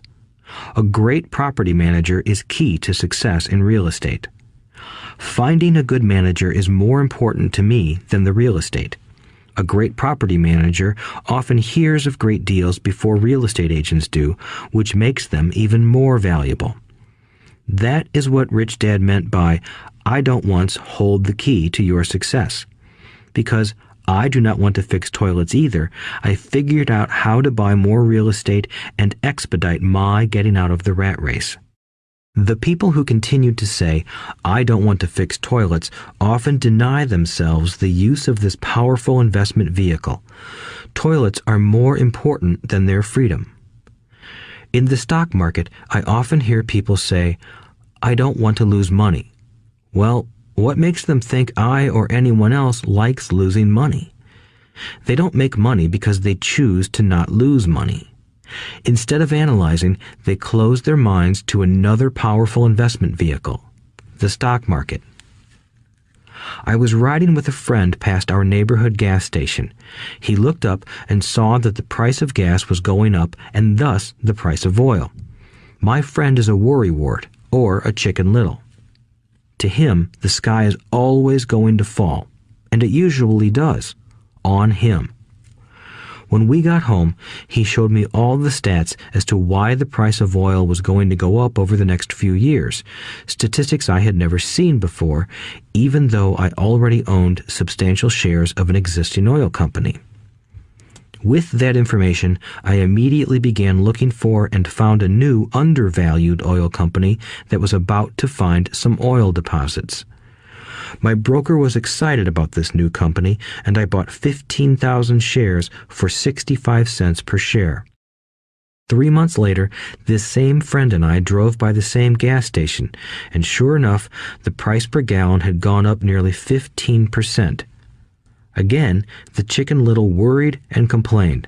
I smiled, because a month earlier, that little oil company hit oil, and those 15,000 shares went up to more than $3 per share since he had first given me the tip.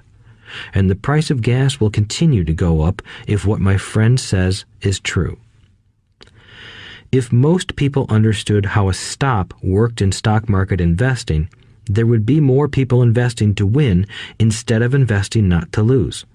A stop is simply a computer command that sells your stock automatically if the price begins to drop, helping to minimize your losses and maximize some gains.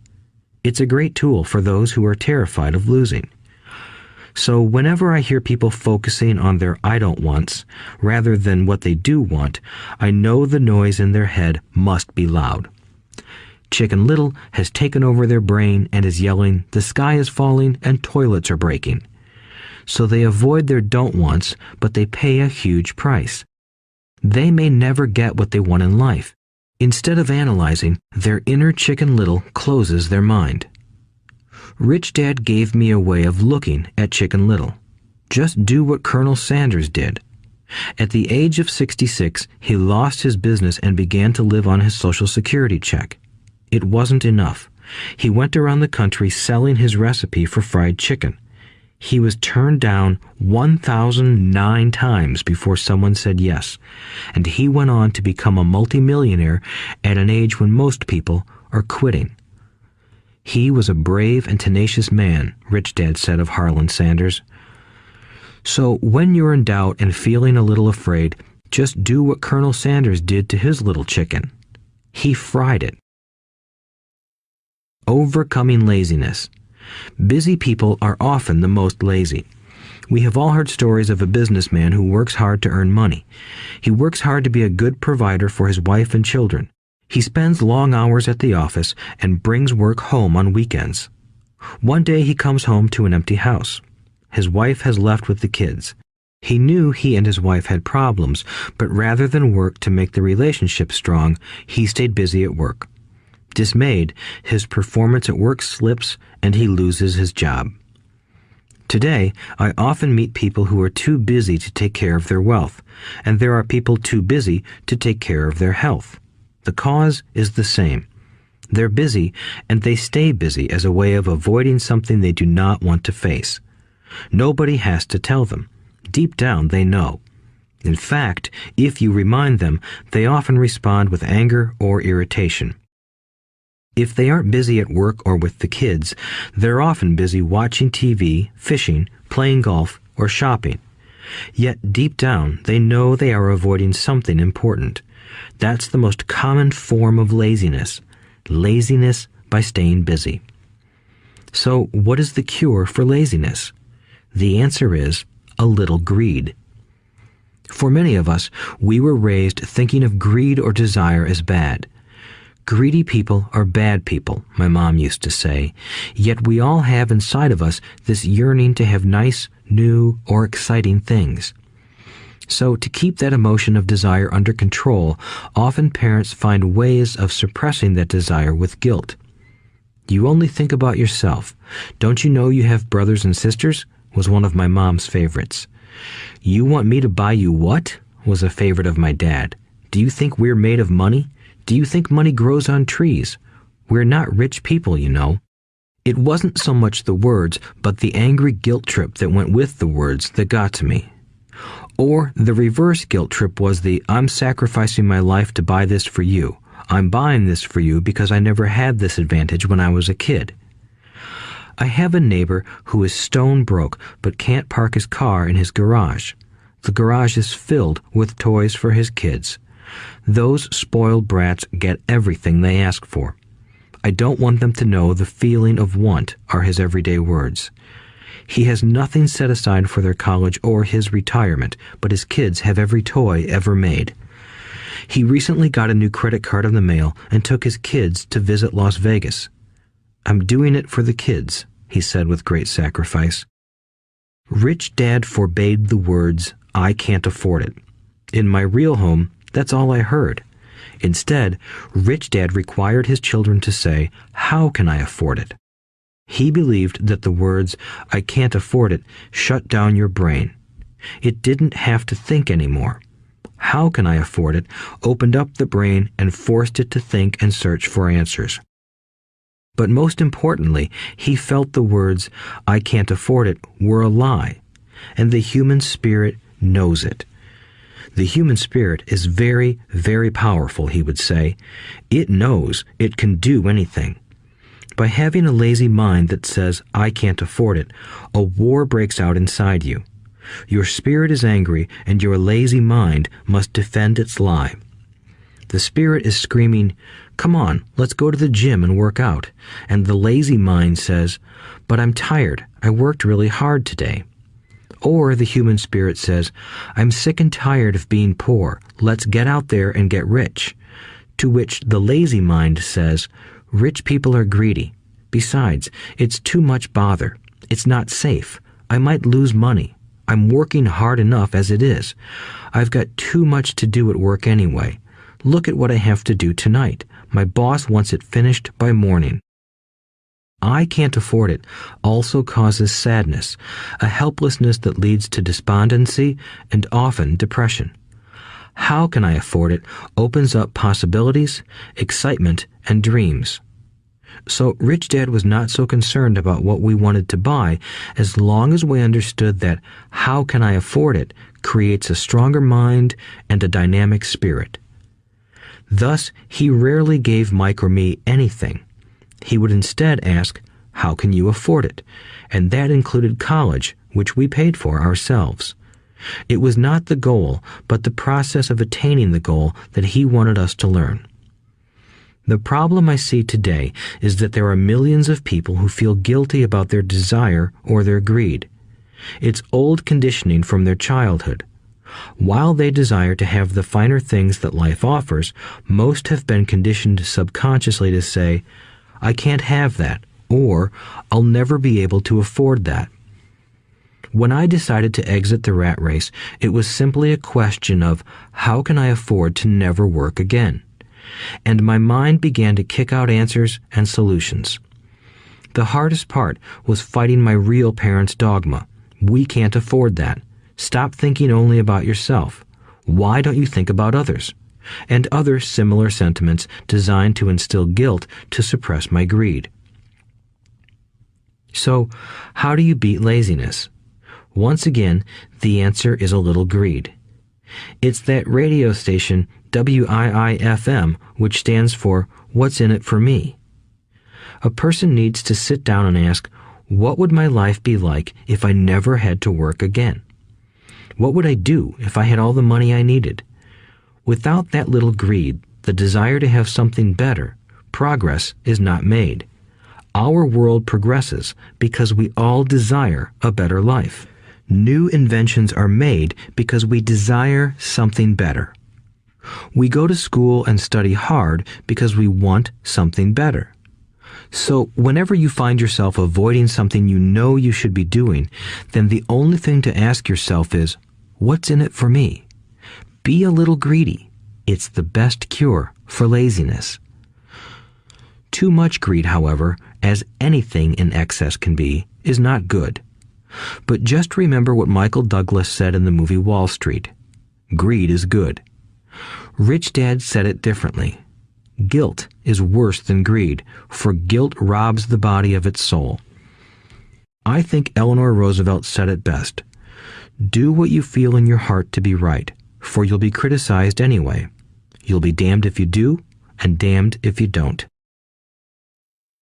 Overcoming bad habits. Our lives are a reflection of our habits more than our education.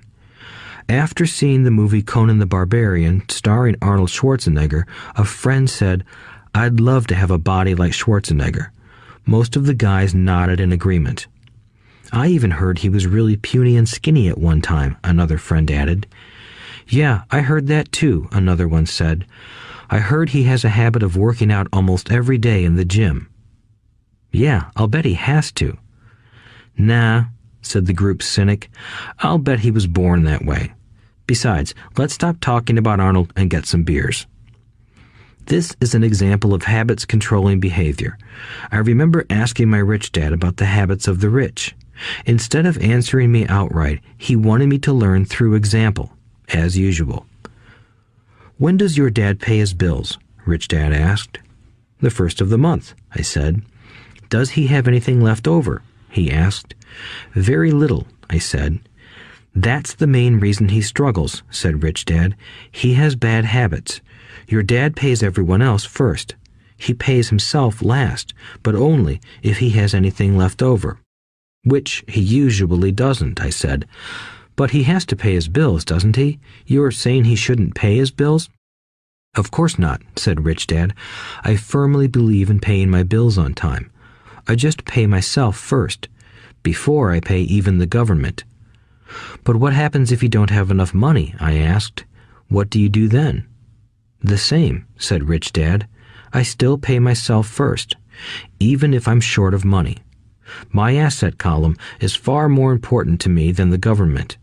"But," I said, "don't they come after you?" "Yes, if you don't pay," said Rich Dad. "Look, I did not say not to pay. I just said I pay myself first, even if I'm short of money." "But," I replied, "how do you do that?" "It's not how. The question is why," Rich Dad said. "Okay, why?" "Motivation," said Rich Dad. "Who do you think will complain louder if I don't pay them? Me or my creditors?" "Your creditors will definitely scream louder than you," I said, responding to the obvious. "You wouldn't say anything if you didn't pay yourself." So you see, after paying myself, the pressure to pay my taxes and the other creditors is so great that it forces me to seek other forms of income. The pressure to pay becomes my motivation. I've worked extra jobs, started other companies, traded in the stock market, anything, just to make sure those guys don't start yelling at me. That pressure made me work harder, forced me to think, and all in all, made me smarter and more active when it comes to money. If I had paid myself last, I would have felt no pressure, but I'd be broke. So it is the fear of the government or other people you owe money to that motivates you? That's right, said Rich Dad. You see, government bill collectors are big bullies. So are bill collectors in general. Most people give in to those bullies. They pay them and never pay themselves. You know the story of the 98-pound weakling who gets sand kicked in his face? I nodded. I see that ad for weightlifting and bodybuilding lessons in the comic books all the time. Well, most people let the bullies kick sand in their faces. I decided to use the fear of the bully to make me stronger. Others got weaker. Forcing myself to think about how to make extra money is like going to the gym and working out with weights. The more I work my mental money muscles out, the stronger I get.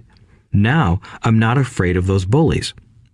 I liked what Rich Dad was saying, so if I pay myself first, I get financially stronger mentally and fiscally. Rich Dad nodded. And if I pay myself last, or not at all, I get weaker. So, people like bosses, managers, tax collectors, bill collectors, and landlords push me around all my life just because I don't have good money habits. Rich Dad nodded, just like the 98-pound weakling. Overcoming arrogance. What I know makes me money. What I don't know loses me money. Every time I have been arrogant, I have lost money. Because when I'm arrogant, I truly believe that what I don't know is not important, Rich Dad would often tell me. I have found that many people use arrogance to try to hide their own ignorance. It often happens when I am discussing financial statements with accountants or even other investors. They try to bluster their way through the discussion. It is clear to me that they don't know what they're talking about. They're not lying, but they are not telling the truth. There are many people in the world of money, finances, and investments who have absolutely no idea what they're talking about. Most people in the money industry are just spouting off sales pitches like used car salesmen. When you know you are ignorant in a subject, start educating yourself by finding an expert in the field or a book on the subject. Chapter 8. Getting Started. There is gold everywhere. Most people are not trained to see it. I wish I could say acquiring wealth was easy for me, but it wasn't. So in response to the question, how do I start, I offer the thought process I go through on a day-to-day basis. It really is easy to find great deals. I promise you that. It's just like riding a bike. After a little wobbling, it's a piece of cake. But when it comes to money, it takes determination to get through the wobbling. That's a personal thing. To find million-dollar deals of a lifetime requires us to call on our financial genius. I believe that each of us has a financial genius within us. The problem is that our financial genius lies asleep, waiting to be called upon. It lies asleep because our culture has educated us into believing that the love of money is the root of all evil. It has encouraged us to learn a profession so we can work for money, but failed to teach us how to have money work for us. It taught us not to worry about our financial future because our company or the government would take care of us when our working days are over. However, it is our children, educated in the same school system, who will end up paying for this absence of financial education. The message is still to work hard, earn money, and spend it. And when we run short, we can always borrow more. Unfortunately, 90% of the Western world subscribes to the above dogma, simply because it's easier to find a job and work for money. If you are not one of the masses, I offer you the following 10 steps to awaken your financial genius. I simply offer you the steps I have personally followed. If you want to follow some of them, great. If you don't, make up your own. Your financial genius is smart enough to develop its own list. While in Peru, I asked a gold miner of 45 years how he was so confident about finding a gold mine. He replied, "There is gold everywhere. Most people are not trained to see it." And I would say that is true. In real estate, I can go out and in a day come up with 4 or 5 great potential deals. while the average person will go out and find nothing, even looking in the same neighborhood. The reason is that they have not taken the time to develop their financial genius. I offer you the following 10 steps as a process to develop your God-given powers, powers over which only you have control. 1. Find a reason greater than reality, the power of spirit. If you ask most people if they would like to be rich or financially free, they would say yes. But then reality sets in. The road seems too long with too many hills to climb. It's easier to just work for money and hand the excess over to your broker. I once met a young woman who had dreams of swimming for the U.S. Olympic team. The reality was that she had to get up every morning at 4 o'clock to swim for 3 hours before going to school. She did not party with her friends on Saturday night. She had to study and keep her grades up, just like everyone else. When I asked her what fueled her superhuman ambition and sacrifice, she simply said, "I do it for myself and the people I love. It's love that gets me over the hurdles and sacrifices." A reason or a purpose is a combination of wants and don't wants. When people ask me what my reason for wanting to be rich is, I tell them that it is a combination of deep emotional wants and don't wants. I will list a few. First, the don't wants, for they create the wants. I don't want to work all my life. I don't want what my parents aspired for, which was job security and a house in the suburbs. I don't like being an employee. I hated that my dad always missed my football games because he was so busy working on his career. I hated it when my dad worked hard all his life and the government took most of what he worked for at his death. He could not even pass on what he worked so hard for when he died. The rich don't do that. They work hard and pass it on to their children. Now, the wants. I want to be free to travel the world and live in the lifestyle I love. I want to be young when I do this. I want to simply be free. I want control over my time and my life. I want money to work for me. Those are my deep-seated emotional reasons. What are yours? If they are not strong enough, then the reality of the road ahead may be greater than your reasons. I have lost money and been set back many times, but it was the deep emotional reasons that kept me standing up and going forward. I wanted to be free by age 40, but it took me until I was 47, with many learning experiences along the way. As I said, I wish I could say it was easy. It wasn't, but it wasn't that hard either. I've learned that without a strong reason or purpose, anything in life is hard. If you do not have a strong reason, there is no sense listening further. It will sound like too much work. 2.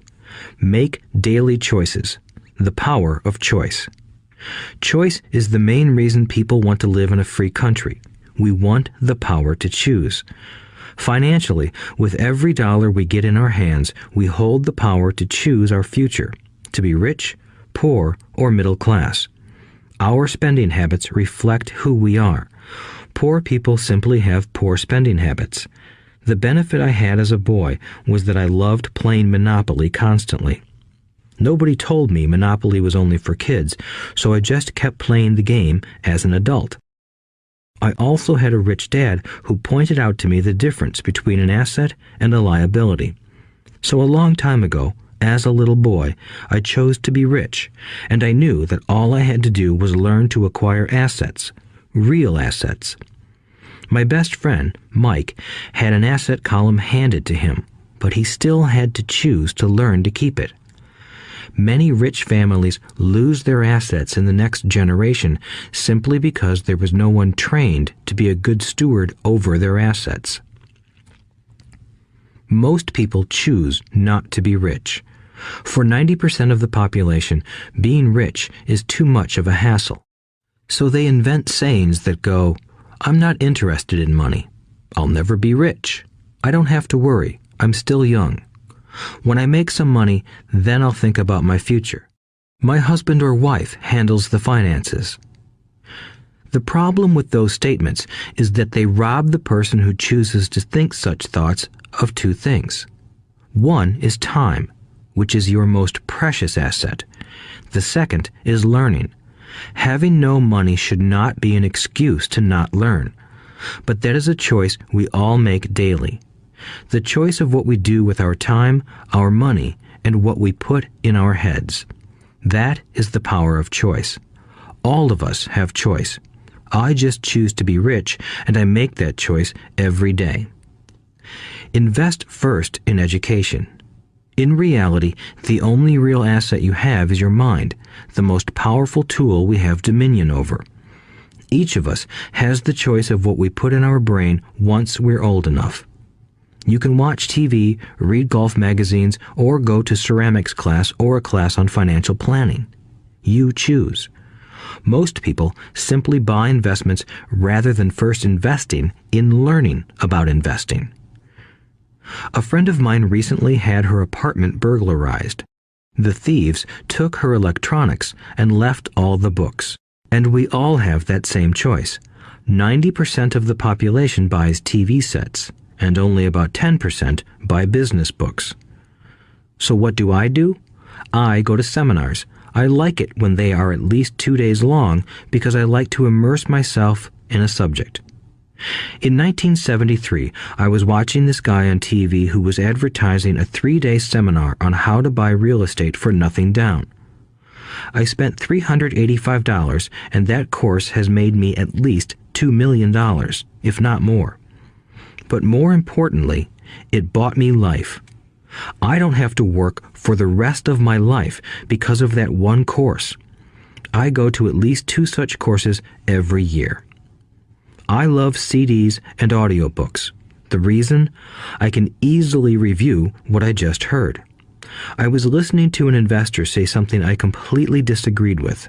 Instead of becoming arrogant and critical, I simply listened to that 5-minute stretch at least 20 times, maybe more. But suddenly, by keeping my mind open, I understood why he said what he said. It was like magic. I felt like I had a window into the mind of one of the greatest investors of our time. I gained tremendous insight into the vast resources of his education and experience. The net result? I still have the old way I used to think, and I now have a new way of looking at the same problem or situation. I have 2 ways to analyze a problem or trend, and that is priceless. Today, I often say, how would Donald Trump do this, or Warren Buffett, or George Soros? The only way I can access their vast mental power is to be humble enough to read or listen to what they have to say. Arrogant or critical people are often people with low self-esteem who are afraid of taking risks. That's because if you learn something new, you are then required to make mistakes in order to fully understand what you have learned. If you have listened this far, arrogance is not one of your problems. Arrogant people rarely read or listen to experts. Why should they? They are the center of the universe. There are so many intelligent people who argue or defend when a new idea clashes with the way they think. In this case, their so-called intelligence combined with arrogance equals ignorance. Each of us knows people who are highly educated or believe they are smart, but their balance sheet paints a different picture. A truly intelligent person welcomes new ideas, for new ideas can add to the synergy of other accumulated ideas. Listening is more important than talking. If that were not true, God would not have given us 2 ears and only 1 mouth. Too many people think with their mouth instead of listening in order to absorb new ideas and possibilities. They argue instead of asking questions. I take a long view on my wealth. I do not subscribe to the get-rich-quick mentality most lottery players or casino gamblers have. I may go in and out of stocks, but I am long on education. If you want to fly an airplane, I advise taking lessons first. I am always shocked at people who buy stocks or real estate but never invest in their greatest asset, their mind. Just because you bought a house or two does not make you an expert at real estate. 3. Choose friends carefully. The power of association. First of all, I do not choose my friends by their financial statements. I have friends who have actually taken a vow of poverty, as well as friends who earn millions every year. The point is that I learn from all of them. Now, I will admit that there are people I have actually sought out because they had money. But I was not after their money. I was seeking their knowledge. In some cases, these people who had money have become dear friends. I've noticed that my friends with money talk about money. They don't do it to brag. They're interested in the subject. So I learn from them, and they learn from me. My friends who are in dire financial straits do not like talking about money, business, or investing. They often think it rude or unintellectual. So I also learn from my friends who struggle financially. I find out what not to do. I have several friends who have generated over $1 billion in their short lifetimes. The 3 of them report the same phenomenon. Their friends who have no money have never come to them to ask them how they did it, but they do come asking for one of 2 things, or both, a loan or a job. Warning: don't listen to poor or frightened people. I have such friends, and while I love them dearly, they are the Chicken Littles of life. To them, when it comes to money, especially investments, it's always, the sky is falling, the sky is falling. They can always tell you why something won't work. The problem is that people listen to them. But people who blindly accept doom and gloom information are also Chicken Littles. As that old saying goes, birds of a feather flock together. If you watch business channels on TV, they often have a panel of so-called experts. One expert will say the market is going to crash, and the other will say it's going to boom. If you're smart, you listen to both. Keep your mind open, because both have valid points. Unfortunately, most poor people listen to Chicken Little. I have had many close friends try to talk me out of a deal or an investment. Not long ago, a friend told me he was excited because he found a 6% certificate of deposit. I told him I earned 16% from the state government. The next day, he sent me an article about why my investment was dangerous. I have received 16% for years now, and he still receives 6%. I would say that one of the hardest things about wealth building is to be true to yourself and to be willing to not go along with the crowd.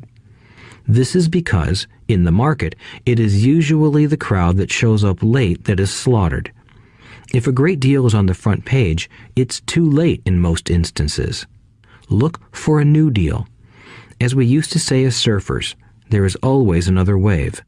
People who hurry and catch a wave late usually are the ones who wipe out. Smart investors don't time the markets. If they miss a wave, they search for the next one and get themselves in position.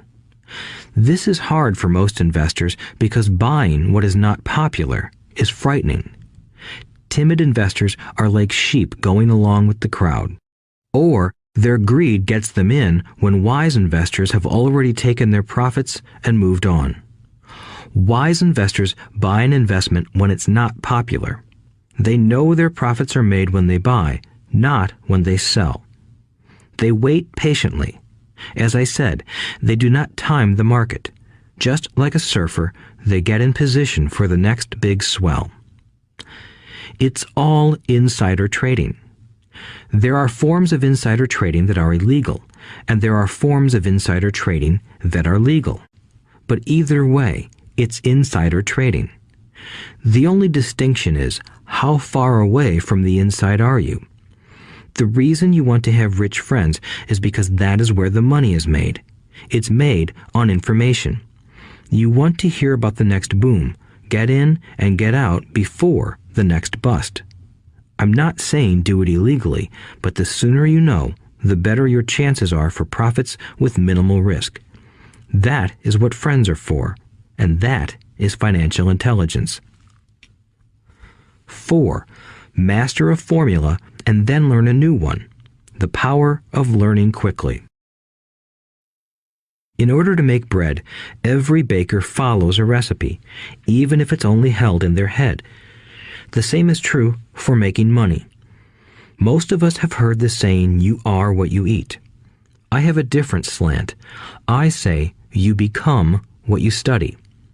In other words, be careful what you learn, because your mind is so powerful that you become what you put in your head.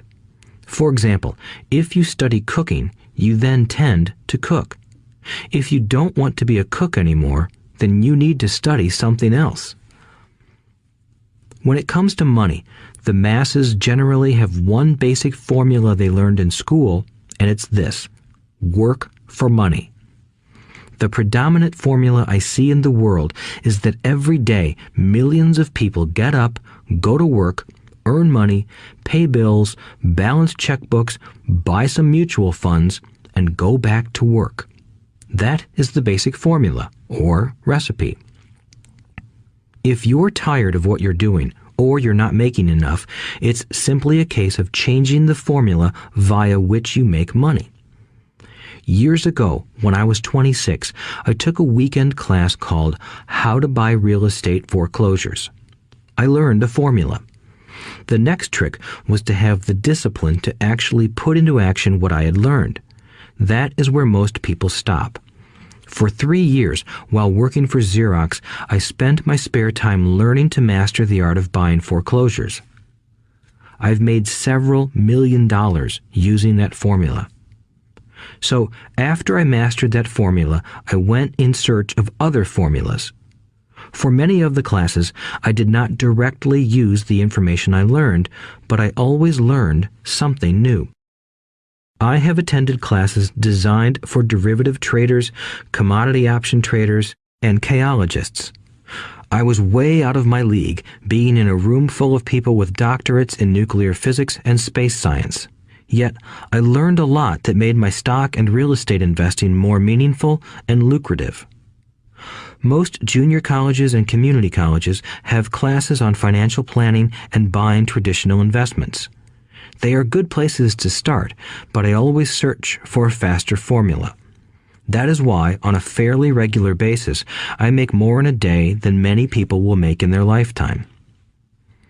Another side note, in today's fast-changing world, it's not so much what you know anymore that counts, because often what you know is old. It is how fast you learn. That skill is priceless. It's priceless in finding faster formulas, recipes, if you will, for making dough. Working hard for money is an old formula born in the day of cavemen. 5. Pay yourself first.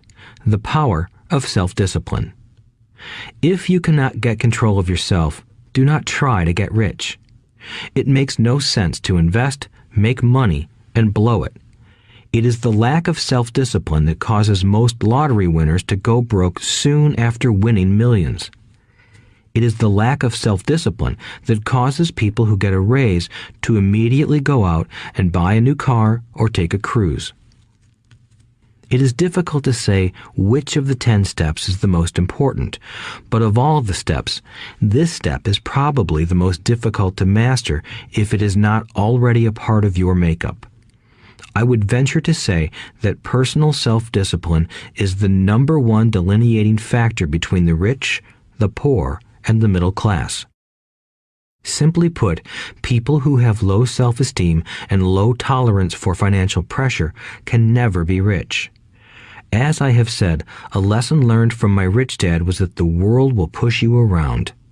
The world pushes people around, not because other people are bullies, but because the individual lacks internal control and discipline. People who lack internal fortitude often become victims of those who have self-discipline.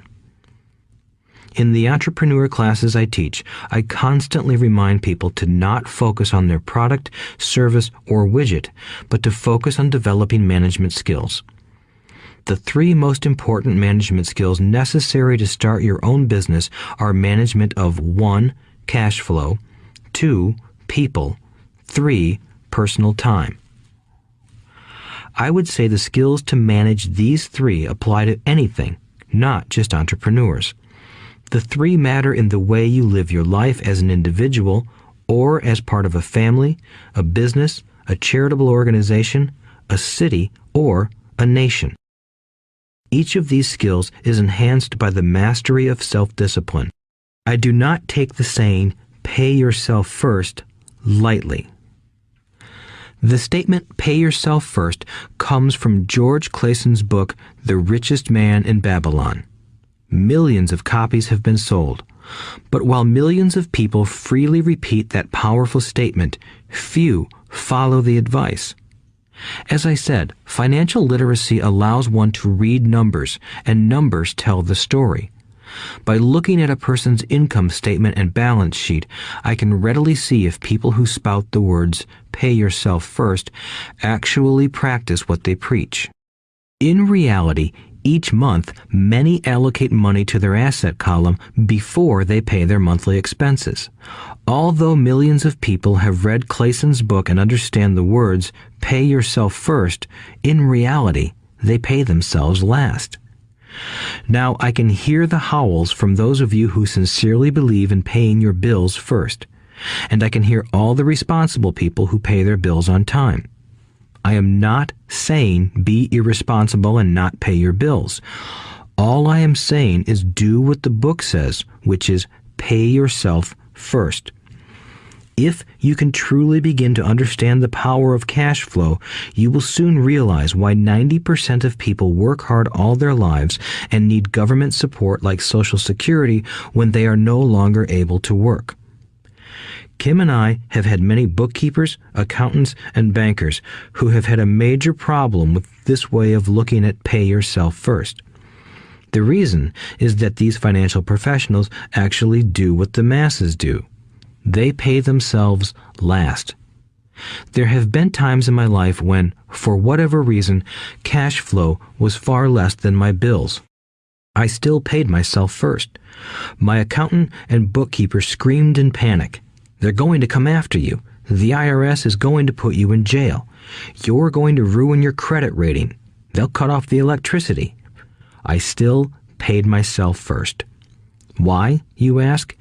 Because that's what the story, The Richest Man in Babylon, was all about. The power of self-discipline and the power of internal fortitude. As my rich dad taught me the first month I worked for him, most people allow the world to push them around. A bill collector calls and you pay or else. A sales clerk says, "Oh, just put it on your charge card." Your real estate agent tells you, "Go ahead. The government allows you a tax deduction on your home." That is what the book is really about. Having the guts to go against the tide and get rich. You may not be weak, but when it comes to money, many people get wimpy. I am not saying be irresponsible. The reason I don't have high credit card debt and doodad debt is because I pay myself first. The reason I minimize my income is because I don't want to pay it to the government. That is why my income comes from my asset column through a Nevada corporation. If I work for money, the government takes it. Although I pay my bills last, I am financially astute enough to not get into a tough financial situation. I don't like consumer debt. I actually have liabilities that are higher than 99% of the population, but I don't pay for them. Other people pay for my liabilities. They're called tenants. So rule number 1 in paying yourself first is don't get into debt in the first place. Although I pay my bills last, I set it up to have only small, unimportant bills that are due. When I occasionally come up short, I still pay myself first. I let the creditors and even the government scream. I like it when they get tough. Why? Because those guys do me a favor. They inspire me to go out and create more money. So I pay myself first, invest the money, and let the creditors yell. I generally pay them right away anyway. Kim and I have excellent credit. We just don't cave into pressure and spend our savings or liquidate stocks to pay for consumer debt. That is not too financially intelligent. To successfully pay yourself first, keep the following in mind. 1. Don't get into large debt positions that you have to pay for. Keep your expenses low. Build up assets first, then buy the big house or nice car. Being stuck in the rat race is not intelligent. 2. When you come up short, let the pressure build and don't dip into your savings or investments. Use the pressure to inspire your financial genius to come up with new ways of making more money and then pay your bills. You will have increased your ability to make more money as well as your financial intelligence. So many times I have gotten into financial hot water and used my brain to create more income while staunchly defending the assets in my asset column. My bookkeeper has screamed and dived for cover, but I was like a good soldier defending the fort. Fort assets. Poor people have poor habits. A common bad habit is innocently called dipping into savings. The rich know that savings are only used to create more money, not to pay bills. I know that sounds tough, but as I said, if you're not tough inside, the world will always push you around anyway. If you do not like financial pressure, then find a formula that works for you. A good one is to cut expenses, put your money in the bank, pay more than your fair share of income tax, buy safe mutual funds, and take the vow of the average. But this violates the pay yourself first rule. This rule does not encourage self-sacrifice or financial abstinence. It doesn't mean pay yourself first and starve. Life was meant to be enjoyed. If you call on your financial genius, you can have all the goodies of life, get rich, and pay bills. And that is financial intelligence. 6. Pay your brokers well. The power of good advice. Sometimes I see people posting a sign in front of their house that says, "For sale by owner." Or I see people on TV claiming to be discount brokers. My rich dad taught me to take the opposite approach. He believed in paying professionals well, and I have adopted that policy also. Today, I have expensive attorneys, accountants, real estate brokers, and stockbrokers. Why? Because if, and I do mean if, the people are professionals, their services should make you money. And the more money they make, the more money I make. We live in the information age. Information is priceless. A good broker should provide you with information as well as take the time to educate you. I have several brokers who do that for me. Some taught me when I had little or no money, and I am still with them today. What I pay a broker is tiny in comparison with what kind of money I can make because of the information they provide. I love it when my real estate broker or stockbroker makes a lot of money because that usually means I made a lot of money. A good broker saves me time in addition to making me money.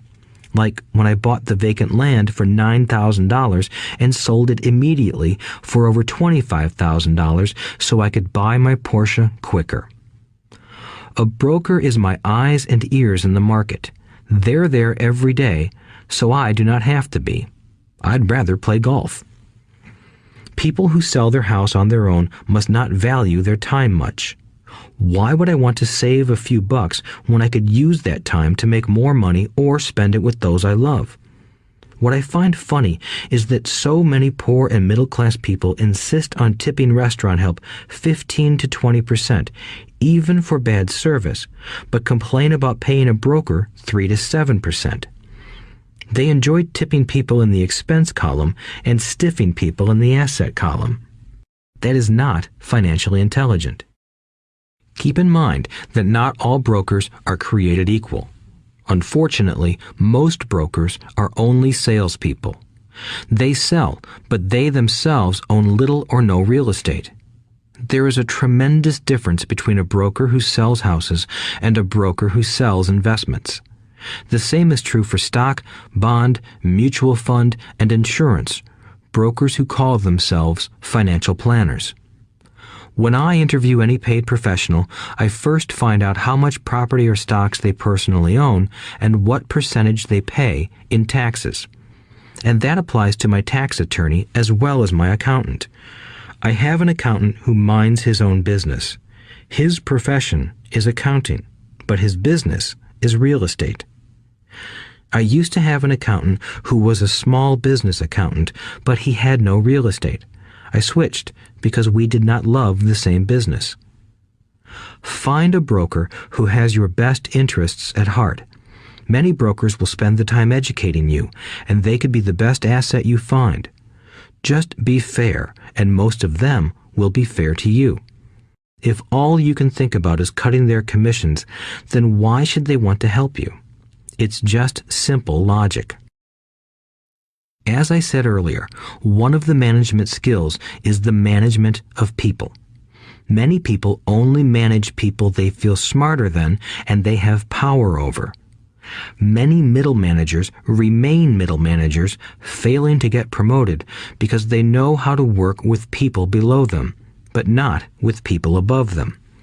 The real skill is to manage and reward the people who are smarter than you in some technical area. That is why companies have a board of directors. You should have one too.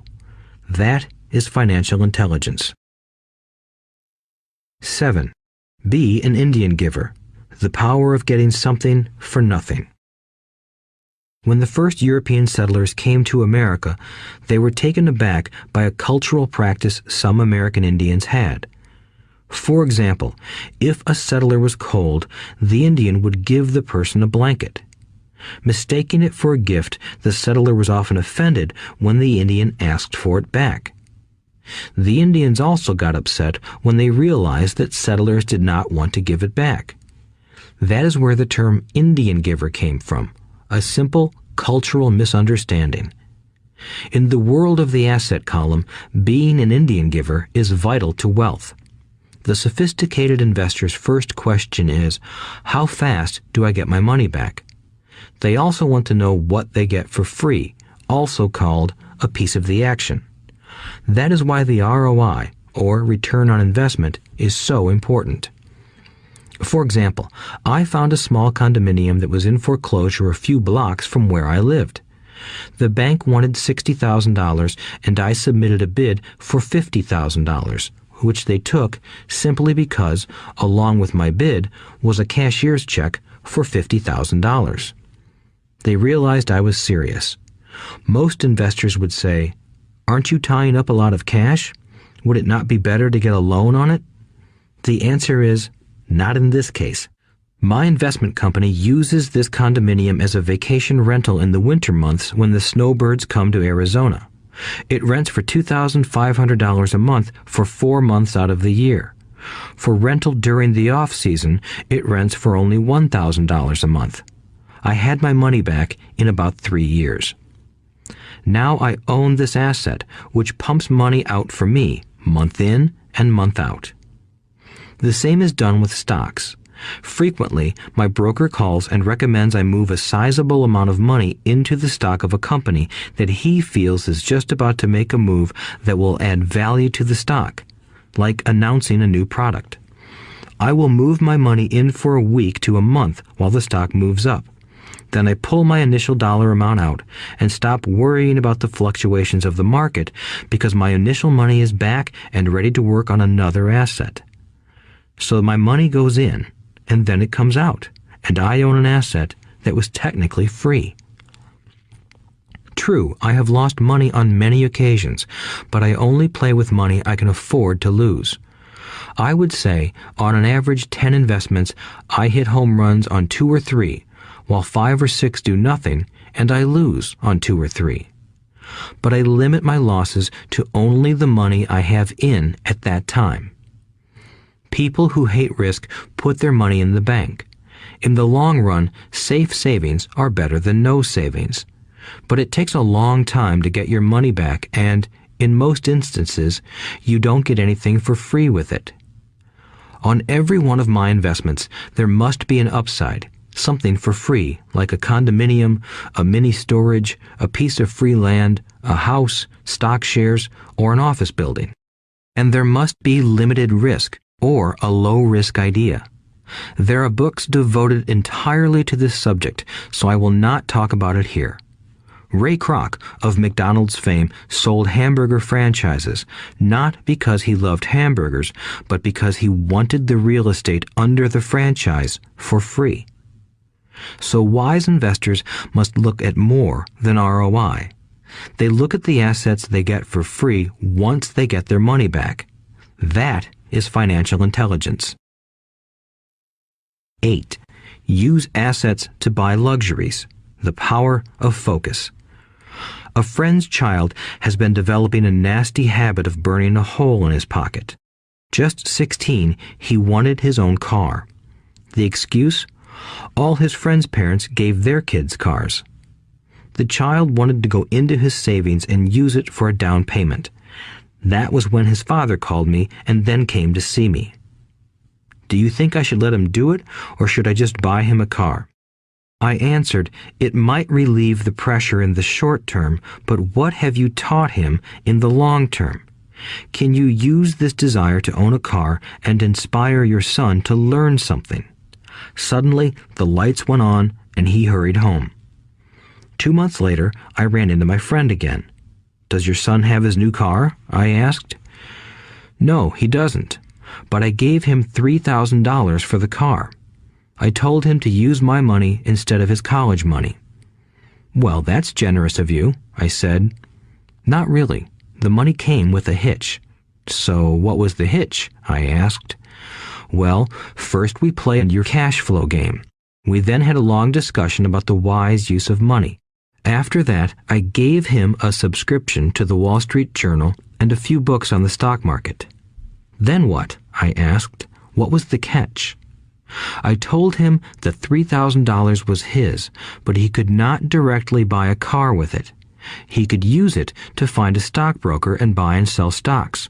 Once he had made $6,000 with the $3,000, the money would be his for the car, and the $3,000 would go into his college fund. And what are the results? I asked. Well, he got lucky early in his trading, but lost everything a few days later. Then he really got interested. Today, I would say he is down $2,000, but his interest is up.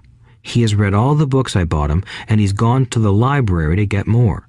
He reads the Wall Street Journal voraciously, watching for indicators.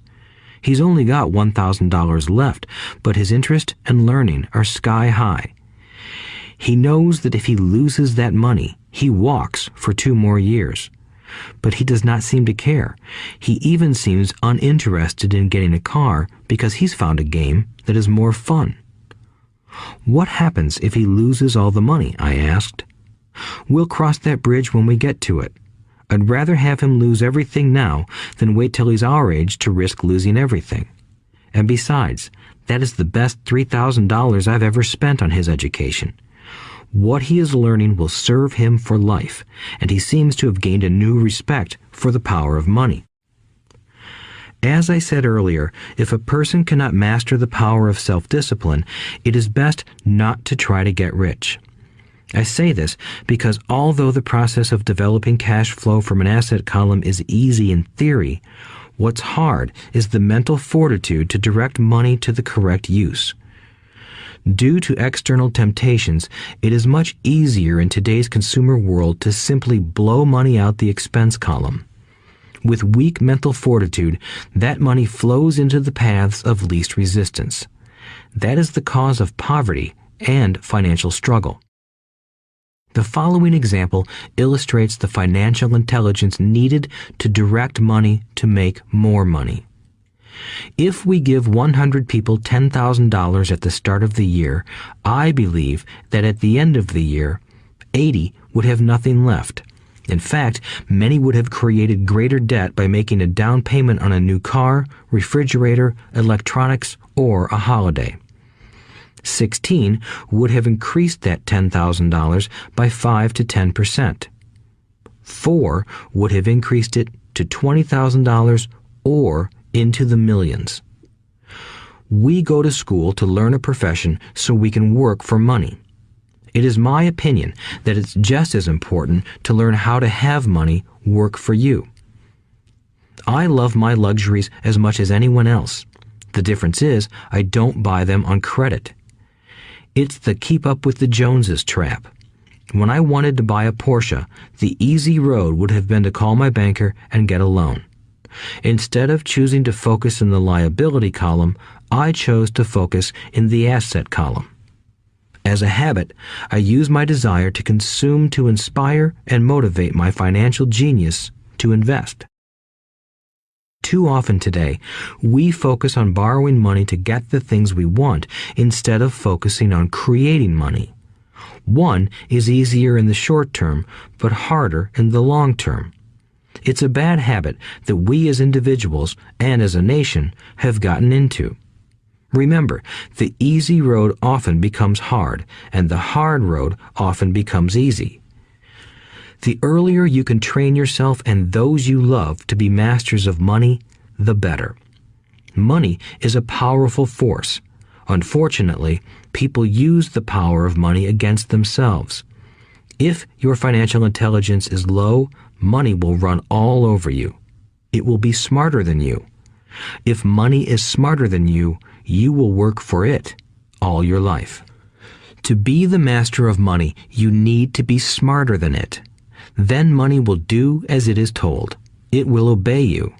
Instead of being a slave to it, you will be the master of it. That is financial intelligence. 9. Choose heroes. The power of myth. When I was a kid, I greatly admired Willie Mays, Hank Aaron, and Yogi Berra. They were my heroes, and I wanted to be just like them. I treasured their baseball cards. I knew their stats, the RBIs, the ERAs, their batting averages, how much they got paid, and how they came up from the minor leagues. As a 9-year-old kid, when I stepped up to bat or played first base or catcher, I wasn't me. I pretended I was a famous baseball player. It's one of the most powerful ways we learn, and we often lose that as adults. We lose our heroes. Today, I watch young kids playing basketball near my home. On the court, they're not little Johnny. They're pretending to be their favorite basketball hero. Copying or emulating heroes is true power learning. I have new heroes as I grow older. I have golf heroes, and I copy their swings and do my best to read everything I can about them. I also have heroes such as Donald Trump, Warren Buffett, Peter Lynch, George Soros, and Jim Rogers. I know their stats just like I knew the ERAs and RBIs of my childhood baseball heroes. I follow what Warren Buffett invests in, and I read anything I can about his point of view on the market and how he chooses stocks. And I read about Donald Trump, trying to find out how he negotiates and puts deals together. Just as I was not me when I was up to bat, when I'm in the market or I'm negotiating a deal, I am subconsciously acting with the bravado of Trump. Or, when analyzing a trend, I look at it as though Warren Buffett were doing it. By having heroes, we tap into a tremendous source of raw genius. But heroes do more than simply inspire us. Heroes make things look easy. Making it look easy convinces us to want to be just like them. If they can do it, so can I. When it comes to investing, too many people make it sound hard. Instead, find heroes who make it look easy. 10. Teach and you shall receive. The power of giving. Both of my dads were teachers. My rich dad taught me a lesson I have carried all my life, the necessity of being charitable or giving. My educated dad gave a lot of his time and knowledge, but almost never gave away money.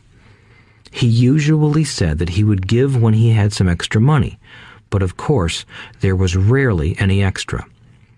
My rich dad gave money as well as education. He believed firmly in tithing. If you want something, you first need to give, he would always say.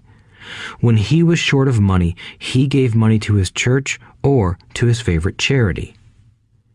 If I could leave one single idea with you, it is that idea.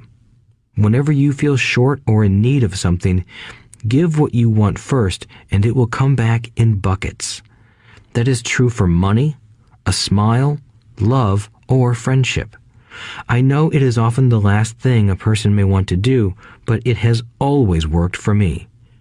I trust that the principle of reciprocity is true, and I give what I want. I want money, so I give money, and it comes back in multiples. I want sales, so I help someone else sell something, and sales come to me. I want contacts, and I help someone else get contacts. Like magic, contacts come to me. I heard a saying years ago that went, "God does not need to receive, but humans need to give." My rich dad would often say, poor people are more greedy than rich people. He would explain that if a person was rich, that person was providing something that other people wanted. In my life, whenever I have felt needy or short of money or short of help, I simply went out or found in my heart what I wanted and decided to give it first. And when I gave, it always came back. It reminds me of the story of the guy sitting with firewood in his arms on a cold, freezing night. He is yelling at the pot-bellied stove, "When you give me some heat, then I'll put some wood in you." And when it comes to money, love, happiness, sales, and contacts, all one needs to remember is to give first. Often, just the process of thinking of what I want and how I could give that to someone else breaks free a torrent of bounty. Whenever I feel that people aren't smiling at me, I simply begin smiling and saying hello. Like magic, the next thing I know, I'm surrounded by smiling people. It is true that your world is only a mirror of you. So that's why I say, teach and you shall receive. I have found that the more I teach those who want to learn, the more I learn. If you want to learn about money, teach it to someone else. A torrent of new ideas and finer distinctions will come in. There are times when I have given and nothing has come back, or what I have received is not what I wanted. But upon closer inspection and soul-searching, I was often giving to receive in those instances, instead of giving for the joy that giving itself brings. My dad taught teachers, and he became a master teacher. My rich dad always taught young people his way of doing business. In retrospect, it was their generosity with what they knew that made them smarter. There are powers in this world that are much smarter than we are. You can get there on your own, but it's easier with the help of the powers that be. You only need to be generous with what you have. Chapter 9. Still want more? Here are some to-dos. Many people may not be satisfied with my 10 steps. They see them more as philosophies than actions. I think understanding the philosophy is just as important as the action. There are many people who want to do instead of think, and then there are people who think but do not do. I would say that I am both. I love new ideas, and I love action. So for those who want a to-do list on how to get started, I will share with you some of the things I do in abbreviated form. Stop doing what you're doing. In other words, take a break and assess what is working and what is not working. The definition of insanity is doing the same thing over and over and expecting a different result. Stop doing what is not working and look for something new. Look for new ideas. For new investing ideas, I go to bookstores and search for books on different and unique subjects. I call them formulas. I buy how-to books on formulas I know nothing about. For example, in the bookstore I found the book The 16% Solution by Joel Moskowitz. I bought the book and read it, and the next Thursday I did exactly as the book said. Most people do not take action, or they let someone talk them out of whatever new formula they are studying. My neighbor told me why 16% would not work. I did not listen to him because he's never done it. Find someone who has done what you want to do. Take them to lunch and ask them for tips and tricks of the trade. As for 16% tax lien certificates, I went to the county tax office and found the government employee who worked in that office. I found out that she too invested in the tax liens. Immediately, I invited her to lunch. She was thrilled to tell me everything she knew and how to do it.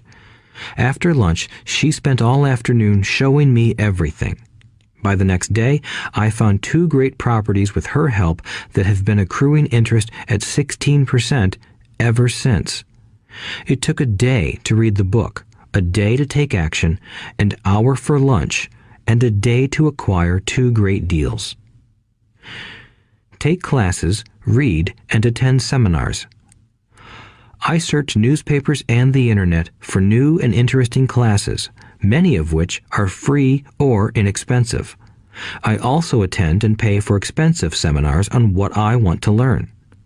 I am wealthy and free from needing a job simply because of the courses I took. I have friends who did not take those classes who told me I was wasting my money, and yet they're still at the same job. Make lots of offers. When I want a piece of real estate, I look at many properties and generally write an offer. If you don't know what the right offer is, neither do I. That is the job of the real estate agent. They make the offers. I do as little work as possible. A friend wanted me to show her how to buy apartment houses. So one Saturday, she, her agent, and I went and looked at 6 apartment houses. 4 were dogs, but 2 were good.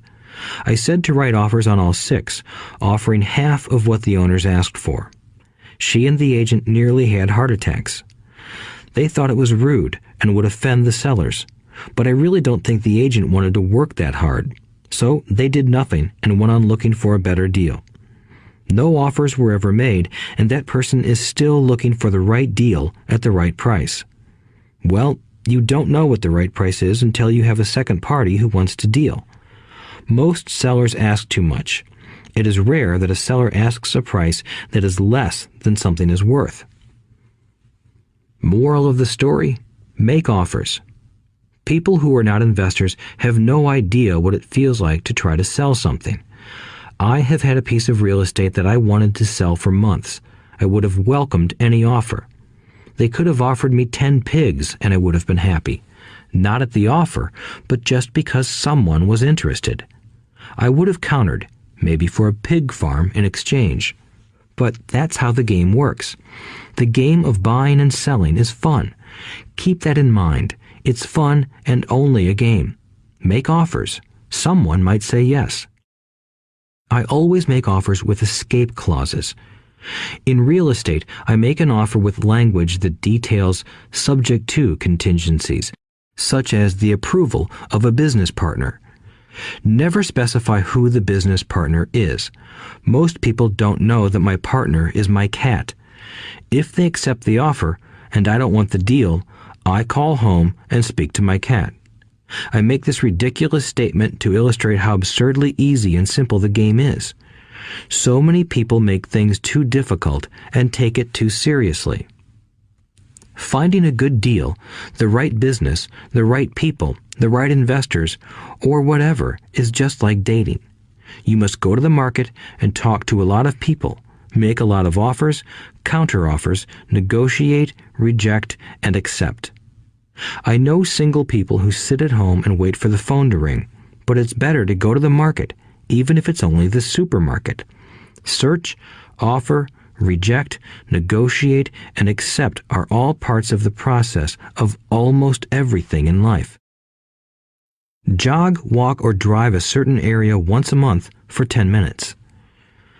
I have found some of my best real estate investments doing this.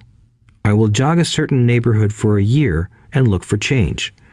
For there to be profit in a deal, there must be 2 elements: a bargain and change. There are lots of bargains, but it's change that turns a bargain into a profitable opportunity. So when I jog a neighborhood I might like to invest in. It is the repetition that causes me to notice slight differences. I notice real estate signs that are up for a long time. That means the seller might be more agreeable to deal. I watch for moving trucks going in or out. I stop and talk to the drivers. I talk to the postal carriers. It's amazing how much information they acquire about an area. I find a bad area, especially an area that the news has scared everyone away from. I drive it for sometimes a year, waiting for signs of something changing for the better. I talk to retailers, especially new ones, and find out why they're moving in. It takes only a few minutes a month, and I do it while doing something else, like exercising or going to and from the store. Shop for bargains in all markets. Consumers will always be poor. When the supermarket has a sale, say on toilet paper, the consumer runs in and stocks up. But when the housing or stock market has a sale, most often called a crash or correction, the same consumer often runs away from it. When the supermarket raises its prices, the consumer shops somewhere else. But when housing or the stock market raises their prices, the same consumer often rushes in and starts buying. Always remember, profits are made in the buying, not in the selling. Look in the right places. A neighbor bought a condominium for $100,000. I bought the identical condo next door for $50,000. He told me he's waiting for the price to go up. I told him that profit is made when you buy, not when you sell. He shopped with a real estate broker who owns no property of her own. I shopped at the foreclosure auction.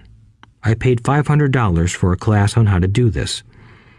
My neighbor thought that the $500 for a real estate investment class was too expensive. He said he could not afford the money or the time. So he waits for the prices to go up. Look for people who want to buy first, then look for someone who wants to sell. A friend was looking for a certain piece of land. He had the money, but did not have the time. I found a large piece of land, larger than what my friend wanted to buy, tied it up with an option, called my friend, and he said he wanted a piece of it. So I sold the piece to him and then bought the land. I kept the remaining land as mine for free. Moral of the story: buy the pie and cut it in pieces. Most people look for what they can afford, so they look too small. They buy only a piece of the pie, so they end up paying more for less. Small thinkers don't get the big breaks. If you want to get richer, think big. Think big. Retailers love giving volume discounts simply because most business people love big spenders. So even if you're small, you can always think big. When my company was in the market for computers, I called several friends and asked them if they were ready to buy also. We then went to different dealers and negotiated a great deal because we wanted to buy so many. I have done the same with stocks. Small people remain small because they think small, act alone, or don't act at all. Learn from history. All the big companies on the stock exchange started out as small companies. Colonel Sanders did not get rich until after he lost everything in his 60s. Bill Gates was one of the richest men in the world before he was 30. Action always beats inaction. These are just a few of the things I have done and continue to do to recognize opportunities. The important words are have done and do. As repeated many times throughout this audiobook, you must take action before you can receive the financial rewards. Act now. Final thoughts. I would like to share some final thoughts with you. The main reason I wrote this book, and the reason it has remained a bestseller since 2000, was to share insights into how increased financial intelligence can be used to solve many of life's common problems. Without financial training, we all too often use the standard formulas to get through life. Work hard, save, borrow, and pay excessive taxes. Today, more than ever, we need better information. I use the following story as an example of a financial problem that confronts many young families today. How do you afford a good education for your children and provide for your own retirement? It requires using financial intelligence instead of hard work. A friend of mine was griping one day about how hard it was to save money for his 4 children's college educations. He was putting $300 away in a college fund each month and had so far accumulated only about $12,000. He had about 12 more years to save for college since his oldest child was then 6 years old. At the time, the real estate market in Phoenix was terrible. People were giving houses away. I suggested to my friend that he buy a house with some of the money in his college fund. The idea intrigued him, and we began to discuss the possibility. His primary concern was that he did not have credit with the bank to buy another house since he was so overextended. I assured him that there were other ways to finance a property rather than through the bank. We looked for a house for 2 weeks, a house that would fit all our criteria. There were plenty to choose from, so shopping was fun. Finally, we found a 3-bedroom, 2-bath home in a prime neighborhood. The owner had been downsized and needed to sell that day because he and his family were moving to California where another job waited. The owner wanted $102,000, but we offered only $79,000. He took it immediately and agreed to carry back the loan with a 10% down payment. All my friend had to come up with was $7,900. As soon as the owner moved, my friend put the house up for rent. After all expenses were paid, including the mortgage, he put $125 in his pocket each month. His plan was to keep the house for 12 years and let the mortgage get paid down faster by applying the extra $125 to the principal each month. We figured that in 12 years, a large portion of the mortgage would be paid off and he could possibly be clearing $800 a month by the time his first child went to college. He could also sell the house if it had appreciated in value. 3 years later, the real estate market greatly improved in Phoenix, and he was offered $156,000 for the same house by the tenant who lived in it. Again, he asked me what I thought. I advised that he sell it, using a 1031 tax-deferred exchange. Suddenly, he had nearly $80,000 to operate with. I called another friend in Austin, Texas, who then moved this tax-deferred capital gain into a mini storage facility. Within 3 months, he began receiving checks for a little less than $1,000 a month, which he then poured back into the college fund. A couple of years later, the mini warehouse sold, and he received a check for nearly $330,000 as proceeds from the sale. He rolled those funds into a new project that would now generate over $3,000 a month in income, again going into the college fund. He is now very confident that his goal will be met easily. It only took $7,900 to start and a little financial intelligence. His children will be able to afford the education they want, and he will then use the underlying asset, wrapped in his legal entity, to pay for his retirement. As a result of this successful investment strategy, he will be able to retire early. Thank you for listening to this audiobook. I hope it has provided some insights into utilizing the power of money to work for you. Today, we need greater financial intelligence to simply survive. The idea that it takes money to make money is the thinking of financially unsophisticated people. It does not mean that they're not intelligent. They have simply not learned the science of making money. Money is only an idea. If you want more money, simply change your thinking. Every self-made person started small with an idea and then turned it into something big. The same applies to investing. It takes only a few dollars to start and grow it into something big.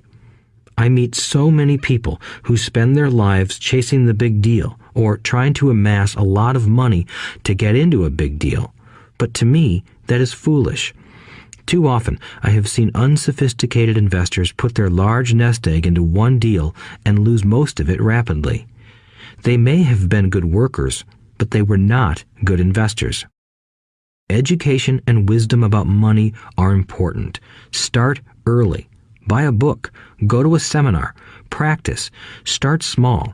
I turned $5,000 cash into a $1 million asset, producing $5,000 a month cash flow in less than 6 years.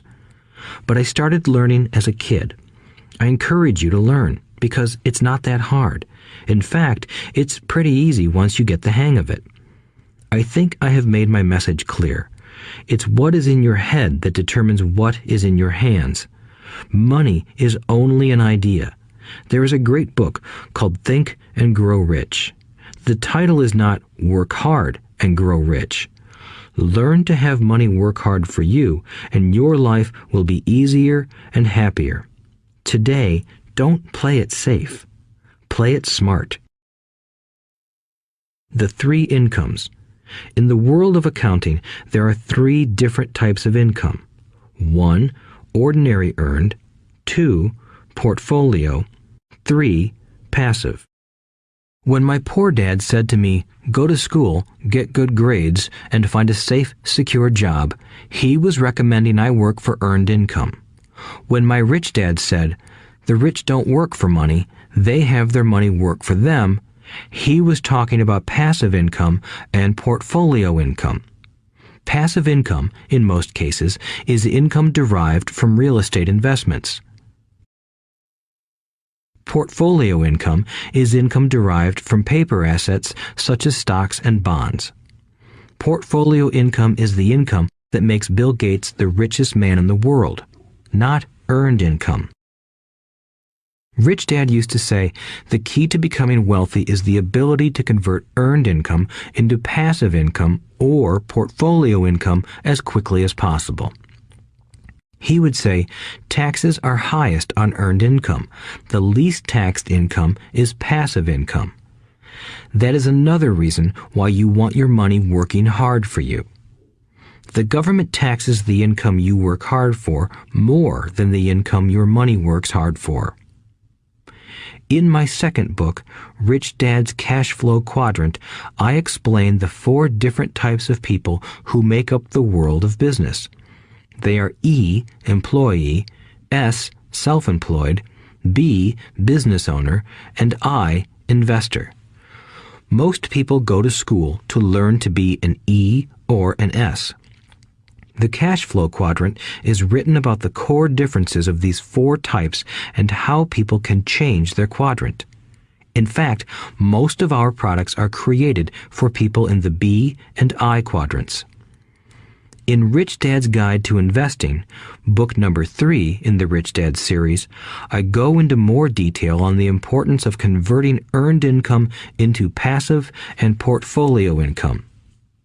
Rich Dad used to say, all a real investor does is convert earned income into passive and portfolio income. If you know what you're doing, investing is not risky. It's just common sense. The key to financial freedom. The key to financial freedom and great wealth is a person's ability to convert earned income into passive and/or portfolio income. My rich dad spent a lot of time teaching Mike and me this skill.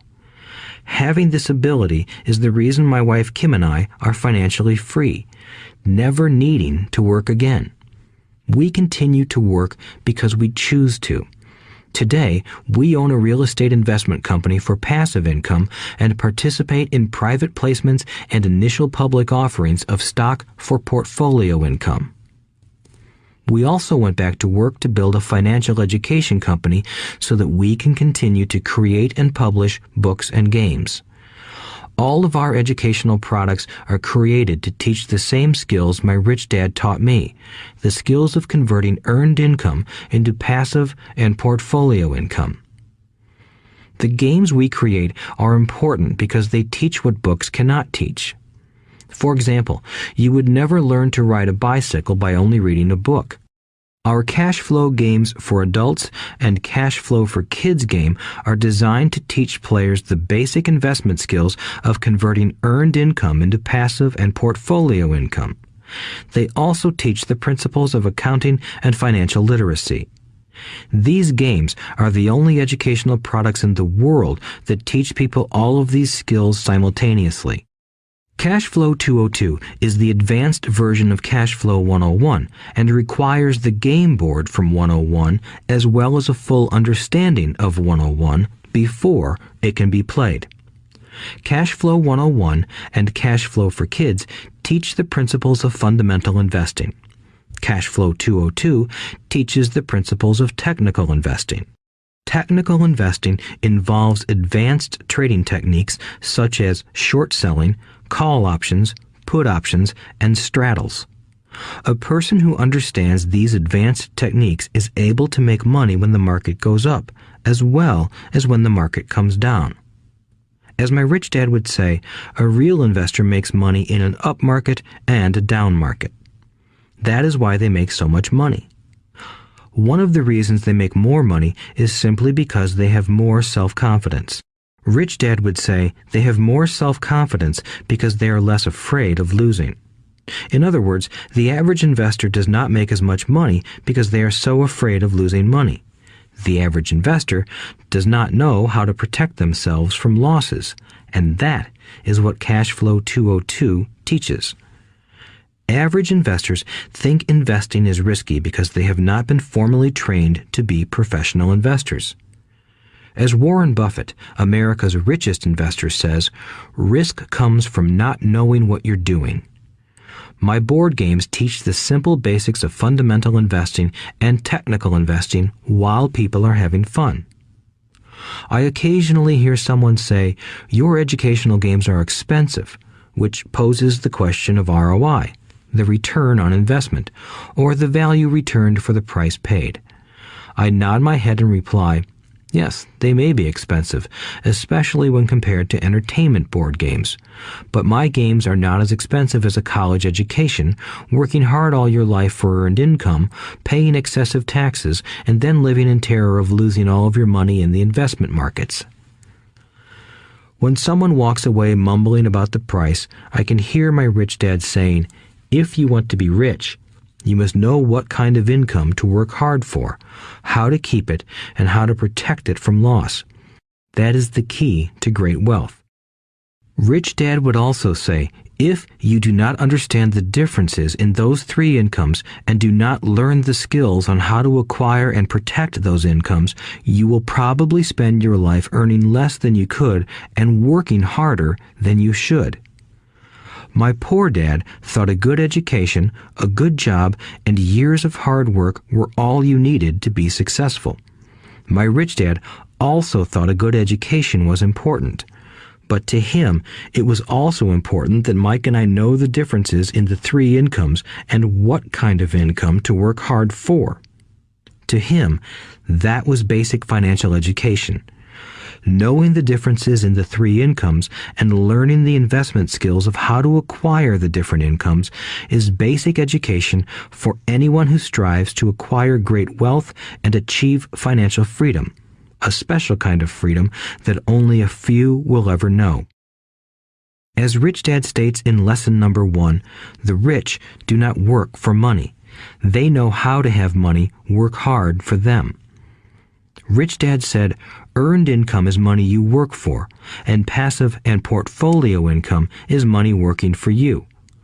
Knowing that little difference has been significant in my life. Or, as Robert Frost ends his poem, and that has made all the difference. Take action. All of you were given two great gifts, your mind and your time. It is up to you to do what you please with both. With each dollar bill that enters your hand, you and only you have the power to determine your destiny. Spend it foolishly, and you choose to be poor. Spend it on liabilities, and you join the middle class. Invest it in your mind and learn how to acquire assets, and you will be choosing wealth as your goal and your future. The choice is yours, and only yours. Every day, with every dollar, you decide to be rich, poor, or middle class. Choose to share this knowledge with your children, and you choose to prepare them for the world that awaits. No one else will. You and your children's future will be determined by choices you make today, not tomorrow. I wish you great wealth and much happiness with this fabulous gift called life. Robert Kiyosaki.